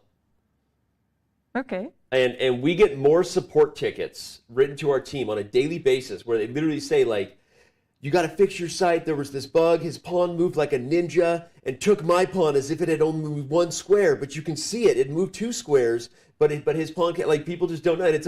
I'm not even making fun of disparaging. It's a rule that a lot of people don't know, and it's so a bit of a meme that en passant is real. But actually, just one historical overview, that was not always a rule. It wasn't always real, of course. Exactly. And actually, I find all these questions quite legitimate. Yep. So it was invented also, I think, to make chess more dynamic. Yep. But I can understand No, I've told that story many times. That the story goes that originally the pawns could only move one square. Of course. And as theory evolved and they started to understand that the best way to play was to be aggressive, there were stories, legends tell of games on the street would start with pawn in front of the king, and then pawn in front of and so when you start doing that, obviously in casual games, you're just going to move the pawn to the center. And it literally was born out of the fact that they naturally changed the rules to evolve with the understanding of the game.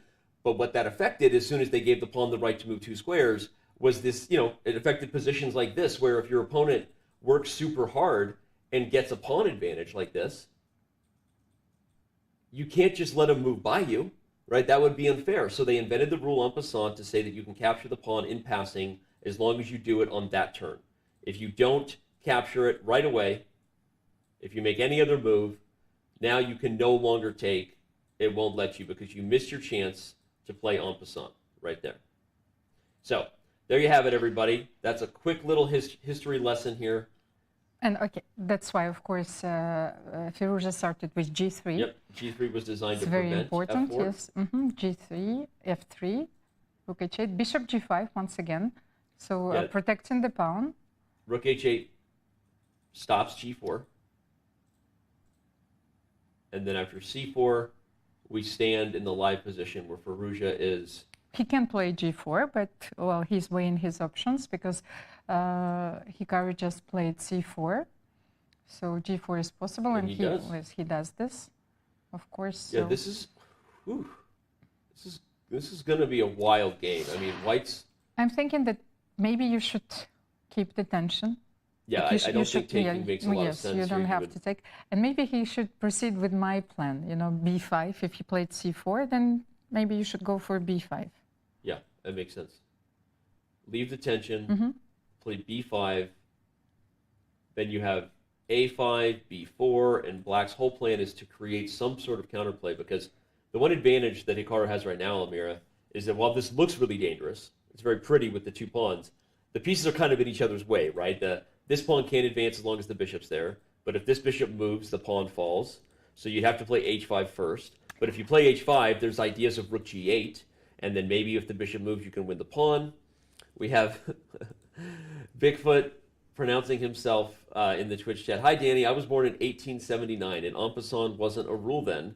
I think, first of all, wait. Please don't patronize us elderly. You were not born in 1879, young man. You are a young Dutch lad, and we all know it. Well, I think this would be more funny if you would use before the French Revolution, it's like playing with the en passant. Be more creative, people. Okay. Yeah, be more creative if you're going to troll us, Bick and chat.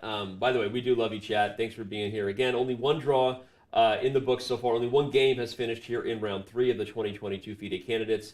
It was a bloodless affair, not too much fight from Radjabov and Nepomniachtchi, but the opposite of what we have here. By the way, Almira is on fire today. Can we just give her an applause, chat? Everyone, give Almira some love here, because I feel like she has called more moves today than anyone did in the first 2 days combined. So, yeah, and again, we were just highlighting that.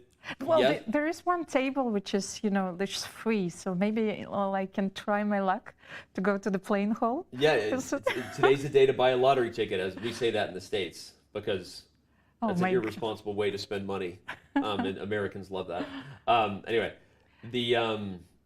Danny, I had another idea, because now I want you to force to take on G4. We need, this is the battle of the ideas, because, we clearly understood that Hikaru is not going to take on G4. Yep. So how to force you to take on G4? Okay, That's very important. So, either playing Rook E1, I was thinking, and then my threat is to take on F5 and to play Rook E5. Just very simple threat. Sorry, so does it force you to take? My mouse was glitchy there, just to show everybody. Rook E5 would come in and double attack. So how do you parry this threat? Another one was way more simple, Rook D1. I also forced to take on F5 and to take your knight. Oh, that's a good point too. Rook D1 just threatens to undermine the knight by capturing here. So there are two possibilities, and this is the battle of minds. We know the plans, and so I want you to take on G4. Yeah, and if F takes G4, everybody, the reason we want to push this is because the moment we have clarity, it's a lot easier for White to just get this bishop out of the way and push him, baby. Start pushing these pawns.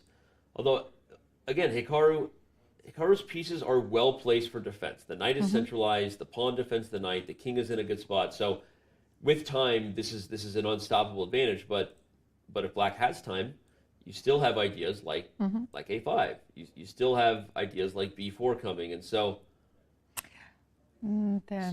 But then maybe like now I'm trying if h5, do I have rook g8? I'm trying to find the weaknesses because now I can play rook d4, play a4, and go for the c4 pawn. This is also possible. Yeah, undermining this to get this. The part of me feels like if you start going for ideas that aren't just pushing the pawns, that black will be happy. Like, don't even know how, but I mean, okay, like, yeah, like protect. Even yes, just like protect and b4, but maybe rook e1 is more accurate. Yeah, so I don't know. rook e1 instead. So let's say I force you to take on g4. Well, if I don't want to take on g4, you're making me do it. I don't want to. But can you play some? You can play rook e8. But then if I take there, I'm not sure that I can exchange rooks here. I'm afraid. I afraid. want to play c3. I want to play rook c8 and c3, but I guess I'm too slow.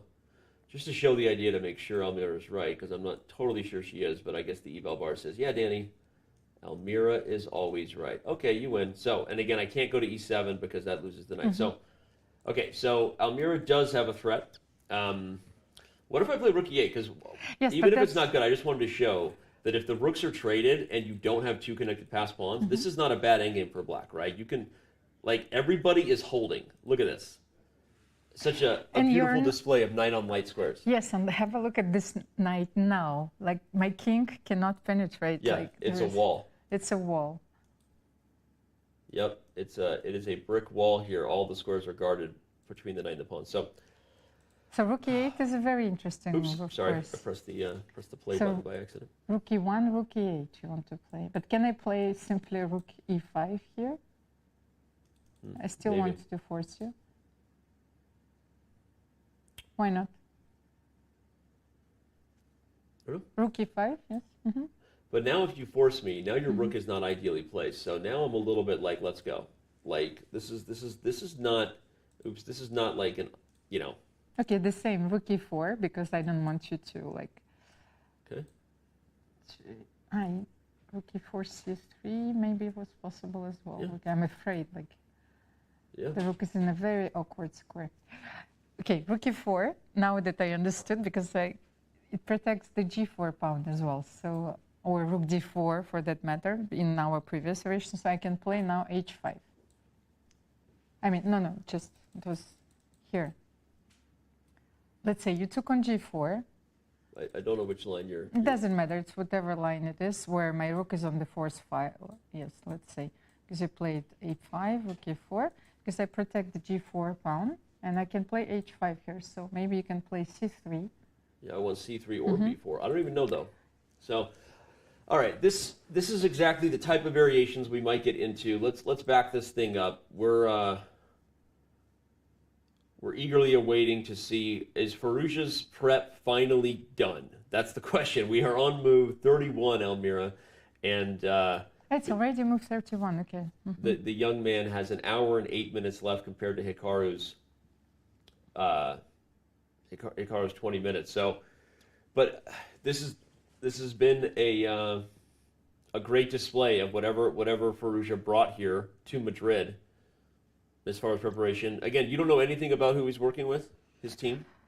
Well, we know for sure that he worked with Ivan Sokolov, like very strong grandmaster, like, and probably who was trying to contribute more to this overall, sort of understanding of the game, yes, chess.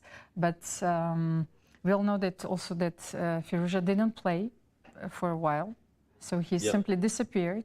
He didn't play online. He didn't play I wanted him to chess. play in all these online events, but he hasn't played anywhere. He played in one Grand Chess Tour event, and that was in it. Bucharest. Of course. So that didn't go so well, by the way. So maybe the adjustments they were trying to make during this preparation, well, didn't work out immediately. So let's.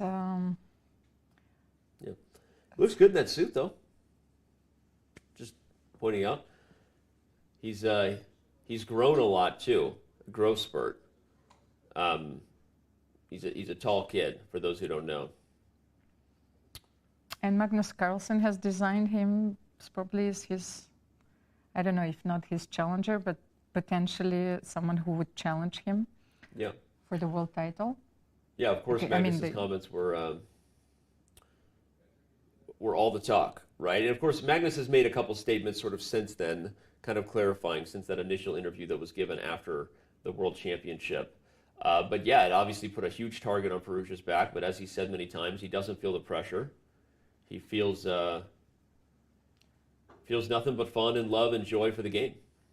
So what I want to say, so if not this cycle, maybe the next cycle, but he's going to give it a shot. Yep. Because when I'm thinking about Bobby Fischer, why Curaçao? Why was so much interested in this candidates? Because first candidates, as we've seen, he was one of the youngest player to qualify ever. The youngest was Magnus Carlsen, then Bobby Fischer. So he was playing his first candidates when he was 16, and then another candidates in Curaçao, where they had to face a lot of Soviet players. Those were the tournaments where you had to face players 4 times. Yeah. So here you have the double round. Not this easy double round robin. Exactly. 4 times. And after this tournament, actually, Fischer, he expressed his concerns that the Soviet players were not playing each other. It was much easier for them, to play the candidates tournament. But what was most important is that he didn't play so much. That was his first retreat from the chess scene. So this tournament had a huge impact on Fischer's psychological, emotional state. So I was very much interested, how he managed to recover from this, which led also from him winning the candidates and playing the match against Spassky. Yeah. Well, he did recover. Of course, played the match. But it also this retreat, helped him, maybe also to work on many things like Firouzja did now, just after playing the World Blitz and the Rapid Championship. So he decided not to play at all and to prepare for the candidates.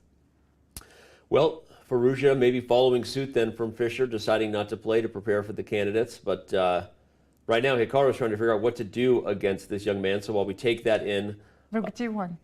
I know, you called Rook D1. A lot has been made about Firouzja being, whatever it is, the next challenger to Magnus Carlsen, similar to Bobby Fischer. As Hikaru thinks about what to do against Firouzja, we're going to take a closer look at this rising superstar. Considered by most as the rising superstar in chess, Alireza Firouzja makes his candidate's debut here in Madrid. The only teenager in the tournament, Firouzja is the youngest player ever to break the 2800 rating barrier. Born in Iran but representing France, Firouzja strikes fear in his opponents with his array of surprising tactical shots.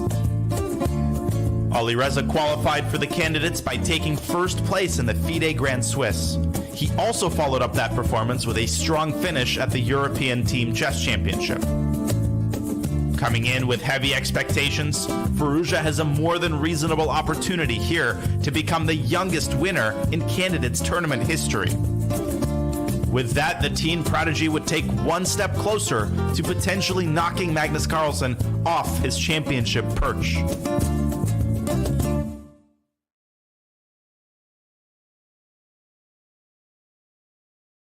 Firouzja, 2019 FIDE World Rapid Silver, 2021 World Blitz Bronze. Really, the Grand Swiss was the most important tournament of his career. I mean, one, because it's the reason he's here in the candidates, and it was quite the tournament to win, right? The field there, obviously, we know Fabiano Caruana got second, so it was a very strong field, and it was also the tournament that made him the youngest ever player to break the 2800 barrier, right? Which, again, these are the records he's breaking along the way. Youngest to 2700, youngest to 2800, third youngest ever to play in the candidates, right? So when you're crashing through the record books like that, that's why you get a target on your back from Magnus Carlsen. Well, it's a very interesting thought, of course. I think Magnus Carlsen broke all of these records himself, but Firouzja broke the 2800 barrier, and he broke Magnus's record. So I think this is, for me, is very significant. Yep. You know, so I actually wanted to say that after his Grand Swiss result, you know, it was followed by his absolutely stunning performance for the French team. He won the gold medal on the first board, and then I think his performance was over 3000. Yeah. So it shows, it's quite a unique performance, I think. Yeah. So I've never And it was seen. really his first performance representing France Exactly, in a meaningful way, right? So he's my teammate. Now he's your teammate, that's right. MBL was on board too, all of a sudden, right? Exactly. Well, we're also like the United States is going to have like an incredible team in the forthcoming Olympiad, I think in India. But this time for the French team, both Alireza Firouzja and Maxime Telegraph declined because like Firouzja felt that it would interfere too much with his current schedule, and we don't know like if he wins the candidates or not. You know, there are a lot of preparation is involved. So both players are not going to play in the French team at the Olympiad. It's interesting from Firouzja, but it makes, I mean, right now everything for Alireza is about the candidates. It's about what he's doing in this game as white versus Hikaru. And it's about him potentially winning this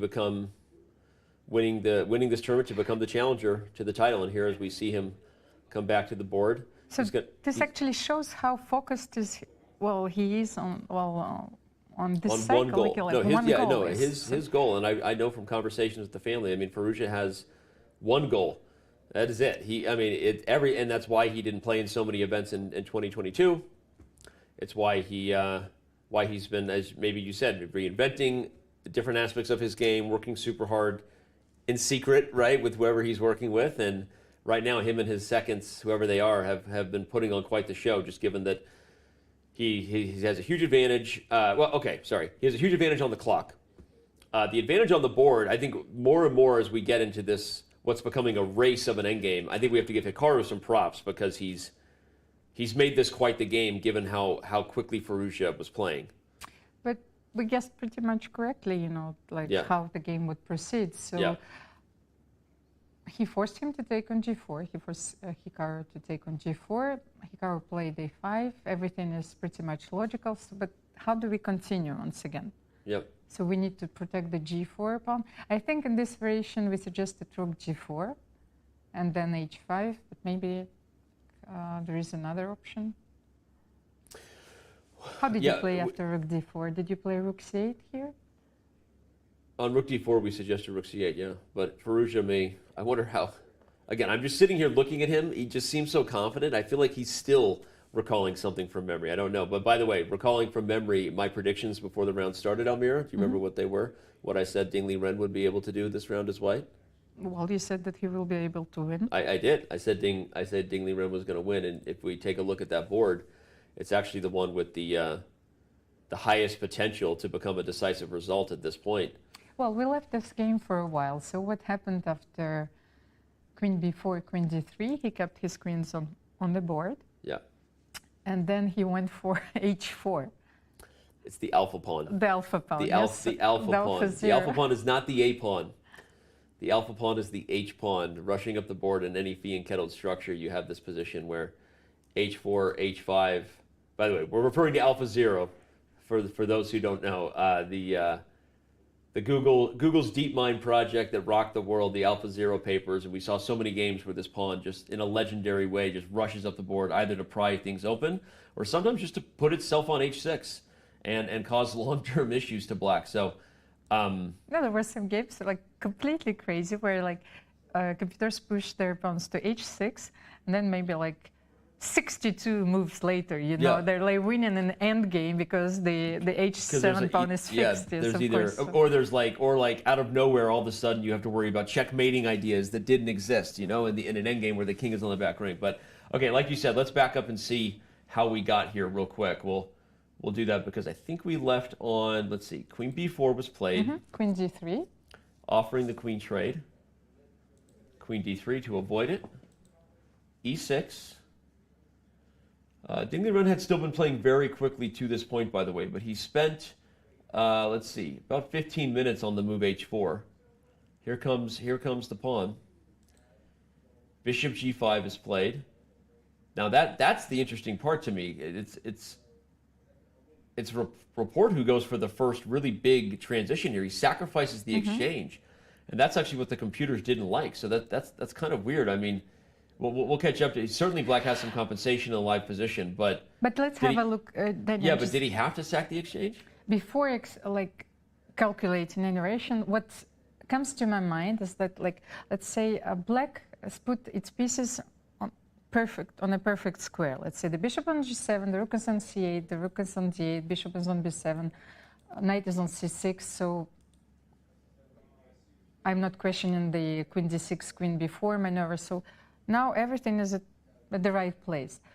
And Ding's move bishop g5 is actually questioning the strategy, because are you going to play f6 here? Because if you play rook f8 at this moment, you're probably planning to sacrifice an exchange. Yeah, and f6 doesn't look good, right? So that's what I wanted to explain. Probably Richard already anticipated this move bishop g5, and he wanted to sacrifice, because I'm not sure that he's the kind of player who will make f6 here. Yeah, no, it's fair. And again, you're right that I think what you were kind of get to is like a chess principle, when you have this like dynamic factor that all of your pieces are on their best squares, right? You can't make them better. And so in theory, there's like this, whatever dynamic tension theory, that there should be something in the position before you can make concessions or consider remaneuvers. You should always consider concrete ideas before you start moving your pieces around when in theory they're on their best squares. So Rapport believes in that theory. And also what I think is, well, I had another thought that sometimes it might be not the best move, but sort of a gamble. Right. You know, first of all, you know that this move, well, would put your opponent in a very uncomfortable position. Sometimes there's only one way to refute this strategy. All other moves maybe bring you to a very unclear position. So I think you should always be ready to take this gamble. So and I think this is where Richard Rapport excels. Yeah. I think he has a feel for those, well, maybe intuitive sacrifices. Yeah. And even if it's, well, from a mathematical point of view, not correct. Yes. And that's like almost like tile played, you know. Yeah. And I really like this idea, because I'm pretty sure when he played rook d8, he was planning on playing knight d4. This is... Well, so here's going to be the math, speaking of the mathematics, which may not be correct, but there's a lot of tension in the position. Black is going to end up with a pawn for the exchange, right? So with black, this is very typical. You give up a rook for a minor piece, but you get a pawn to go with it. So if you're doing the math, that's 5 versus 4, because a rook is worth 5. But again, I like Amir's point, because that's the math, quote unquote, Dr. Evil, quotation fingers, the math, right? But the activity of the pieces, the squares they control, the threats they create, is what humans have to solve, because they don't have the eval bar. And from the practical point of view, once again, if you're not losing on the spot, right. So maybe this decision is justified. Right. So a4. And after king g7, this is where we stand, where Ding Liren is on the clock, down by about 15 minutes roughly, just under 30 minutes. But I'm not so sure. Once again, this is so easy. Like you were telling me that the computer, well, of course, he loves the material advantage at times. So how are you going to continue there? You're not going to take on d4, because then you will lose the e4 pawn, because I'll take rook d4 and rook. Yeah, we'll just show that real quick. If you take, black is going to take with the rook. E4 is going to fall. Black will then have 2 pawns for the exchange. And look at this bishop, this powerful bishop on b7. Then. So yeah. You don't want to play f3, because this will leave all your dark squares very weak. Yeah, so the moment you're playing pawns in front of your king and your opponent has a couple of bishops, you got problems. So okay, let's see. So we're not going to see knight takes d4. It's very hard to find a move here. What I like about bishop b5, once again, that you cannot play rook c7. It's a very subtle move. So you you take the control of the dark squares, but you also control the c7 square, and the rooks cannot invade the 7th rank. Yeah.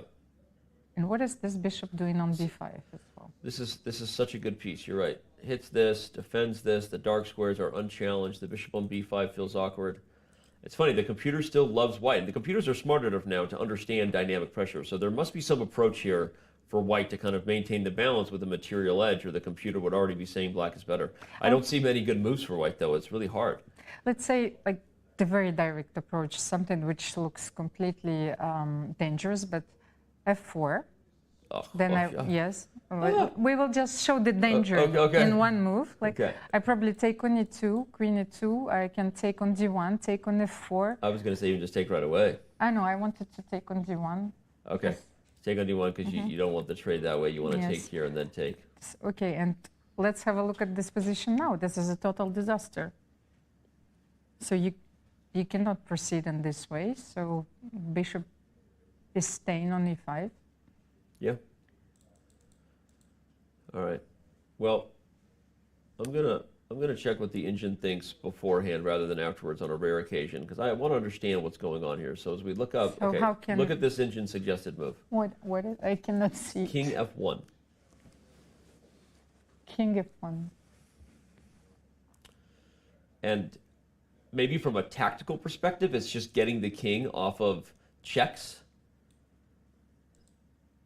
But that should tell you how hard the position is. So that explains to everybody why what we're doing is talking about Rapport's pressure, Rapport's sacrifice, Rapport's, dynamic feel for the game, right?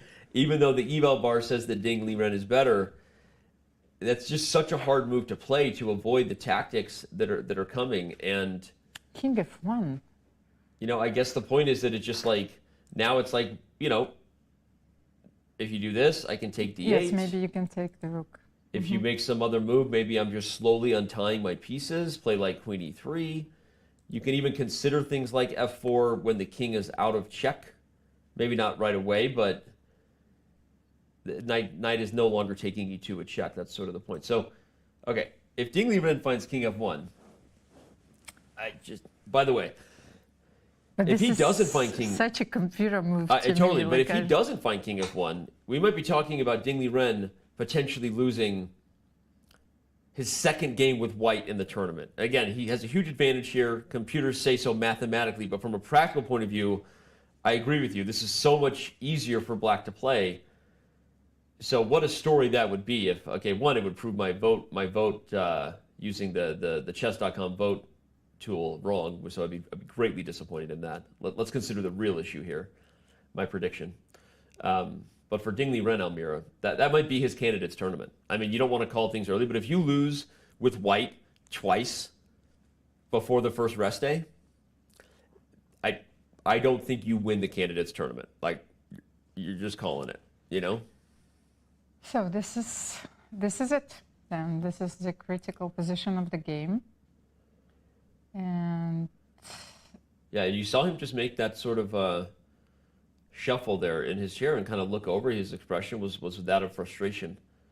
What move are we now on, like on the game? Oh, because he has only 24 minutes left. Yeah, it's move 21, so he still has 18 moves to make. And he has this position. 19 moves to make. I'm sorry, 19 moves to make. He hasn't even made move 22 yet. So. Yeah, this is why you just saw him you saw right there. He just glanced over at the clock right there, right? He's, he's visibly showing his frustration, which is just not the Ding Liren that, you and I were talking in the first round, despite ultimately losing to Jan Nepomniachtchi, just what a cool cucumber he looked like. Is it cool cucumber or cool? Cool cucumber, I think. Cool as a I don't know. A cool cucumber. No, but the thing is, so it's not that I had this feeling that it's not easy. So as you can see, the top seeded player in the event, like one of the strongest players in the world, is looking for a solution here. Yep. Okay, let's get back maybe to Firouzja Nakamura if we all have a chance after this game. So. Yeah, we will for sure. I think we're probably going to head out to our bird's eye view when we can, take a look at all three games, and have a super quick break before we dive likely fully back into Firouzja Nakamura. So maybe not quite yet, but soon we will. Before we do that, I want to remind everybody that the Chess.com Global Championship, our first shout out to our biggest event ever of the day. Open qualifiers are going down every Saturday and Sunday through July 31st. Be a part of history on Chess.com. It's our largest tournament. You can go to go.chess.com/CGC2022, become verified, sign up to play for cash prizes, and of course you'll be playing in an event that you'll get to say you played in the same event as massive, massive superstars, the best chess players in the world joining at the round of 64, 32 of them directly invited. So, as we said, these are the 4 matchups of this round. One of those games is already in the books. That was the draw there in your lower left. But we're going to take a very short break. When we come back, our matches are pushing into the time control period. That means the pace for round 3 of the 2022 candidates is going to heat up. So don't go anywhere. We'll be right back. Chess Kid is fun. Chess is great for the brain, but it's also fun to play. And Chess Kid makes it easy to have fun. Whether your child is a total beginner or a prodigy, they can hop on and find a well-matched opponent from around the world at any time. Chess Kid is the safe, parent-approved way for your child to play chess online. Chess Kid is educational. To kids, it feels just like playing, but chess is a great way to learn patience, strategy, and critical thinking. Chess Kid features a comprehensive training program that guides kids to level up on their way to mastery. This curriculum is designed to work with Common Core standards and global educational guidelines. There are more than 50,000 chess puzzles and a whole library of entertaining videos that teach strategies, tactics, openings, and endgames specifically for kids. Chess Kid is easy. Whether you're a parent helping your child, a coach managing dozens of kids, or a school of hundreds, Chess Kid helps you organize your students and monitor their progress. Each child receives a weekly report card that shows how many lessons, puzzles, and games were completed. You can also organize kids into clubs and send them messages. Chess Kid is the online home of scholastic chess for thousands of kids, parents, schools, and coaches. Signing up is free and easy, so what are you waiting for?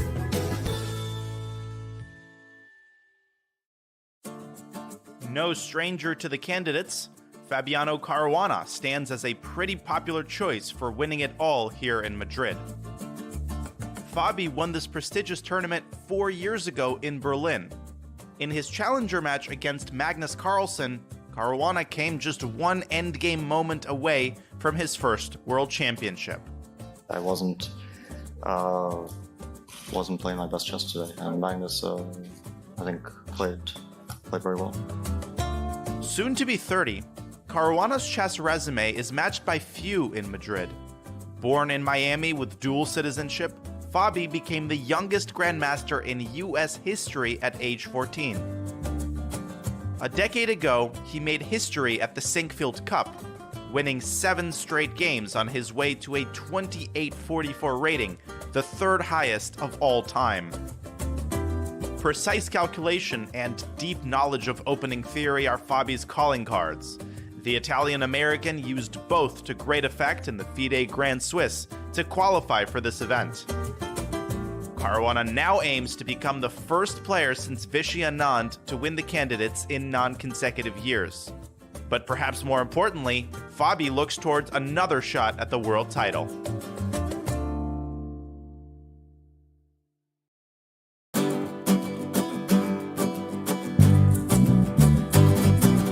This club is called Amigos del Retiro, Friends of the Retiro. The Retiro is the most big and important park in Madrid. It's a very important park in the city because it's right in the center. If you want to play chess, you don't know the place, this is maybe best one in Madrid. Aquí tenemos, viene gente para aprender. Y se hacen muchos torneos a final de mes y los domingos y pues es muy común venir aquí y echar unas partidas y sí. Hoy, porque como se juega candidatos aquí, pues queríamos hacer algo especial. Sí, hoy voy a dar la simultánea y a ver qué tal se da, a ver si juego bien y no consigo soltar puntos.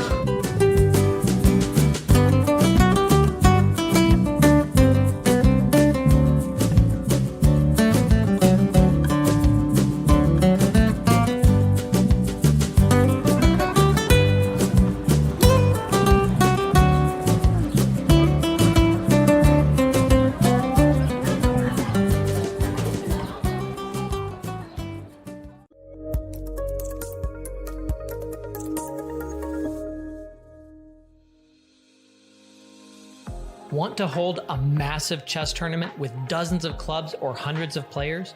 Or maybe a small chess tournament with local but competitive clubs? With Club Arenas, you can. club arenas allow for tournaments of any size with any number of clubs and players. Customize the arena with any time control, with standard chess or mini chess variants, and with any starting position you want. Club arenas are the most flexible tournament format on Chess.com. Try one out today.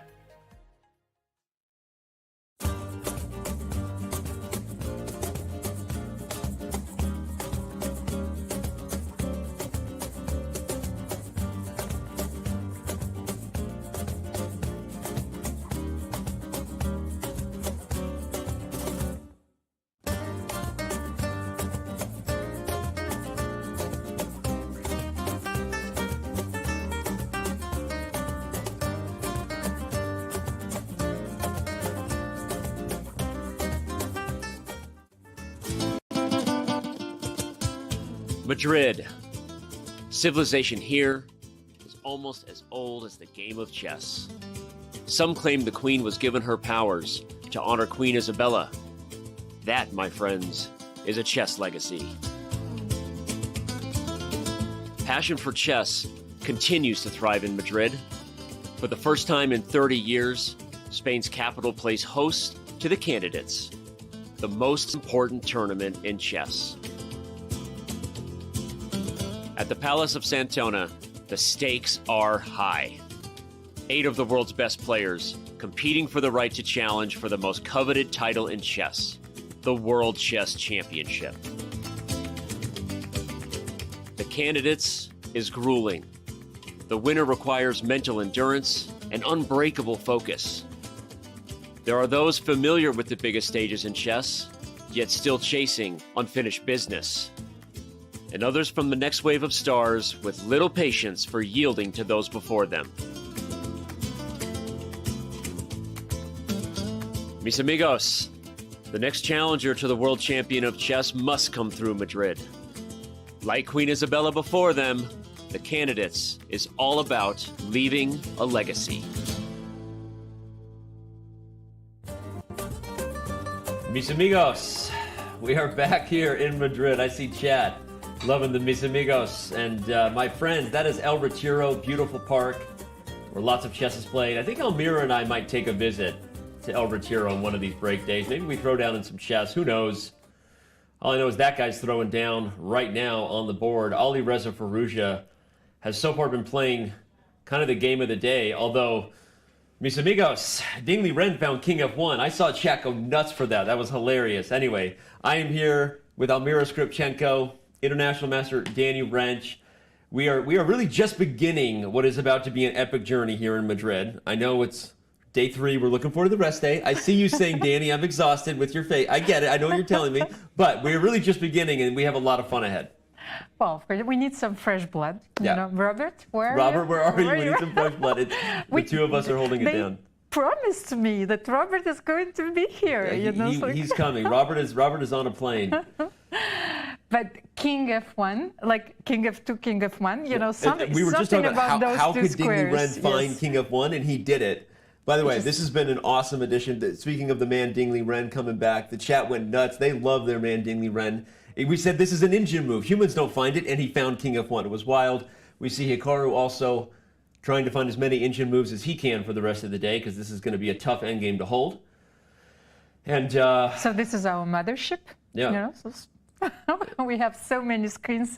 So many. I know this is. We're surrounded by technology. It's a little bit bright under these lights. Anyway, Ding Liren right there. I know we're going to get more into, of course, the Firouzja Nakamura match. Don't worry. But we had to come back to this one because the hype was real.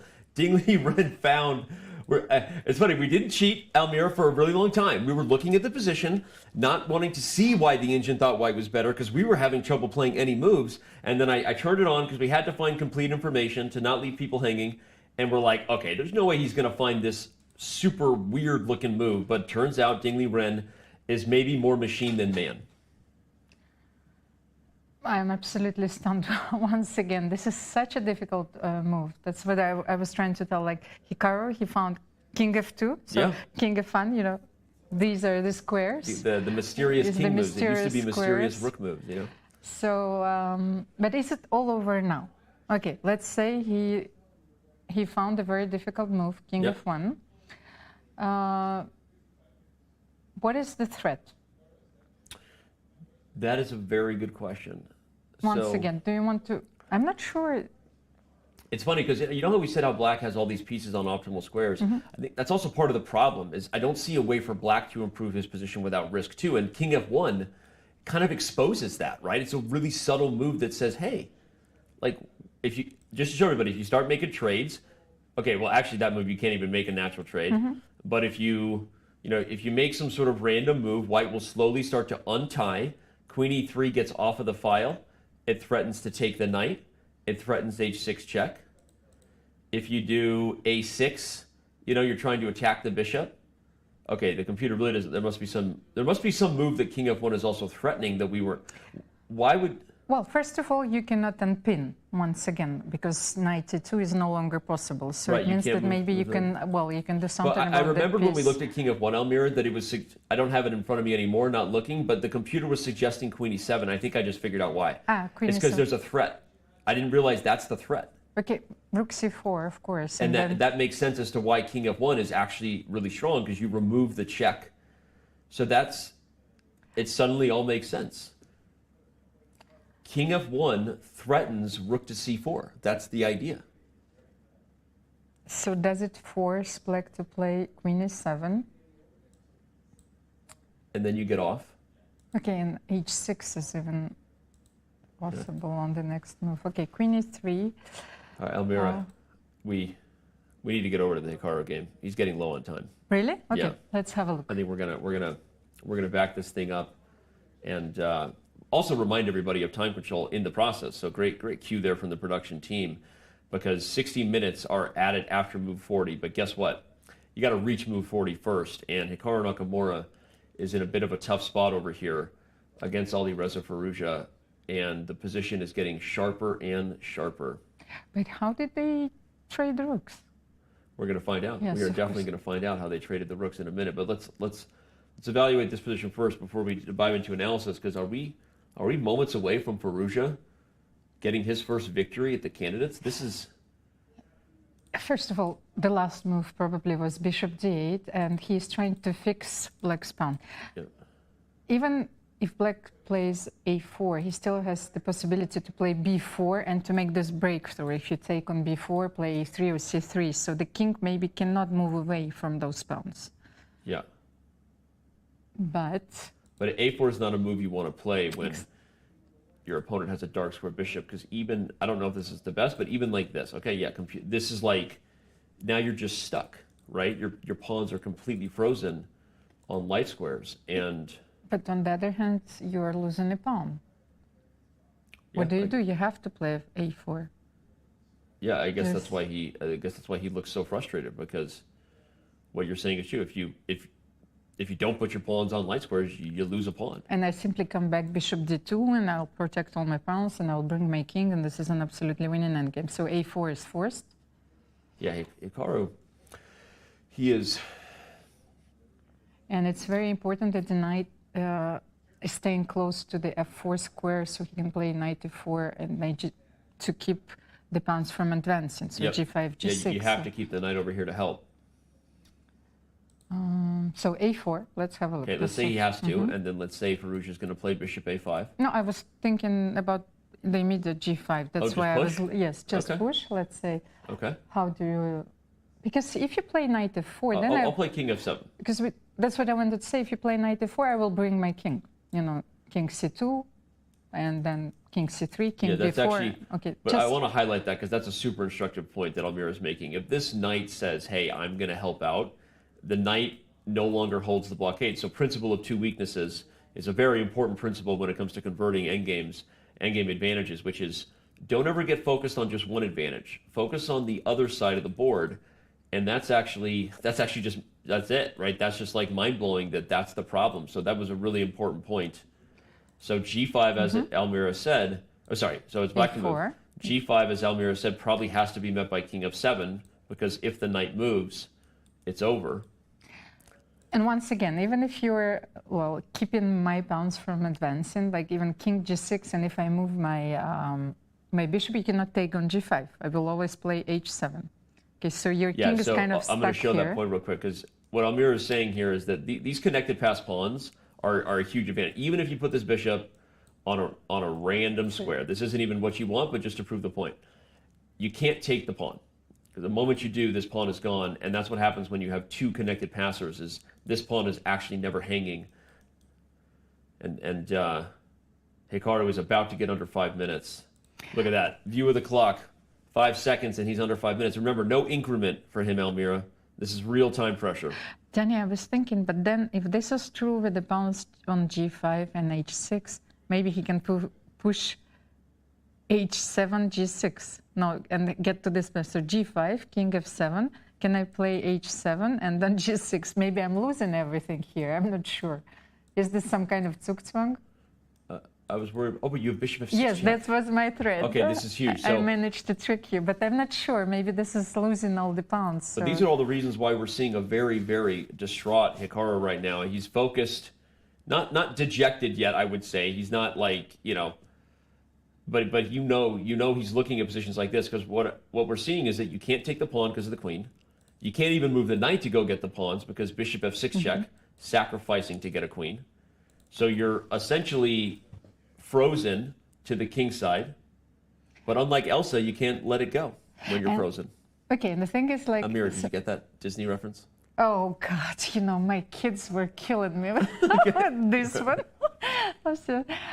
And now I was thinking, so this is my imaginary position. Okay. This is the position which I would like to get and bring my king. So is it possible now that I bring my king to e5 somehow? Well, not even that. You don't need to, because you can't keep me out the whole time. You're completely frozen. Your knight can't move because of bishop f6. So white has, I don't care how long the journey is, eventually. No, you still can play king h8, king g7. This is your possibility. So if this king gets to h5, then there's going to be threats. Actually, it's funny because even there, if you get check and check, it's not so clear. So, okay, Hikaru looks like he was about to play pawn to a4. Unfortunately for him, regardless of how tough the position is, what's even tougher for Hikaru is that he now has less than 3 minutes on the clock. You see Alireza Firouzja pacing like a shark in the background. Great whites like to circle their prey before they eat the fish, right? Great white sharks. And Alireza Firouzja is what is it? Donna. Donna, Donna, Donna, Donna, Donna, Donna, and just like that, we've made a Jaws reference that you did not see coming on a chess broadcast. Check that one off on my bucket list. For how many years have you been planning this one? Like most things that come out of my mouth, it took zero thought. I don't usually think about it, so it was just impromptu. But a4 was played. I expect g5 to come from Alireza. He plays it basically faster than I can say it. And,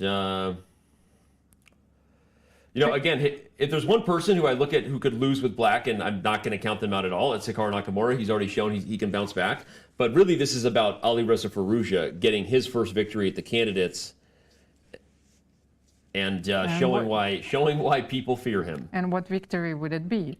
Huge. This game is absolutely incredible. Just sacrifice a piece, then Hikaru transposes it to a complicated endgame, and Firouzja knows. He simply knew all the plans, I think. Yeah, he knew. So h7, king g7, g6. We analyzed this. I don't think that there is anything else in this position. I don't think you can do any. We might be watching the beginning of a historic run if the youngest player in the field also becomes the #1 player in the field at the end of the tournament. This would be a victory that catapulted his path to getting there. Not over yet. Still some opportunities to maybe misevaluate a defense, but the more we look at it, I like Almira's line. I'm going to show it again. h7, king g7, g6. Let's say you just kind of play fiddle. This just shows. No, but I wanted to bring the king. And I'm just showing that even if you just kind of sit tight, you can't really do it. Do I move the bishop first? I don't know. I mean, or do I? Well, I didn't think about it. I just really, okay, what happens if I play king e2? If you just run. Yes. Oh, Oh, we lost the okay. pawn. You can't oh blunder my knight God. f4 check. Knight Okay. f4. Okay, so we don't cannot blunder go knight into- f4. But okay, what about king to e1? King e1, yes. And then king g7, and then the reason I want bishop g5, by the way, so just to go back, was because it guards f4, and you still can't move the knight. So if we want to do that earlier, maybe that's a little more accurate. Now I can play king e2, and it's Okay. faster than going king e1. So yes, you're right. So that was of my course. idea. But And then wait. But then maybe we could use this moment to play b4. Maybe that's the last moment, like when your king is on f3. but even here, Well, it's farther from the Okay, c pawn, okay, fine, like b4. b4, and I want to play c3, but I love it just to show it. just to, well, but maybe this is still. It's still winning somehow. I don't know how. So how is it winning? Ah, you bring your bishop to d4 with check, probably. Maybe. Oh yeah, you like need- or even How? e5. Like E5, okay, yeah, yes. this is it. Or you can go to d4 like you said. Oh no, but that would allow this. Okay. But if you play here, you're winning. Okay, by the way, guess what we have on the board? h7. Alireza Firouzja is a man on a mission, and wherever he got some of this helpful prep from, and maybe it's all him. Maybe he's just on a solo adventure. One man, one cheese, one pizza, one night. Sometimes you order a pizza for yourself. You ever done that? And 1 year older. And 1 year older. But have you ever eaten a whole pizza by yourself in a night? I don't think so. Okay, well then that makes only one of us. But he is on a solo adventure right now. Well, but I do have a strange habit, like, because like the peak of my intellectual activity sometimes is like about 2 or 3 a.m. So like Okay. I make myself an omelette. Oh, really? Yes. Wow. You and I lead very different lives. I am in bed at 2 or 3 a.m. or I am an unhappy guy. I will tell you that. I go to bed at 9 p.m. You know, wake up at the crack of noon. No kidding. But All look right. at this C3. C3, look at that counterplay. I actually, wait, and Hikaru stood up from the board like he, okay, wait, hold the phone, everybody. We were anointing Firouzja, but something has gone wrong here. Holy bejesus snaps. Wait a second. We went for this line and we were predicting it. Mm-hmm. G6. But the advantage was maybe bigger, but okay, hold on. C3, what's the idea? He's trying to get everything off the board as quickly as he can. You know, Amir, I have to highlight something, or my normal commentator partner in crime will yell at me. We have to think very macro about this and point out one thing. If somehow these pawns get traded and this knight can sacrifice itself for both pawns, this bishop is the wrong color corner of the A pawn. So what that means, everybody, if you imagine all the pieces off the board and white has a full piece advantage and a pawn, if this king makes it to the corner, it's actually a draw. So C3 has an outside shot at like, just to show, like, so take, shake and bake, you bring the knight back, and if somehow, you know, you find yourself, okay, you can't do it because, as we've established, this wins. The king moves, we get a queen. You can't allow this check. But if you could find a way to get rid of these pawns, you might actually still have drawing chances if you're Hikaru. Like how? Oh wait, that allows knight f4. Oh God. Like, what have I seen there on the screen? Oh my gosh, what has you done, Vic? That is a subscriber alert that I was not ready for. Like, I saw Jan's face frowning at me earlier, but they changed it out. I can defend myself about that video if you'd like an explanation. but I was not I sure. will only do it if it comes back again. But all I wanted to know, like, that was the last move of the time control, I suppose. We are so. on. Oh, I didn't realize that. We just Because crossed time control. If 41. Hikaru, like he. Okay, that makes me left the wonder. board, yes, I think of we need to course. back up to the bird's eye view because it makes me wonder, as exciting as this game is, and we don't want to leave it, is what's going on in the other games. There it is. Yeah, as far as time goes. Caruana and Duda have not reached time control, so that's one we could check on.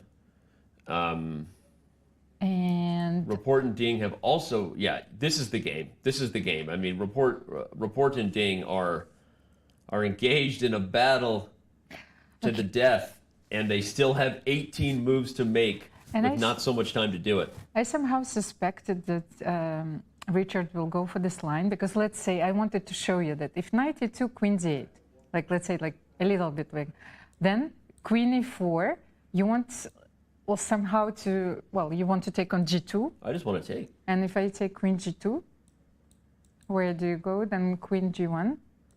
Maybe it's not the perfect square, then like to give something like bishop b4.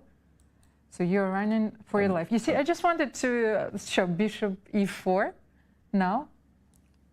Or maybe queen f2 first, then bishop b4. But you know, it's not so easy once again, even if you have those two rooks. Well, obviously Ding agreed with you or he would have gone for this, but I'm kind of surprised by, okay, we just saw it again. So that was a video I made for TikTok not too long ago. Do you TikTok? You don't social media? No. Okay, so and there we go. We've got another resub there, and Jan likes it. All right, well, shout out to all of our subscribers. You cannot influence me. You know, that's take this. We might get you on social media just yet. Unfortunately, that would be a bad thing for society. Not because of you, but because one more person not using social media is one more good thing happening in this world. But in all jokes aside, thank you to all of our subscribers. We do appreciate your support. Really, I have not made a call to subscribers and thanked them in too long. I feel ashamed.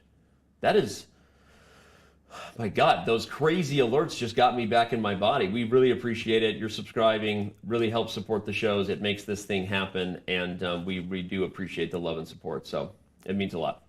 And now you get entertained every time you do it with the new GIF alerts that the team has come up with. So, all right. But then. Okay, let's say he didn't go for the complications. He went for queen e2. Okay, now I see this. Queen e2. Let's say I'll take on d1. And why I cannot take... because he will play f3. So rook d1. Okay, rook d1, rook d1. Rook d1. I cannot take on e4 because you will, with the bishop, because you will probably play f3. Just to show you. This might be about to get nutty. We might almost have to disable. I don't want to disable it because we love the support and you're all amazing. The hype train is real, all of the subscribers, but you are distracting us from very serious FIDE Candidates chess right now. Chess.com. Focus on the FIDE candidates. Look at this move, Almira. Good call. Wins a bishop. Okay, so you cannot win this pawn. Then let's have a look. Okay, so yeah, you can't. Let's rewind. So here. Yep. Is this so easy, this one? Okay, rook d7 is coming your way as well. So. Yep, rook d7 is coming in. Mm-hmm. And maybe not immediately. I will have queen b1.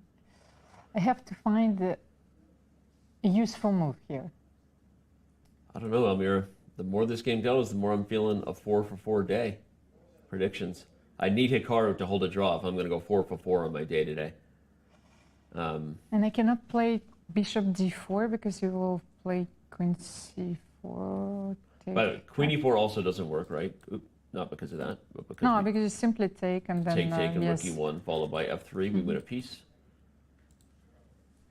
So rook d1 has been played. And once again, yes, you have to make a useful move here. So. By the way, we skipped past it because I was distracted by the subscribers. But I meant to argue with you. You know, we love a good argument. I meant to argue with you that I think he might regret this. By the way, I know how scary that was, but I'm wondering that Ding Liren doesn't miss his chance to win this game because I feel you, and it's scary, but it's not winning, right? Well, it looks scary, of course, but there are like here you have so many checks to worry about in the time trouble. That's one. It's a very important factor. Okay, I get it. Yeah, it's the more I look at it, and the more I see how pesky this bishop is on the dark squares. What a fascinating position. You're down an exchange and a rook, but you're right. This is hard to play, and despite what. Wow, thank you for all the gifted subs coming in. Seriously, this is awesome. We appreciate the love. Sorry, just get a little overwhelmed here. A6 has been played, Almira. A6. What, can we take it? It's a pawn. You know, Richard's games remind me like of the of Korean series. Like you were talking about horror movies on Netflix, but I've been watching some of the Korean series, and I think that they're really the masters of the scenarios. You know, like whenever you feel that how will it go further, this is Richard's game. You know, you don't know, like like it doesn't the Squid Games. Well. There are a lot of like Korean, so like not only Squid Game, they're masters of writing, the scenarios, of keeping the drama alive. So I think like, okay, how will go further? Hope they knock off the character of the series and, they push someone off the cliff, So that's Richard games. Knight d4, knight d2, a6. So your point is every time something dramatic happens. Yeah, like, I get it. And that's what he just did, I guess. He sacrificed the queenside pawn in order to take e4. What's funny is he doesn't want to take this pawn with the pawn because that would bust a lot of things open. But at some point, if the king is not going to come under fire, I mean, you can consider taking this pawn. There's not a lot of pieces on the board anymore, right? Let's say first of all, okay, let's take on g6, take on g6. Because I'm afraid of losing this pawn, because he might play queen h4. Okay. And can you take, if you take on b6, I take on a4. Is this the plan? Yeah, this is going to be a draw. Okay, so this is something to avoid, of course. Yeah. What do you do here? Or maybe we can keep the pawn on h5, but I don't like queen h4 there, so maybe doesn't matter. Queen e2, maybe. As far as move numbers go, just reminding you, we still have a pretty long way to go to move 40. We're on move 26. So just there's time, right? 14 minutes for 14 moves, but it's not an eternity for Ding Liren, so he has to be focused. Don't let this time pressure get worse. So can we play queen e2 or rook e1? There are several moves. I know a lot of people are yelling at us still. I mean, we know Firouzja and Nakamura are playing. We're not hiding under a rock, but just so you know, Firouzja has not moved since Hikaru c3, so we're not missing anything in that game at this point. Remember, you can go to chess.com/events, open up the games on your own, choose your own adventure if you're ever unhappy with our choice. But we are very aware of the 3 games still going. The FIDE game, too, is... I was so excited when I saw my English attack, but I wonder what happened there. I'll catch up with FIDE when we can. Get him to tell me more than he should. I've been getting him to do that for a while. But it's a very interesting endgame. You play the 4. You have this powerful knight on c5. Yeah.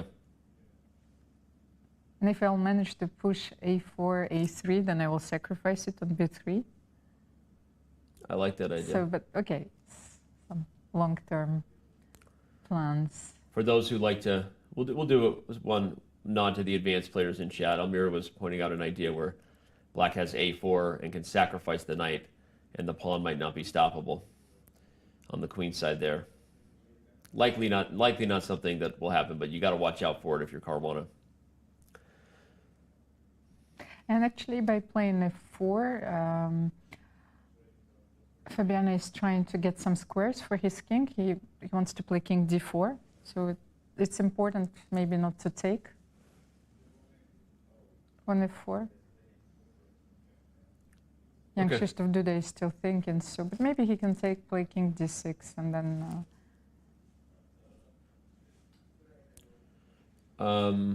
He played rook e1. Okay, so like that's completely. We have to go back to the Ding Liren Richard Rapport game because Ding Liren played rook e1. Doesn't look like he has a totally clear plan on what to do here. The rook goes to e1. Mm-hmm. Okay, that actually it stops black from taking the pawn, so you got to find a safe square for the queen. Let's just say you move the queen somewhere. Oh, but then. No, then you can take. I think queen d4 is better. Okay, so you have to put the queen here. You need to protect your bishop and to protect the pawn at the same time. So what can you do here? Queen b5, maybe? Danny, let's try queen b5. But then you can simply move your bishop somewhere.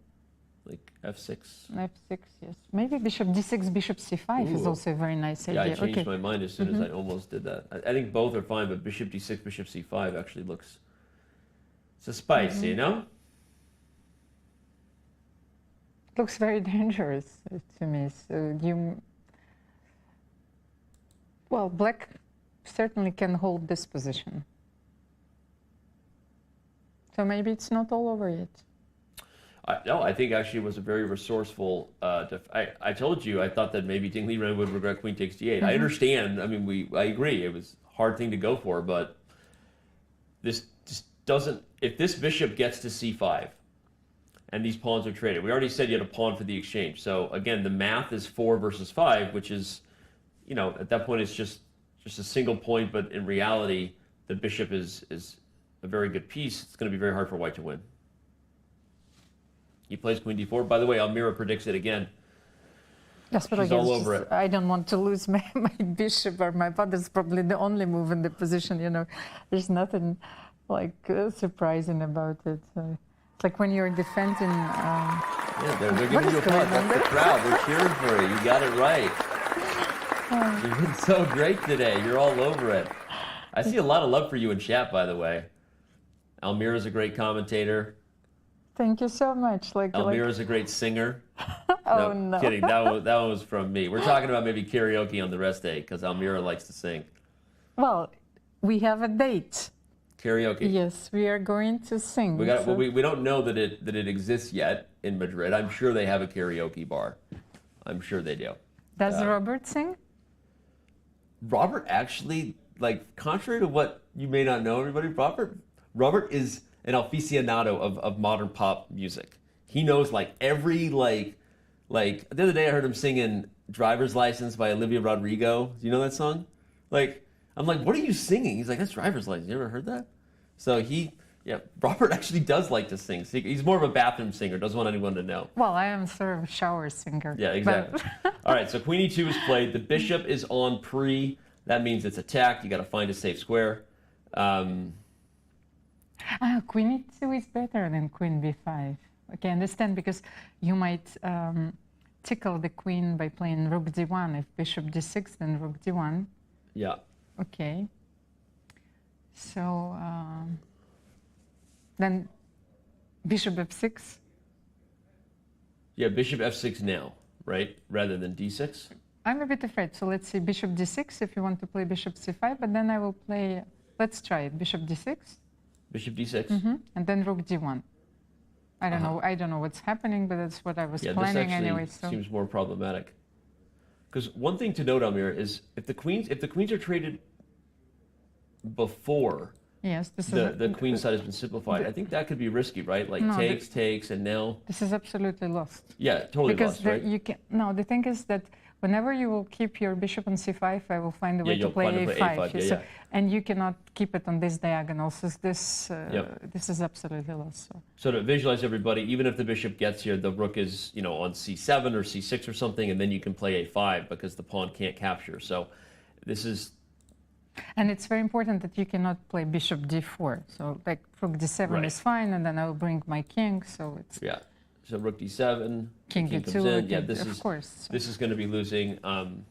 And another way that a5 occurs is when the king is over here. Eventually, you play a5. The bishop will be undermined. So Rapport cannot just simplify the queens off the board just yet. He's got to make this position a little easier before he does. Speaking of getting easier, with every move they inch closer to time control, which is going to add time back onto the clock. We still have not had a move. Firouzja watch. We still have not had a move in Firouzja Nakamura. So cool your jets, as my mom used to say. You'd cool your jets, mister. That was her favorite phrase. Tell me to calm down. Cool your jets. Now, coming back to the game between Firouzja and Nakamura. Yeah. Because you said Firouzja watch, but there's like a phrase from Game of Thrones pops up to my mind. It's like, from Hikaru's perspective, they say, not today. So not today? Not today. Not today, Junior. Yeah, no, it's like you're not going to die today. You're facing death, but it's like not today. Not today. Not today. Okay. I thought it was more of a, what is it, like a Happy Gilmore reference to Today Jr., or is that Billy Madison? I get my Adam Sandler confused all the time. So C3. But you know what I don't get confused? Hmm? What I'm going to be doing July 9th and 10th. Tell me. I'm going to be commentating on Blitz Champs. You know who's going to be joining me? The one and only John Urschel. It's been a while since we've seen our man Urschel on a Chess.com show, everyone. If you remember the show that John and I used to do together long ago. John Urschel is an NFL player, former All-American for his time at Penn State. He's also a very strong chess player. He and I will be doing commentary for all of these guys that are going to be playing in Blitz Champs. It's coming in July. Watch your favorite NFL stars compete for their share of $100,000 to charity. Like we said, the legend Larry Fitzgerald is playing in this event. Cleveland Browns wide receiver Amari Cooper. The recent top 5 draft pick, Kayvon Thibodeau. Linebacker Micah Parsons. And there are others too.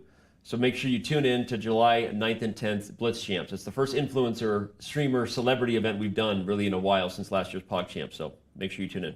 All right, H takes G6 has been played. H takes G6.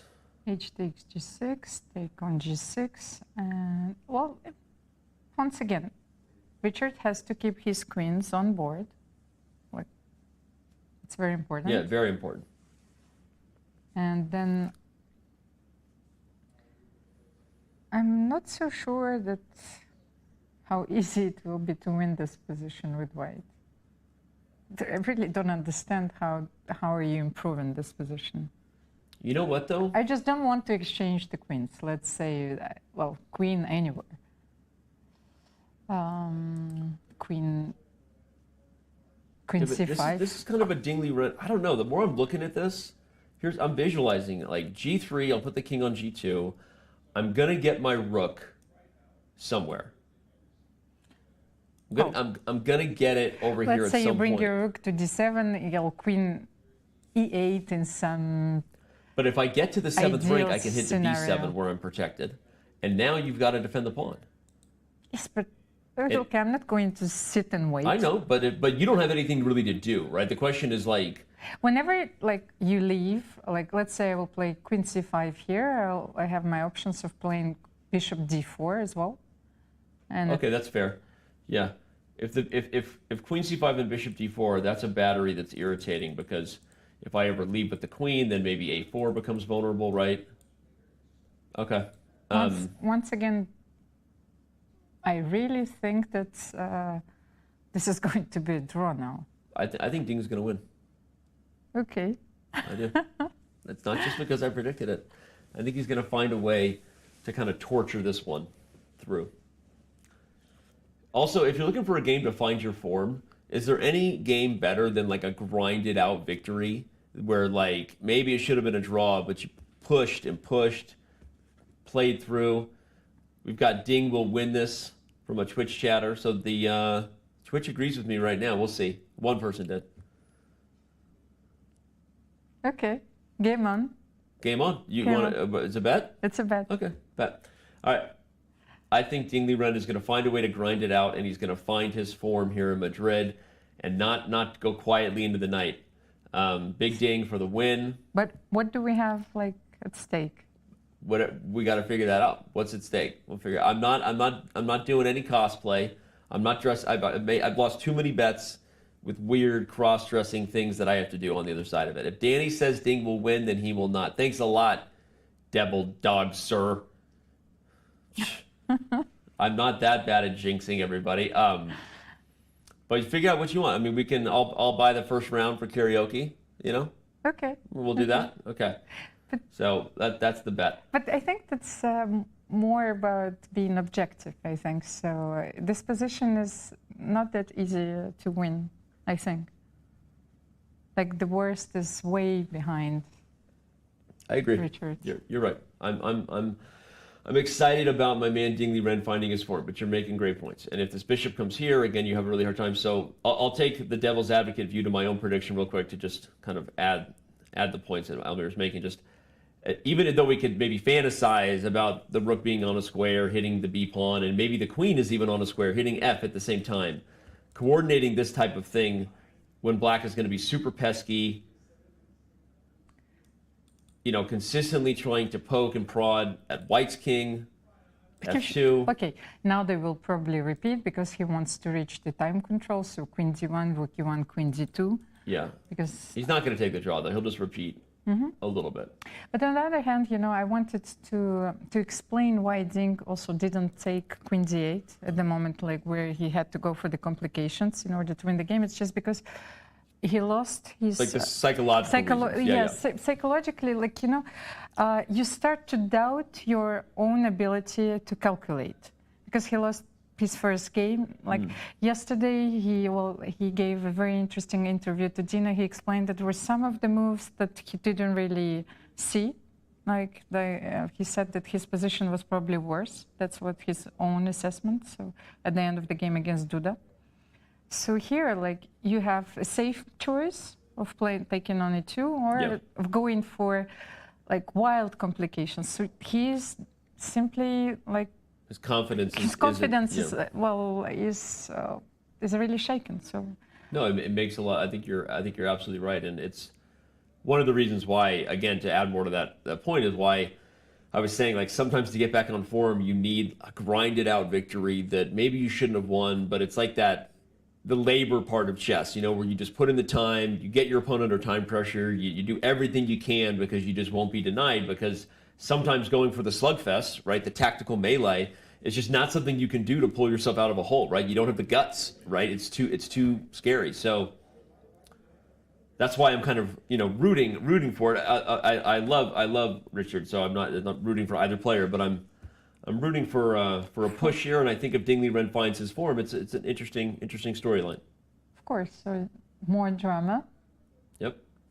Rapport says, I don't want that drama in my life. Thank you, Mary J. Thank you, Mary J. Blige. That's a song we could sing karaoke. No more drama in my life. Rapport does not want the drama in his life. He wants a draw in this game, not drama. Chat loves the drama. They said I made a bad bet because the bet was Danny buys the drinks. No, to clarify, either I buy the drinks or she does. That's the bet. So maybe I said it wrong, but the drinks are the bet. But can I also add to this one that I can choose one song for you to sing? Okay, fine. Okay, that's fine. Like... Fine, deal. Okay, that's the most important. That'll be great. Like, that makes sense. Some Madonna songs like are coming your way. Yeah. Wonder what chat thinks. What they think is going to happen in the game. What they think that song will be. That Almira is going to pick for me. Okay. You want chat to pick the song? Okay, let's get. Well, could they? Yeah, chat. Okay, chat. Okay. Pick a song. That's going to be the bet. So, but I want it to be for both sides. That's to be fair. Okay. So chat picks a song that you have to sing and a song that I have to sing. So are they going to vote? Like how are we proceeding? We'll have to figure that out, right? And we'll have to be safe and all the things. It might be till the second rest day. We'll give it some time. We're going to be in Madrid for a long bleeping time. Okay. So we will make this karaoke thing happen. Chat, you're going to pick a song. Oh, GM Hess. Hey, Robert, did you see I outed you for singing Driver's License earlier? LOL. LOL. If you make me sing Britney Spears, you will be entertained. Okay. Okay, Britney Spears is a very nice well, choice. They're still voting on the song. All right. I just wanted to make fun of Robert every chance I get. I love when he's here.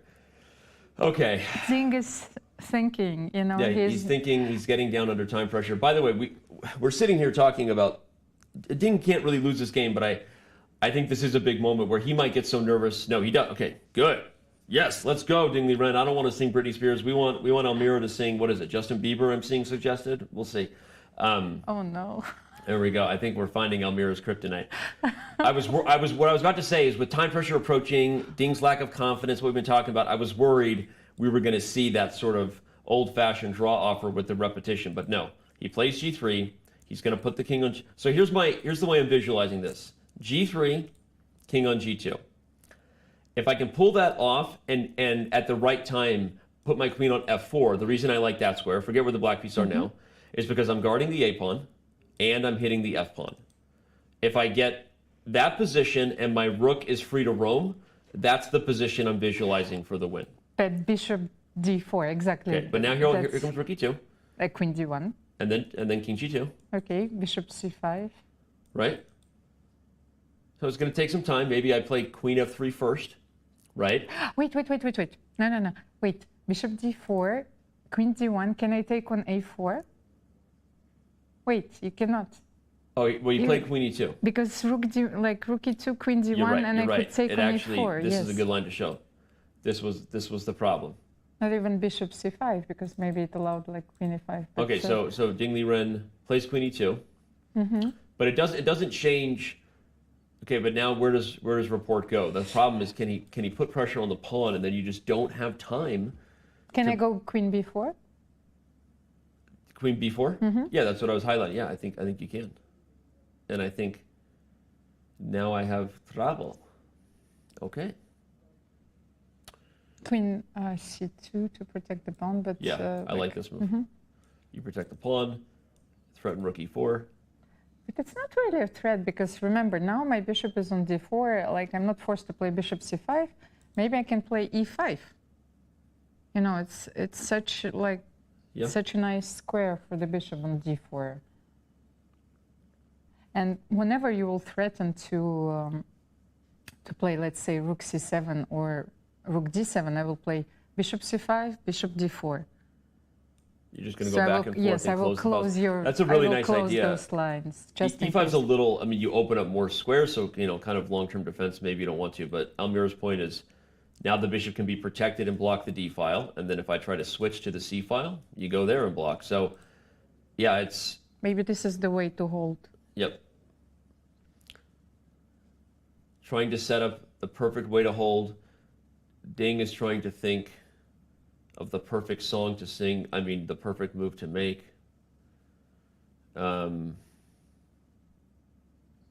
He's still thinking, so maybe that's not so obvious. 6 more moves to make. He has 3 minutes for man. Queen c3 is on the board. Is there a chance we see Ding Liren blunder in this time pressure and something really crazy happen? The problem is it would have to be the blunder of the most epic proportions to create losing chances. I don't think we'll see that, but boy, does he want more time on his clock. He just wants to get to a position that hasn't changed too much, but he has an hour to think about it. So he's got to reach move 40 to get more time. Again, Firouzja has not moved against Hikaru Nakamura. Queen c3 is on the board, I think. What? Yes, since c3. So, again, Hikaru played c3. We got 28,000 of you. I know people are anxious, just on Twitch. More than 10,000 of you on YouTube. Hi, everybody. I love you. I love you. I love you. No, I was actually talking about this game because I'm looking at the image and the queen is on c3. In live, yes. Okay. So in our analysis position. Hikaru is still pacing, by the way. Firouzja hasn't moved in more than 30 minutes, I think. Yeah. He is a focused boy right now. Yep, man, 19 years of age. He would say, I'm not a boy, 19 years of age. He would be right. But all right, here we go. We got action. Ding Liren plays rook to d1. He has he's got 1 minute and 23 seconds, everybody. So e5 is the very natural move. What do you think, Danny? It doesn't matter if the queen is on c3 or b4, e5, and it stabilizes the position. I feel that it's a very important move to make here. Mm-hmm. Sorry, yeah. I'm agreeing and focused, waiting. So queen to c6. Haha. That's a checkmate threat on h1, ladies and gentlemen. Don't you miss that. It's also an irritating time pressure move to play. Look at that. But wait a second, then. Ding Liren is like, you dirty dog. Way to get more time off my clock. Does it mean he can win the a4 pawn? Okay, queen g4. Woo! Queen g4 laughs in the face of danger. He'll bring his king to e2. Thank you very much. Maybe e5 now. Okay, that's yes.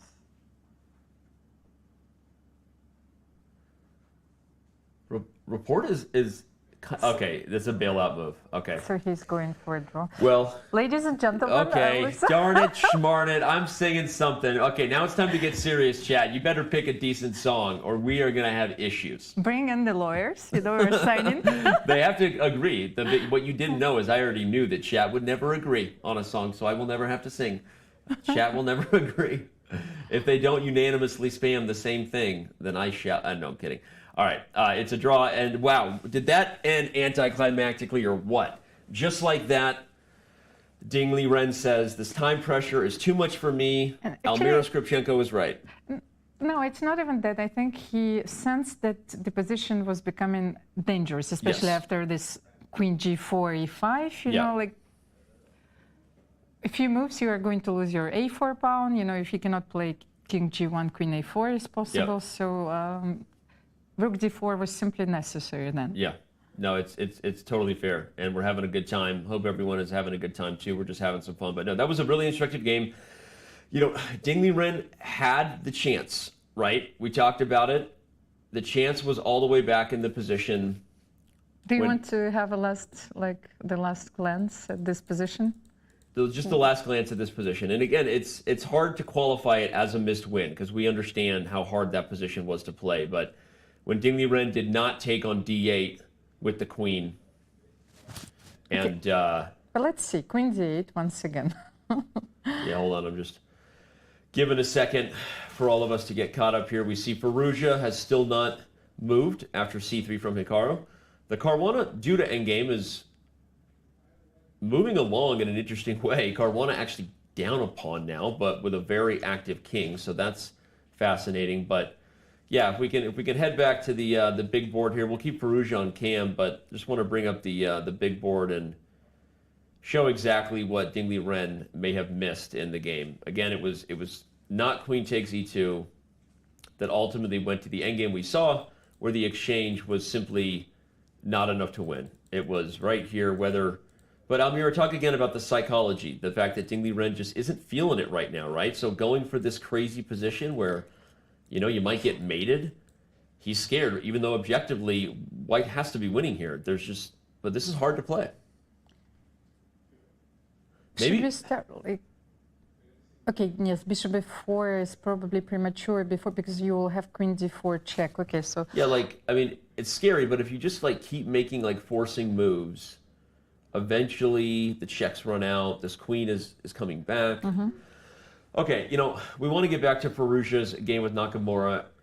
We know Ding Liren drew, but we didn't have a look at the endgame between Fabi and Jan-Krzysztof. That's true. Just a glance. I want to go back to this game though real quick just to make sure that we give it the appreciation it is, because it has been how long already? Remember I told you that Fabi played d4. He really wants some squares for his king, so right now he sacrificed the pawn. Oh wait, you're talking about Fabi's game? Yes. Okay, yes. no, we'll get there. Yeah.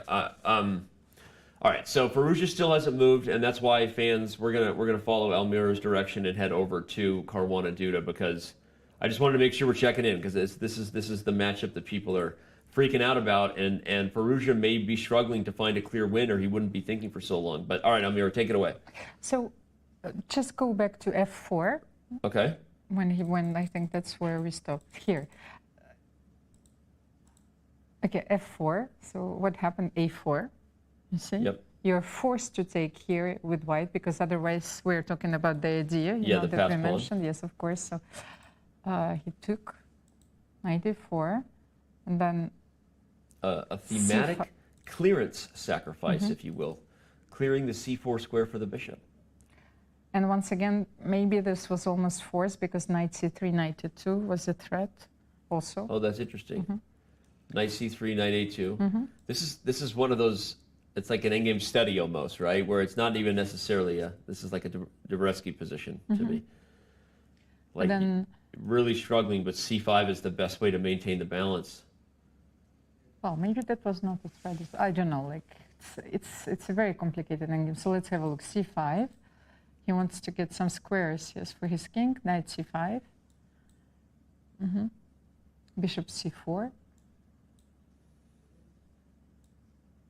You can't give up the pawn, so you got to go f6. but then I take. Which, by the way, this all makes sense as to why Duda took here first. So there we go. We've paid off the debt of that line, everybody. The reason Duda took first is because that's the only way to actually win the pawn. Now, no matter where the king goes, to guard this guy, you take. So that's why Duda took. First on f4. And then took with the knight. And so now this is where we stand. No, now you can play king d4. King d4, yeah. Okay, we have the king d4 on the board, and so what to do here? Can you play king d6 simply to protect the knight? And bishop c4. And if you go here, do I pop in? Maybe then I can play g5 and okay, maybe it's still a draw. I think we're likely headed for a draw in this one. Oh no, wait. g5, he'll take. You gotta wait. No, first f takes g5. You have to take and then push. Okay, my king is still in the square. No, I was afraid that you were going to. Yeah, promote. we're gonna end up with a draw. Both kings are. So now if you go here, I go here. You go here. I think I can play king f6. Yeah. But why do you want to play f6? What? When I played bishop c4, maybe can you play knight e6 check? Maybe I don't know. Okay, there's not enough, clearly not enough material. In this position? Yes, I mean before. No. f6. I don't like the move f6. Can I play knight e6 here? Okay, I see. But you have to calculate, you know. By the way, this position is on the board, so Almira and I are currently analyzing something that will probably occur, to be honest. Maybe it's just a draw. So king e4, knight c5, king d4.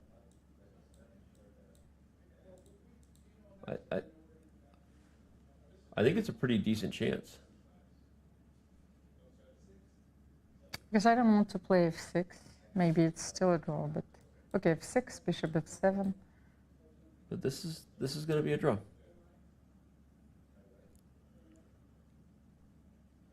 Okay.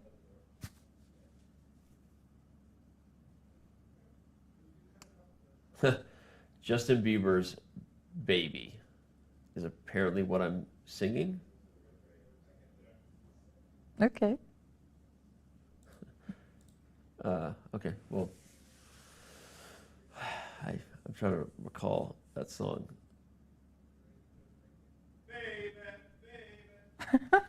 Yeah. Yes, like I hope like this we have our crew singing the song for you. So. Yeah, you're excited about that song. Okay, I'm excited about it, I guess. So Firouzja is what? Firouzja, no, this is just. I think this one's going to be a draw. Firouzja's in the think tank. That's going to be the last game going and take us home. Will the youngster find a way to get the victory, his first victory in the candidates, or will Hikaru hold? We're going to find out as round 3 for the 2022 FIDE Candidates. We are live from Madrid. Continues in a few. Want to play chess online or learn how to improve? Join us at the #1 chess destination in the world, Chess.com. With thousands of people playing at any moment, you'll quickly find a game with someone at your level, whether you're a beginner or a grandmaster. Chess.com makes learning fun and easy. Sharpen your tactics with puzzles and enhance your strategy with our lessons by top masters. Learn from your own games with our easy-to-use analysis tool. Chess.com has everything you need to take your game to the next level.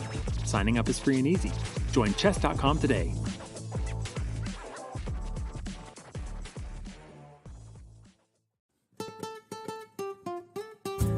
Considered by most as the rising superstar in chess, Alireza Firouzja makes his candidates debut here in Madrid. The only teenager in the tournament, Firouzja is the youngest player ever to break the 2800 rating barrier. Born in Iran but representing France, Firouzja strikes fear in his opponents with his array of surprising tactical shots. Alireza qualified for the candidates by taking first place in the FIDE Grand Swiss. he also followed up that performance with a strong finish at the European Team Chess Championship. Coming in with heavy expectations, Firouzja has a more than reasonable opportunity here to become the youngest winner in Candidates Tournament history. With that, the teen prodigy would take one step closer to potentially knocking Magnus Carlsen off his championship perch.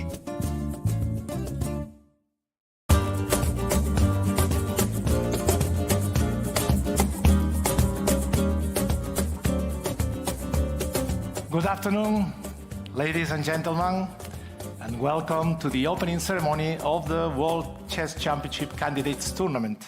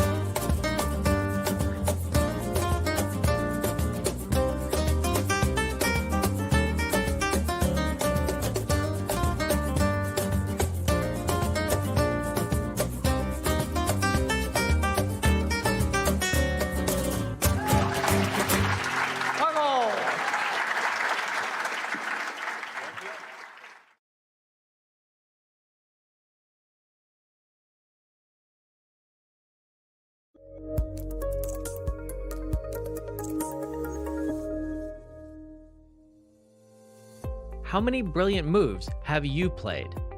When do you play your best chess? How many games have you won by castling in the endgame? How many opponents have you played from New Zealand? And most importantly of all, how many Botez gambits has Alexandra Botez played? Find the answers to all of these questions and many, many more at Chess.com/insights. Our new tool that lets you dive deep into all of the fun and instructive data behind your chess. Try it today.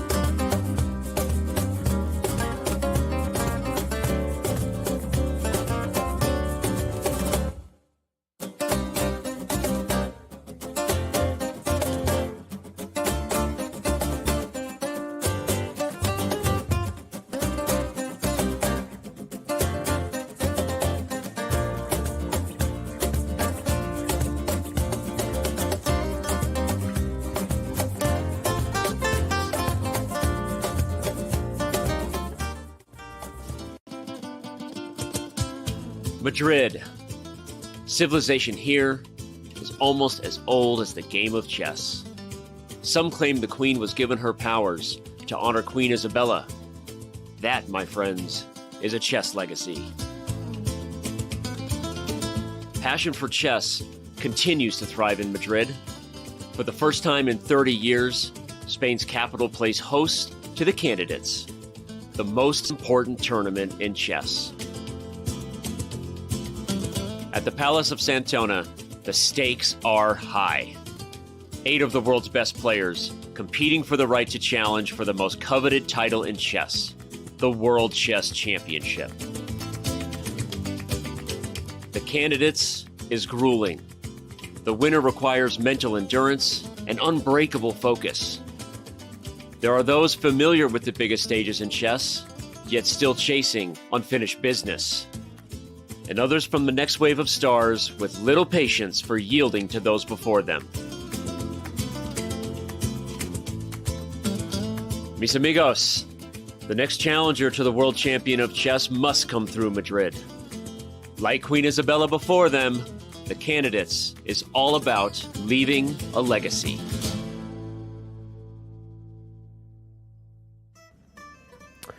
Look at that beautiful chess garden, the chess garden. I visited that before the tournament started, Almira. It was awesome. There's a big old giant chess. You see the giant chessboard? The pieces aren't there, but there's a giant chessboard. That's another thing we could do. We talk about karaoke. We could visit the chess park. Okay. And play a giant chess game. What do you think?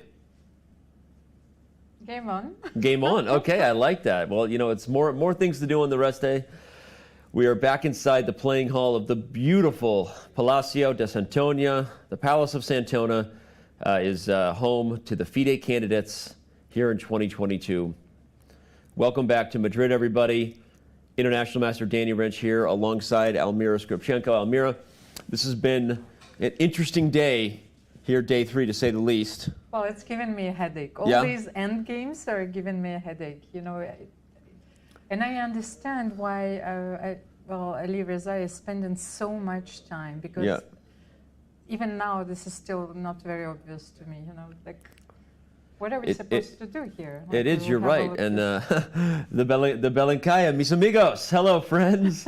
My friends all around the world. Hope you enjoy that. I never get old of the Spanish guitar, so you guys might get tired of hearing my voice. Just find a way to split the audio and kill my voice and raise the guitar up. That thing is jamming. Mis amigos. But okay, you said it's giving you headaches. It's giving Alireza a headache right now because it's so funny. So Hikaru played c3 and got up very confidently. At the time, we weren't really thinking about it, right? Because this position has been headed toward what we think is going to be a win for Firouzja. It looks very hard to stop the kingside pawns. But maybe Hikaru sees something that the rest of us don't, that this is not so easy, because Firouzja's thinking maybe there's a reason for that. So let's say we take on c3 first, like an obvious. Are we ready to? Yes, we need to. Yeah, I mean, I think there's a reason he's thinking. I think you're right. I think we should dive in here and just try to figure out why is Firouzja taking so long here in a plan that we thought maybe was more clear. It's not so simple. So probably like half of our audience is already asleep. No. The audience is not asleep. We've got a lot of people tuning in. Everyone's excited for this result. This is the battle we've all been waiting for. Can we just like celebrate that Firouzja and Nakamura are finally playing over the board classical chess? Okay, we'll look at it. B takes c3. First, yes. Let's see what's wrong with B takes c3. Why? Knight takes c3. Okay, king c2. Uh-huh. That's just something very simple. So probably knight d5 back. Right. I understand that Hikaru wants to keep, you know, this option of playing b4 when we will bring our king to the center. So b4 and then a3, a2, something like this. Yeah. Trade off the pawn. Mm-hmm. So let's see. Can we play king d3 here immediately, or? Well, no, not right away, because knight f4 check. Yes, once again. So play this move first, I think. Okay, like bishop g5, of course. This is the line we looked at the last time we were at the board, which, by the way, everyone was probably like 40 minutes ago, because Firouzja's been thinking. But e5. Okay. Oh, I think I just realized one idea. If you play king d3, do I have knight f4 check? Ah, you mean? I think I do, because the king and pawn endgame is winning for black. Mm-hmm. So you cannot take. What a crazy idea. Of course. Okay. So what a crazy idea, and black is actually queening. So e5 actually makes it hard on white to come forward. And if you play king d2. Okay, let's say king d2. What can you do here? Can you play b4 here? Because you cannot play... No, I don't think you can play b4 because you can't ever take it because of knight f... No, but I want... Yes, bishop f6 is still a threat. But can I create...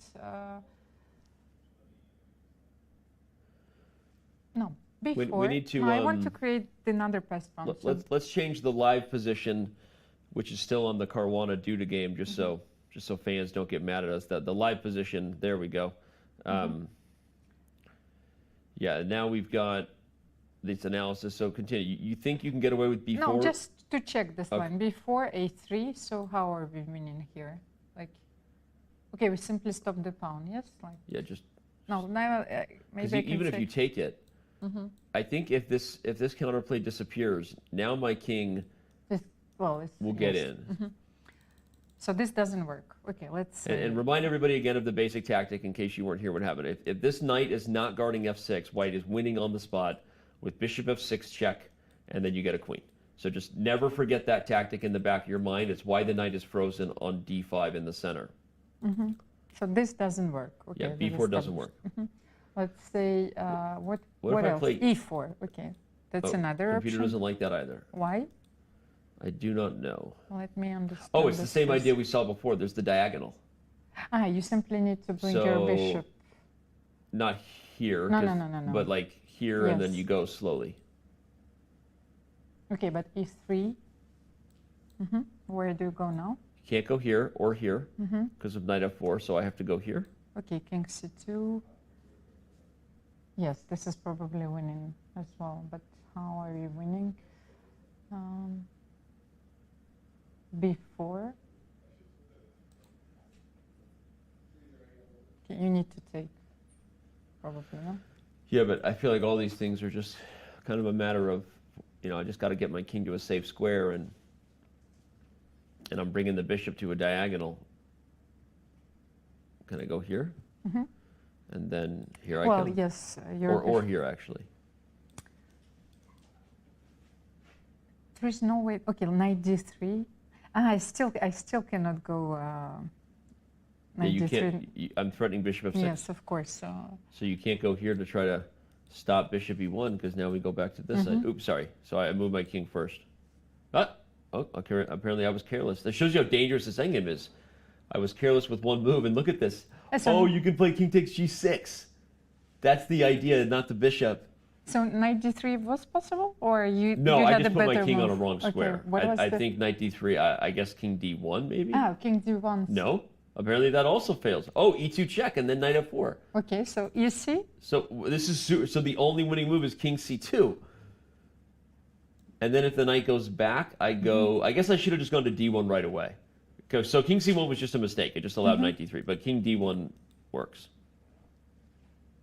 But it's like it's a study. Yeah, this is a study. Well, it is a study, and it also again shows us why Firouzja has been studying the board now for more than a minute. This is not an easy position to play, and again, Hikaru knew that something was up when he played c3, and I think that we saw a very focused, kind of a nervous, right, a very deep in think Hikaru Nakamura, but it wasn't like he was just twiddling his thumbs there. He was working super hard. Right, and it shows you that he was thinking about something, because as soon as he played c3, he knew that Firouzja's work was cut out for him. So, all right, well, Alireza's got to figure this out. His work is cut out for him, and so we're going to let him think about it and remind you again who this rising star representing France is. He has a very bright future in classical competitive chess and all kinds of chess. Let's bring up our Chess.com profile once again. Considered by most as the rising superstar in chess, Alireza Firouzja makes his candidates debut here in Madrid. The only teenager in the tournament, Firouzja is the youngest player ever to break the 2800 rating barrier. Born in Iran but representing France, Firouzja strikes fear in his opponents with his array of surprising tactical shots. Alireza qualified for the candidates by taking first place in the FIDE Grand Swiss. He also followed up that performance with a strong finish at the European Team Chess Championship. Coming in with heavy expectations, Firouzja has a more than reasonable opportunity here to become the youngest winner in Candidates Tournament history. With that, the teen prodigy would take one step closer to potentially knocking Magnus Carlsen off his championship perch. Will he knock Magnus Carlsen off his championship perch? Who knows? It would maybe be similar to when Kasparov knocked off Karpov from his perch. Is that a comparison, Elmira? Well, I think it's a perfect comparison. Well, first of all, do you remember, Danny, the first match Garry Kasparov played against Anatoly Karpov? Because that was yes. that was What, still the 85? match. Yes. Okay, yeah. That was still the match that was played according to the ancient rules. Yeah, no, it is a match that every chess player thinks about and goes, "What were they doing?" It was a match that lasted months. It's insane. Go ahead. Yes, but that's because this was, we should probably talk a little bit about the history of the World Championship matches, because not always they were played like only, like now we have 14 games, before there were 12 games. Rapid tiebreak. Rapid, yes, because before, for example, they were playing for the first one to win 6 games. And, so it could last for months. Yeah. So that was why this match, I think, was stopped after 6 months. Yep. And then they changed the rules. Yep. But that was it. Well, they had to change the rules. So again, and I see the chat coming in. Yeah, the Garry face is, sorry, everyone is commenting on the Garry face. So I just have to call it out. Yes, we picked a pick of Garry. We picked a pick of pickled peppers for Garry. Maybe he's smelling pickled peppers and that's why he looks like that. But Elmira, no, it's crazy. That match, 6 months. Like, let that sit in, everybody.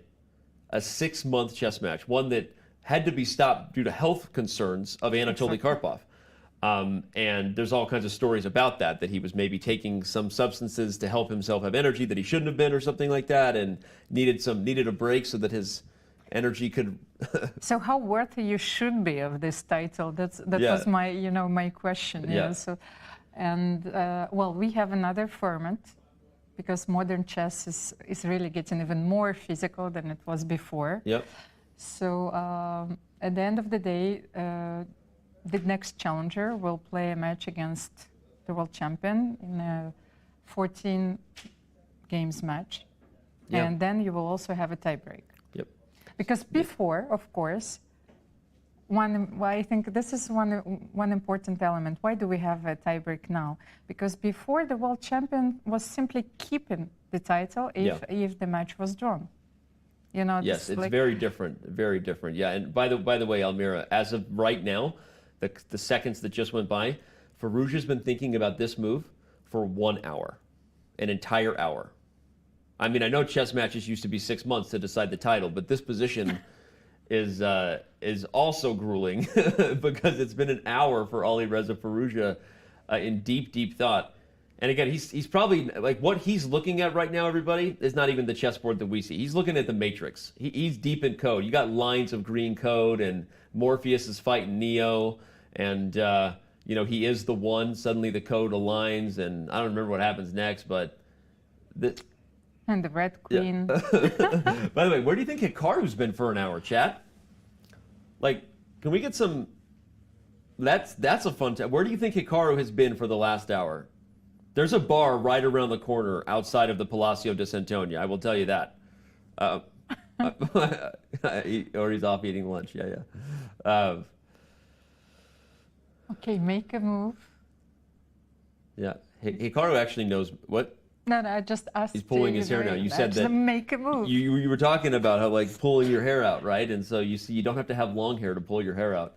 Hikaru could be eating lunch. Hikaru, by the way, is a bit of a foodie. For those who don't know that about Mr. Nakamura, a friend of mine. I've known him for a very long time. I remember he took me to his favorite sushi spot last time we were in Florida. Hikaru, that Hikaru's a bit of a foodie. He loves nice food places, loves the research, loves figuring out. Well, I have another story because you know that I manage a restaurant. He loves pineapple cocktails. Go ahead. No, I was just telling that next time you're in Paris, like, basically that's why I've been off from the chess tournaments. I'm managing a restaurant. So, okay, really? So, yes. Oh, I didn't know that. Okay, so more things about Elmira we didn't know. We're learning about the players with our player profiles. We're learning about Elmira running a restaurant. So someone just told him, hey, buddy, put down that pineapple cocktail. Head on back to the board. B takes C3. He immediately plays knight takes C3, and he's up again, wandering about. He is a confident Nakamura right now. And again, I'm just like really impressed right now. I don't know that he's gonna hold this, but it would seem the longer the engine thinks, Almira, the closer that eval bar is getting to equal. Well, I can see this, of course, but we still didn't figure it out. We didn't figure it out, but we don't have a clear win in mind right now either necessarily. So King C2. Okay, I think that this game is going. Yeah, this game is getting closer and closer to draw. We'll stick right here for the ending because Firouzja Nakamura is going to take us home. This game is about to have a handshake in peace in T-minus 10 seconds. 10, 9, 8, 7. I said 10 seconds to be a draw. 6, 5. Come on, make me right. 3, 2. Oh, they didn't offer. Just offer the draw. Okay, but it's a draw. He just look at that. A3 allows the fork. Play King C3. He makes him. I was gonna say, do it the funny way, Fabi. Come on, Fab. He'd be like, Danny, that's the stupidest bleep and bleep I've ever seen. All right. Well, there you go. I am wrong on my prediction yet again. At one point in this day, Almira, I thought I was on pace for 4 for 4. Actually, now I understand why we're not allowed to wear white on the show. Oh, yeah, look at you that. See, yes, that's now, of course, like, when I have this image, we have clear instructions of the colors. Yeah, so. Caruana and Duda have played a few times. I don't necessarily know that they're super close friends, but they're just engaging in the normal top level player banter, right? This is because the reason they'll banter about the specific game, right, Almira, is because right now they're analyzing the game itself, which is not opening prep. It's not what their strategy was coming in. Those are the things that you'll never see. But unless the players dislike each other, which some do, but unless the players dislike each other, they will pretty much always engage in some level of, hey, in the critical position, I thought I read Fabiano's lips talking about this F4 idea, so maybe Duda missed it as a way to equalize. I don't know. What do you think? Well, it's not so clear to me for the moment, but I think that's maybe more to the openings ideas, like if. Oh, they were talking about the F4 opening idea? No, like I cannot read their minds, but maybe C4 like instead of knight C6. I don't know. Interesting. I felt like they were talking about the endgame one because I assumed that they wouldn't be talking about anything they brought from a preparation standpoint. But okay, as we see, everybody, 3 games are in the books. Almira, trace. 3 draws today. 3 draws today. We have 1 game left. We have 2 more moves already having been played on that board. Oh, I wasn't paying attention. So Firouzja has now played King C2, and Hikaru immediately puts that knight back on D5. Remember, it has to guard the F6 square. Okay, so we cannot play King D3. We know that. Yeah, we've established the things that Firouzja can't do. So how are we going to continue here? Once again. Did you start with bishop h4 first, or king d2? Okay, king d2. Well, you wanted to play bishop g5, and I wanted to play king d2 here. But you might be right, actually. Why can't we be more aggressive for this idea? We haven't looked at that yet. But then, well, you said e5. Like even after bishop g5, e5, it's the same. But there's something to inducing the e-pawn. Maybe I don't know. Maybe not. Maybe not. We have to make a move anyway. There is no other move for black. King h8, king g7 is also like a possibility. Black can sit. And there's no black can't play knight f4. Oh yeah, I forgot my own idea. Yes. Of course, bishop 6. Yeah, okay. So there's no black is still frozen. So unless I'm blundering, with king g3, you cannot play knight f4. Yeah. So but can we start with king d2? King d2. Like not with bishop g5, but king d2, just without e5. Not bishop h4, not here. So you just want this right away. Okay. So you play d5. I cannot play king e2, so... I was thinking, we have, this is a study-like position, so we have to find it zugzwang. It will only work like if you find it zugzwang. So if I'll put you in a position where like any move you will make, you will lose. Yeah. So let's have a look. Is it possible? No. Yeah, and what Almira is saying, I think, is a super instructive way to approach these types of positions in your own games, because what we're doing is really in some ways not the right way to do it. We're like analyzing and guessing moves. What you have to do, what the players are doing, is trying to just visualize. It's like you have to think about where you want to go before you get in the car, right? What is the goal city, right? Where are we driving to? And so if we're visualizing something where black has the pawn all the way to e3, let's say, and you can't advance any further. So you can't play b4 in a position, because if you move the knight, I'll have bishop f6, and you can't advance the e-pawn because I'll take it.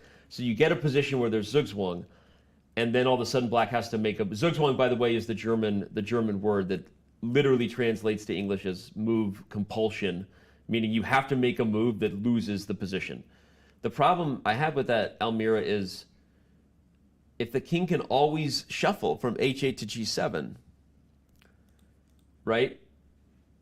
Unless there's a way to break down the blockade of the knight and pawn sort of holding squares, I don't have a zugzwang in my head, right? I can't visualize a goal position for Firouzja that's winning.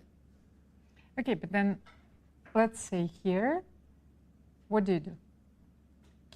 Can I play king e1? Okay. So to be clear, I guess we could visualize. Okay, if we just put the king somewhere, there is a win for sure. Don't get me wrong, but how do we get there? So king e1, black just sits tight? No, maybe like you can also use my idea of playing b4 here, exchanging. You cannot take on b4 once again. I love every time Hikaru walks in the background chat says a wild Hikaru appears. But b4 and a3 then. You know, you cannot take a3. A wild Hikaru appears. Black is winning. So you cannot take on b. Okay, so that's why you cannot play king e1, of course. Well, you could maybe come back and maybe you're still drawing, but okay. Yeah, so you don't want to do that. Okay. This is why Hikaru was so thrilled when he saw c3. Perhaps what he visualized is he knew the king was going to be trapped. If you ever try to run, at some point I'm going to play b4 and push him, baby. Look at Hikaru in the background. He's getting his grocery shopping done. He's getting his laundry probably taken to the laundromat. We all have to do laundry while we're here in Madrid, because we're going to be here for way too long. Do we have like a super powerful computer? What is the evaluation? What is the assessment? Okay, we cannot make a king move. We have to make a bishop move. Well, I keep coming back to bishop g5. This was your idea. And then, okay, let's say e5. Well, because at least here I'm threatening king d3. Okay, e5 anyway. Okay. And what can we do here? Oh wait, again, I forgot about knight this awesome knight f4 check, and then black can win. This is just crazy. So, crazy. E5. The foresight for Hikaru here. Look at that. Firouzja's dejected. I think he's frustrated. Frustrated with the... Well, I think, the more we look at it, and he spent how much time on his two moves. At one point, he was an hour and a half up on the clock. Now he's a half an hour behind.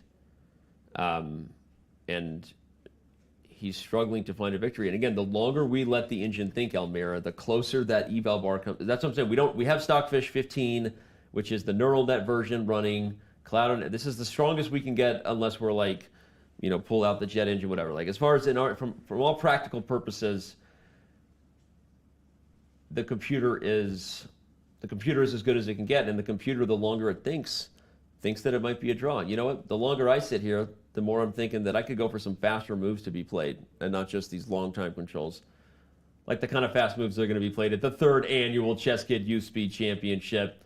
We'll feature 8 of the top youth players from around the world in a series of blitz matches. You might think that sounds silly at first, but let's not forget, Alireza Firouzja first turned heads in the Junior Speed Chess Championship he played on Chess.com almost 5 years ago.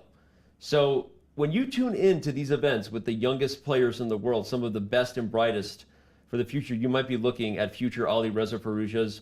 I think Jeffrey Zhang won one of our first ever Chess Kid National Championships that I organized back in 2011. Take that, Fun Master Mike. That was before we even hired you, buddy. Just kidding. Love you, Mike. Anyway, you can catch all the action June 20th at twitch.tv/chesskid with your host, Fun Master Mike, Ketty Tetsalvasvili as well, and WFM Maria Rodrigo. So, Almira, I know you haven't played in these online events. We're going to solve that next year. We're going to get you in. Well, it's basically that I haven't played in many online events at all. It's not like on the I know, yeah. It's like I really love like over-the-board chess, and during the pandemic, I didn't know who I was anymore. Like I was not in online chess. No, I didn't play at all. Like maybe I played maybe during the pandemics. Like Yeah. I played maybe like a few tournaments to support women's chess. Yeah. And that was it. So coming back to the food, you know. So so what kind of food do you like? We're back to the board. Almira knows who she is again. Over the board chess has returned. So what, like you were talking, like coming back to the foodies, like you said that Hikaru was quite a foodie. Yeah. So like what kind of cuisine do you like? Me? Yes. Everything. There's Everything. nothing I don't like. Okay. There's not a single type of cuisine that I do not eat. Some of the candidates actually, came to my restaurant. They played some plats. Yeah, of course. Really? Yes. Which ones? Fabiano. Okay. Richard.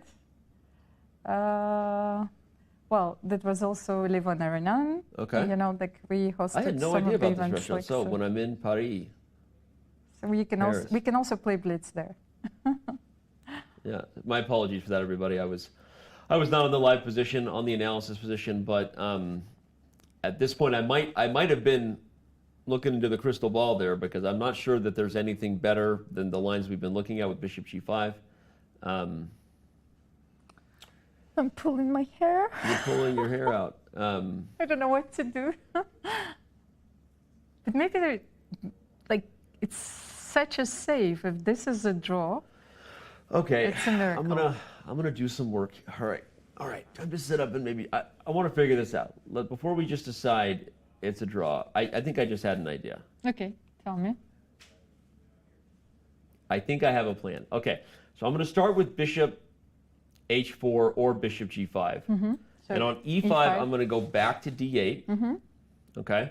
I know what you're thinking. I will King H8, I think, and just I need to keep the status quo. King H8, but here was one of my thoughts was, if you play B4, actually, I lost my thought. No, you need. Okay, I don't know. Okay, because my point is, we can't ever run. If we run. Yes, you need to keep your king close to the pawns. Yeah, if we run, then there's.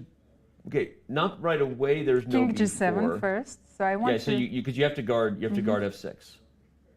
Maybe. No, maybe you don't. Okay, then I go back. No. I don't see any difference. If I step too far, we know this is a landmine square. You can't go to E2 because of the check. You go to E1, and then finally, again, here comes B4, Schmarnet. And if you take it, je baited. Sheboygan, Wisconsin. It's black who wins. So how do you make progress? I had another idea. So is there any way that I can play Bishop G5, Bishop H6, and to make you move the pawn? Can I zugzwang you in this way? Bishop G5, okay. Yes, E5. Bishop G5, E5, Bishop H6. Yes. The king goes to H8. And now, can I do something here?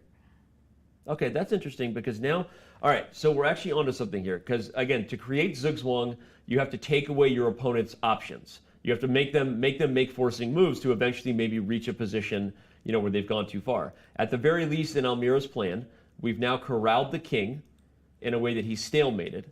So if we can force black to do something he doesn't want to do with one of the other pieces, because the king has no legal moves, maybe there's a chance. So. But on the other hand, like you're threatening to win the G6 pawn. So. Knight E7 and Knight G6. Yeah, because that's the problem with the bishop on it. So that's actually a really instructive point for everyone wondering about this. This is why this isn't a threat, because the moment you're not threatening bishop f6, the knight is actually free to move. So you're actually threatening both knight f4 and knight e7 for the record. And both of those moves, black is suddenly with chances. All right. So you have to keep your bishop on g5? Yeah, you have to keep your bishop on g5 in order to, or at least this diagonal. Yes. Sorry, not that diagonal. This diagonal. All right. Okay. He's going for bishop g5. Okay, he plays bishop g5. Like I said, I think I was predicting the future. I think Hikaru will come back and quickly play the move e5 if I had to go. There he is, back from lunch. Hey, buddy. Hope you got all your groceries done. There's a shop in the corner that had surprisingly fresh peaches. I had one this morning. It was delicioso. Delicioso. It was, I'm not kidding, actually. E5 played instantly. Again, Hikaru is like, I got this, bro. Hikaru's foresight to understand that this was going to be a tough nut to crack is absolutely mind-blowing, and this changing the storyline of the day from brilliant preparation by Firouzja, which did indeed get him an advantage. There's no debate that he's the one playing for a win here, but as you look at the board and as we just beat our head against the wall, literally beating our head against the wall, there's nothing here for, okay. Yeah. I think that, well, Hikaru, he's so expressive. So, like, what we are watching actually is a real show. You know, we have chess games, but we also have a drama, but we have a character play, so Oscars. We've got so much. We've got acting, we've got drama, we've got chat, we've got votes on songs we're going to sing at karaoke. We've got Hikaru off in the wild. I wonder what he's doing. Maybe he's preparing for his next performance at the Chess.com Rapid Chess Championship. We're taking a bit of a break for the candidates, if you didn't know that, but the RCC returns July 2nd. 7 weeks remain before we ultimately decide who the 12 will be that are invited to the $150,000 final. Who's going to lock up their spots before the knockout rounds begin? You catch the action every weekend. It is literally every weekend except right now during the candidates. So, all right, we're going to take a very quick break. Don't go anywhere. When we come back, we're going to come right back into this. We see the moves are being made, but this is our last break likely. So don't go anywhere. We return to Madrid for round 3 of the FIDE Candidates in just a few.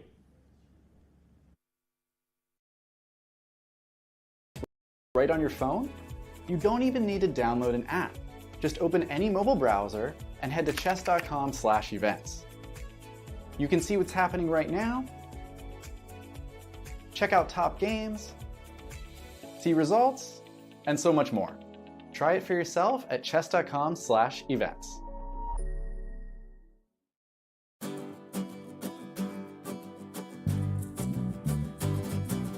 This club is called Amigos del Retiro, friends of the Retiro. The Retiro is the most big and important park in Madrid. It's a very important park in the city because it's right in the center. If you want to play chess, you don't know the place, this is maybe best one in Madrid. Aquí tenemos, viene gente para aprender. Y se hacen muchos torneos a final de mes y los domingos y pues es muy común venir aquí y echar unas partidas y sí. Hoy, porque como se juega candidatos aquí, pues queríamos hacer algo especial. Sí, hoy voy a dar la simultánea y a ver qué tal se da, a ver si juego bien y no consigo soltar puntos.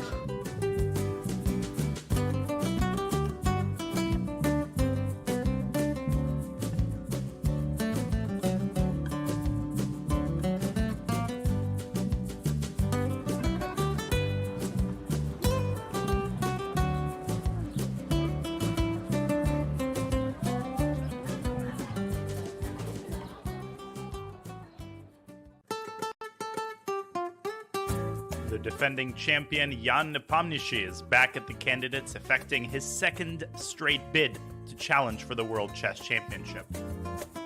One of the more experienced players, Nepo brings to Madrid an aggressive style that is both challenging to face and entertaining to watch. 2 years ago, Nepo made the most of his debut in the candidates. With a round to spare, he won the event in convincing fashion. That's all he needed. Jan Nepomniachtchi is the 2021 World Chess Championship challenger.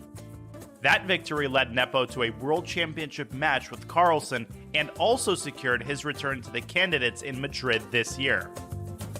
Despite being one of only 2 players in the field to have won the candidates, the expectations for Nepo are not particularly high this time around.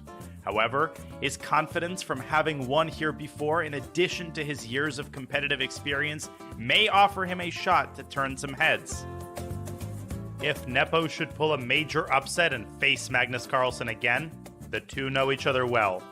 Nepo has competed against Carlsen for decades, ever since the two prodigies were 12 years old.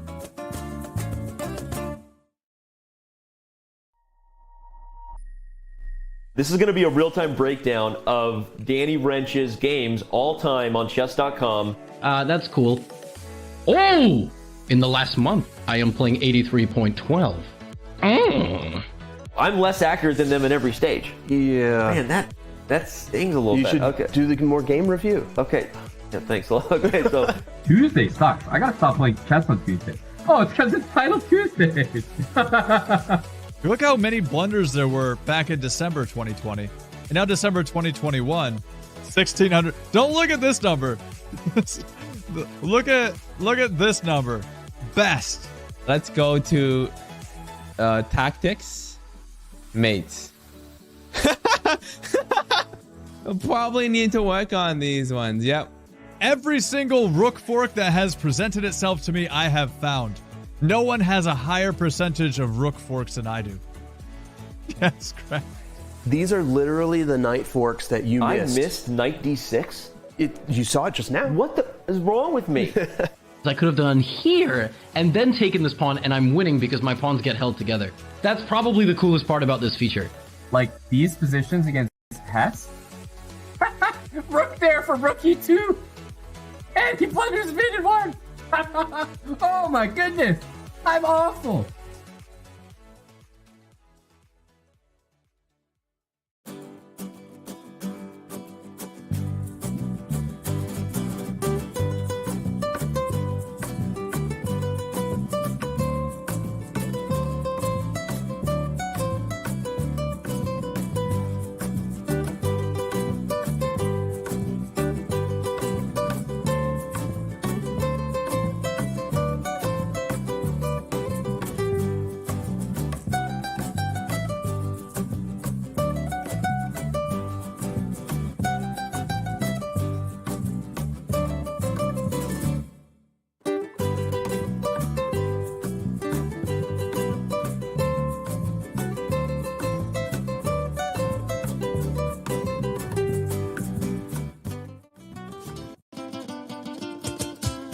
Madrid.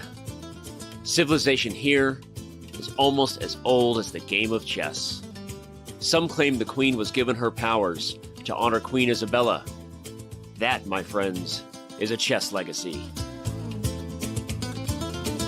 Passion for chess continues to thrive in Madrid. For the first time in 30 years, Spain's capital plays host to the candidates, the most important tournament in chess. At the Palace of Santona, the stakes are high. 8 of the world's best players competing for the right to challenge for the most coveted title in chess, the World Chess Championship. The candidates is grueling. The winner requires mental endurance and unbreakable focus. There are those familiar with the biggest stages in chess, yet still chasing unfinished business. And others from the next wave of stars with little patience for yielding to those before them.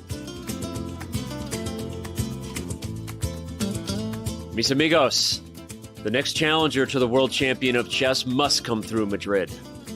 Like Queen Isabella before them, the candidates is all about leaving a legacy.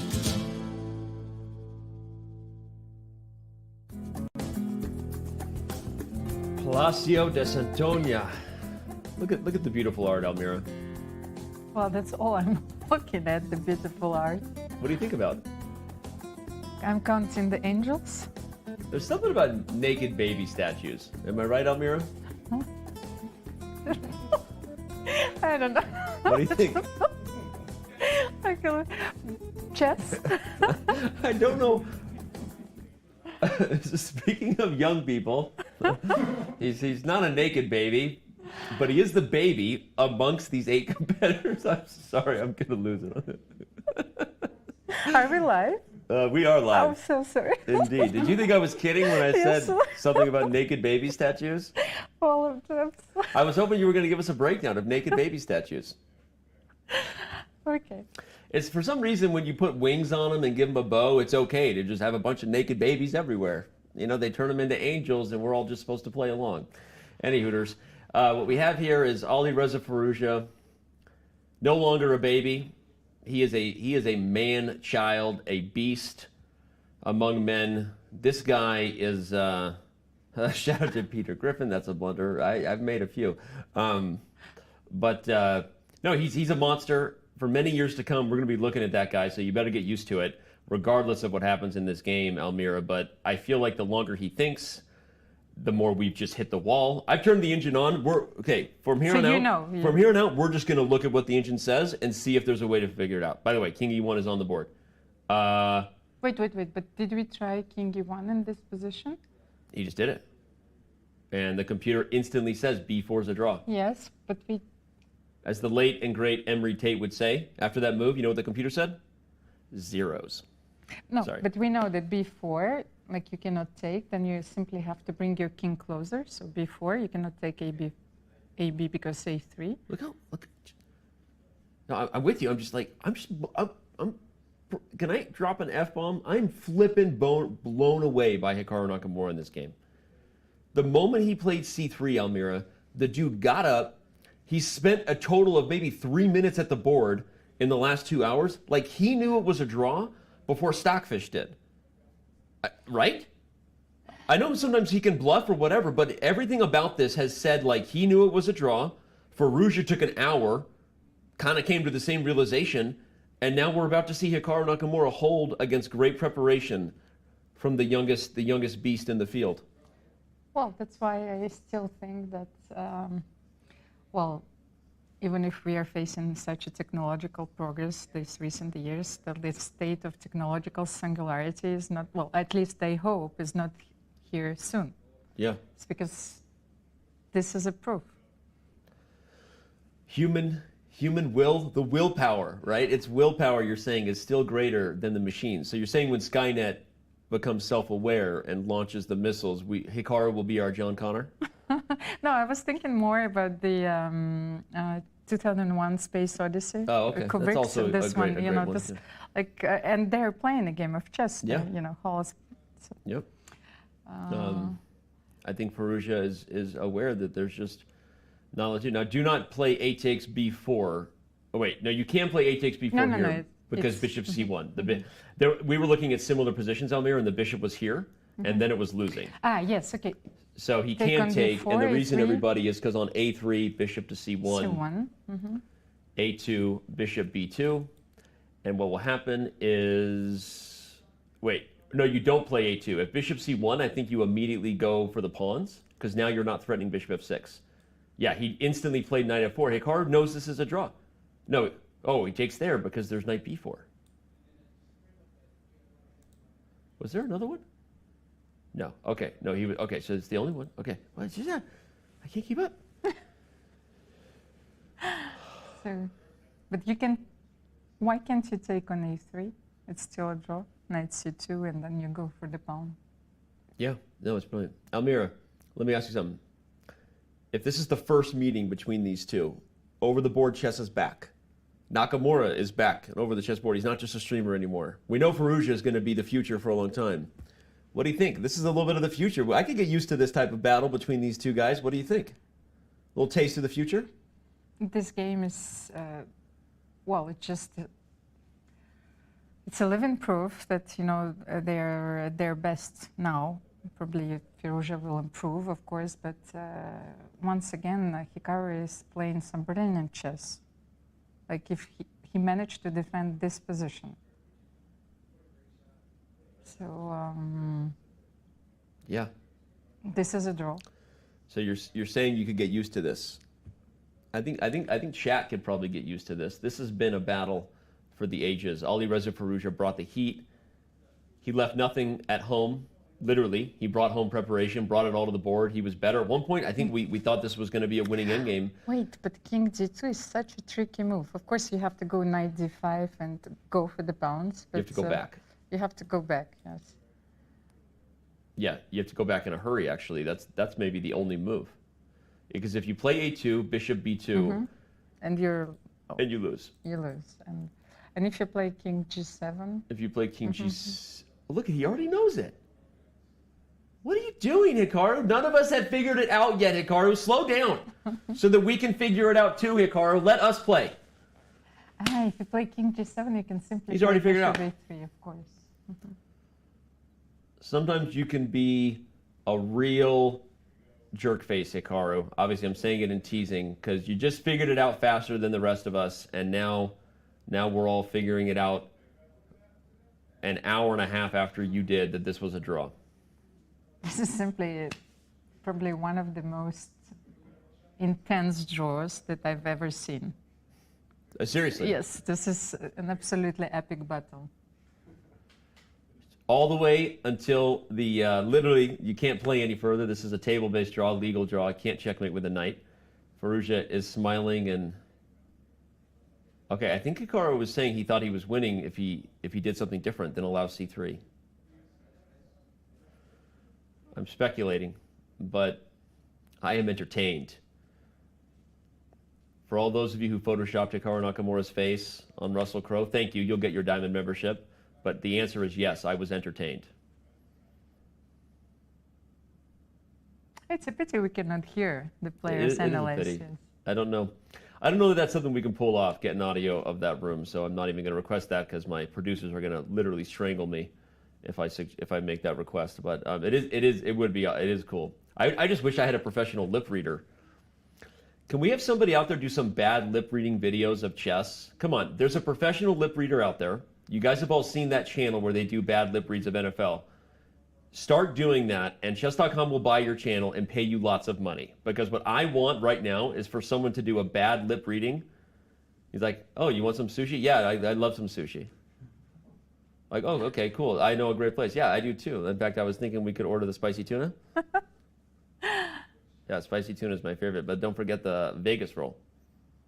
Ah, Vegas roll. Yep. Uh-huh. Yeah, Vegas roll. Yeah, Vegas, I like it. I like the volcano roll too. Yeah. By the way, that's our own Maria Emerlin over in the background. Shout out to Maria. We love you. We love your work. Okay, yeah. No, for sure. But sometimes you got to go places with a noodle dish too, Hikaru just said. Well, I agree. I also like noodles. You have a lot of hidden talents, yes. Okay. If someone starts doing a bad lip reading channel for chess, I'm not kidding. Chess.com is going to pay you a lot of money. We're going to hire you. We're going to buy your channel. So you can sign me up now. Like, so whoever you are out there, I've had this idea actually for several years, and I've learned it's actually a lot harder to do. You really have to be a great lip reader, but that is content the world needs. So there you go. The challenge has been made. All the games for day 3 have come to an end. And they were all drawn. They were all drawn, which means I was wrong. Go figure. We had 4 draws in the books at the Palacio de Santona in Madrid, Spain. And this is how they won. Mary, okay, do I even have to ask the game of the day? No. No? Go ahead. Give us your final thoughts on just how epic that Firouzja Nakamura first ever battle was. Well, this was absolutely... Well, this was an epic battle, of course, and let's remember how it went. They went for the Nemtsovich defense, a relatively calm opening at the beginning, so then Firouzja simply sacrifices a piece for a long-term compensation. Hikaru finds the only moves, I think, in the position to transpose it to a slightly worse endgame, and then defends it till the end like a computer. Yeah. This is not human, actually. This is just the perfect defense. Yeah. No, and again, and just to add to that, because I want to give a thought on each of these games. They all deserve a quick thought, but it was the way he did it, Almira. like played c3, gets up, and we're sitting here this whole time like, okay, we switched over to Ding Liren's game with Jan-Krzysztof. Sorry, now I'm spacing out with Rapport, right? We spent all this time everywhere just expecting Firouzja to move, and in hindsight, now that we've got this sort of 2020 vision, everybody, are you not entertained? I mean, that was mind-blowing. He knew it was a draw, and then he played instantly for the rest of the game. Like, he just held the position like it was freaking nothing. I can't believe it. It was well, but once you figure this out, then everything becomes clear. It's an evidence. So yeah. Well, do we want to let's quickly just give a small recap for those who may have tuned in late of the other 3 games. I will say that again. So Firouzja Nakamura was a draw, as we said. We just mentioned Ding Liren and Rapport in hindsight was maybe the game really with the most potential chances, but a very, very hard thing to judge Ding Liren for not playing the dangerous queen takes d8, so we have another draw. Caruana and Duda, I was personally a little disappointed. I'm saying that for my friend Fabi because I had this hype in me. Almir, remember the beginning of the show? I was like, all right, English attack by Fabi, here we go. But Duda, right? Credit to that young guy. Maybe we have a new future best Najdorf player in the world. NBL, watch out, right? Mm-hmm. Right? Radjabov and Nepo, sorry, not really giving a thought on that because it was a bloodless draw. We love you guys, but of course I'm sure we will see better fighting games in the future. So, okay, quick draw. That's what it was. So standings now as they sit after 3 days. Almira, I know you're counting the seconds till the rest day, but real quick, we look at the standings and biggest storyline of the first 3 days before we talk about what we're going to do on the rest day and get the bleep out of here. Well, first of all, I think that the first 3 rounds showed us what is the player's form. So it became rather obvious for me that Ding Liren is struggling, in this tournament for the moment. So does Timur Radjabov, and they are at the bottom of the of our standings. So it's very important. So Jan Nepomniachtchi, Fabiano Caruana, they're playing very well. Both won one game in this tournament, and we know how difficult it is to win at least one game. Yep. So, but everything is still possible. So they're followed by Jan-Krzysztof Duda, Alireza Firouzja, Rapport, and Hikaru Nakamura. So. Yep. Hikaru, the only person with the same digit in all 3 categories. They're a win, a draw, and a loss. It's kind of a funny looking stat there. So he's got the picket fence. So right? Hikaru also won his game yesterday, so yep. it means that he is having one decisive game under his belt. Well, these are the standings, as we said. After round 3, we're gonna, even though we're moving to a rest day, we're gonna preview the matches for Tuesday, and round 4 after our well-deserved rest day for both us and the players. I'll say it. I would challenge someone in chat to tell me a different sporting event that is harder to commentate on than what are we at now, Almira? We're at almost 8 hours of being live. Well, I have no idea. I mean, like an NBA game is 3 hours, right? An NFL game is 3 hours. I mean, like, this is exhausting, and I cannot wait for the rest day. I'm not ashamed to admit it, but okay, real quick. Yes, let's have a look. What's the big matchup we're circling for Tuesday? First of all, Ding Caruana, not because, Fabi will maybe even try to play for a win. Ding is out of form, but look at the score. He's leading at the personal encounters, so 5-2. And also another score, Rapport, has a 0-3 result against Hikaru. Yeah, that's interesting. Both American players actually might push with black in the 4th round. Nepomniachtchi Firouzja. This is a very interesting that's matchup. an interesting game for sure. And we also have Duda Radjabov, so they just have one draw. Yeah, I think the Rapport Nakamura, I want to unpack that stat. I'm going to on the rest day because I wonder how long ago were those games? What color was Hikaru? He has black. Has he gotten all 3 wins with white? So I'll unpack that stat a little more. But the other thing to mention again about the Ding Liren versus Fabiano Caruana matchup is we learned the context of that when Hammer was here, that a couple of those victories came when they were very young. So that's also good. It's obviously a lopsided score in the favor of the highest rated player coming into the candidates, but there's more there than meets the eye. And Nepomniachtchi and Firouzja, right? I mean, again, Firouzja hasn't lost in the event. He played fantastic chess today against Hikaru. Jan Nepomniachtchi also hasn't lost, the only other player to get a win besides Caruana. So, and Duda Radjabov, I don't know what to make about that matchup because look, they've only played one game, they drew it, right? It'll be really interesting to see what Duda brings with the white pieces. That's for sure, right? And you mentioned how this is revealing in the first 2 days of what are the players' form. I think right now Radjabov maybe is the one who's maybe struggling the most with form. I know Ding Liren also had that loss, but does that make Duda a little more aggressive with white? We'll find out, right? I think that Duda is always aggressive with white. Yeah. It's just that he doesn't need another reason, to be aggressive with white. So yeah, he is always aggressive. So, well, Amira, thank you for holding it down. We did it. We got through the first 3 days. We have a well-deserved rest day. I hope that everyone has enjoyed this. Right there, the Palace of Santona. What a great first 3 days we've had here. Another great view of that naked baby. Take that naked baby. Take that naked baby in, will you, everybody? Just go ahead and take a look at that naked baby. And we are going to see you on Tuesday as round 4 of the 2022 FIDE Candidates kicks off. We are going to enjoy the rest day in Madrid. I hope you do as well. Until then, enjoy, and we will see you on Tuesday, everyone.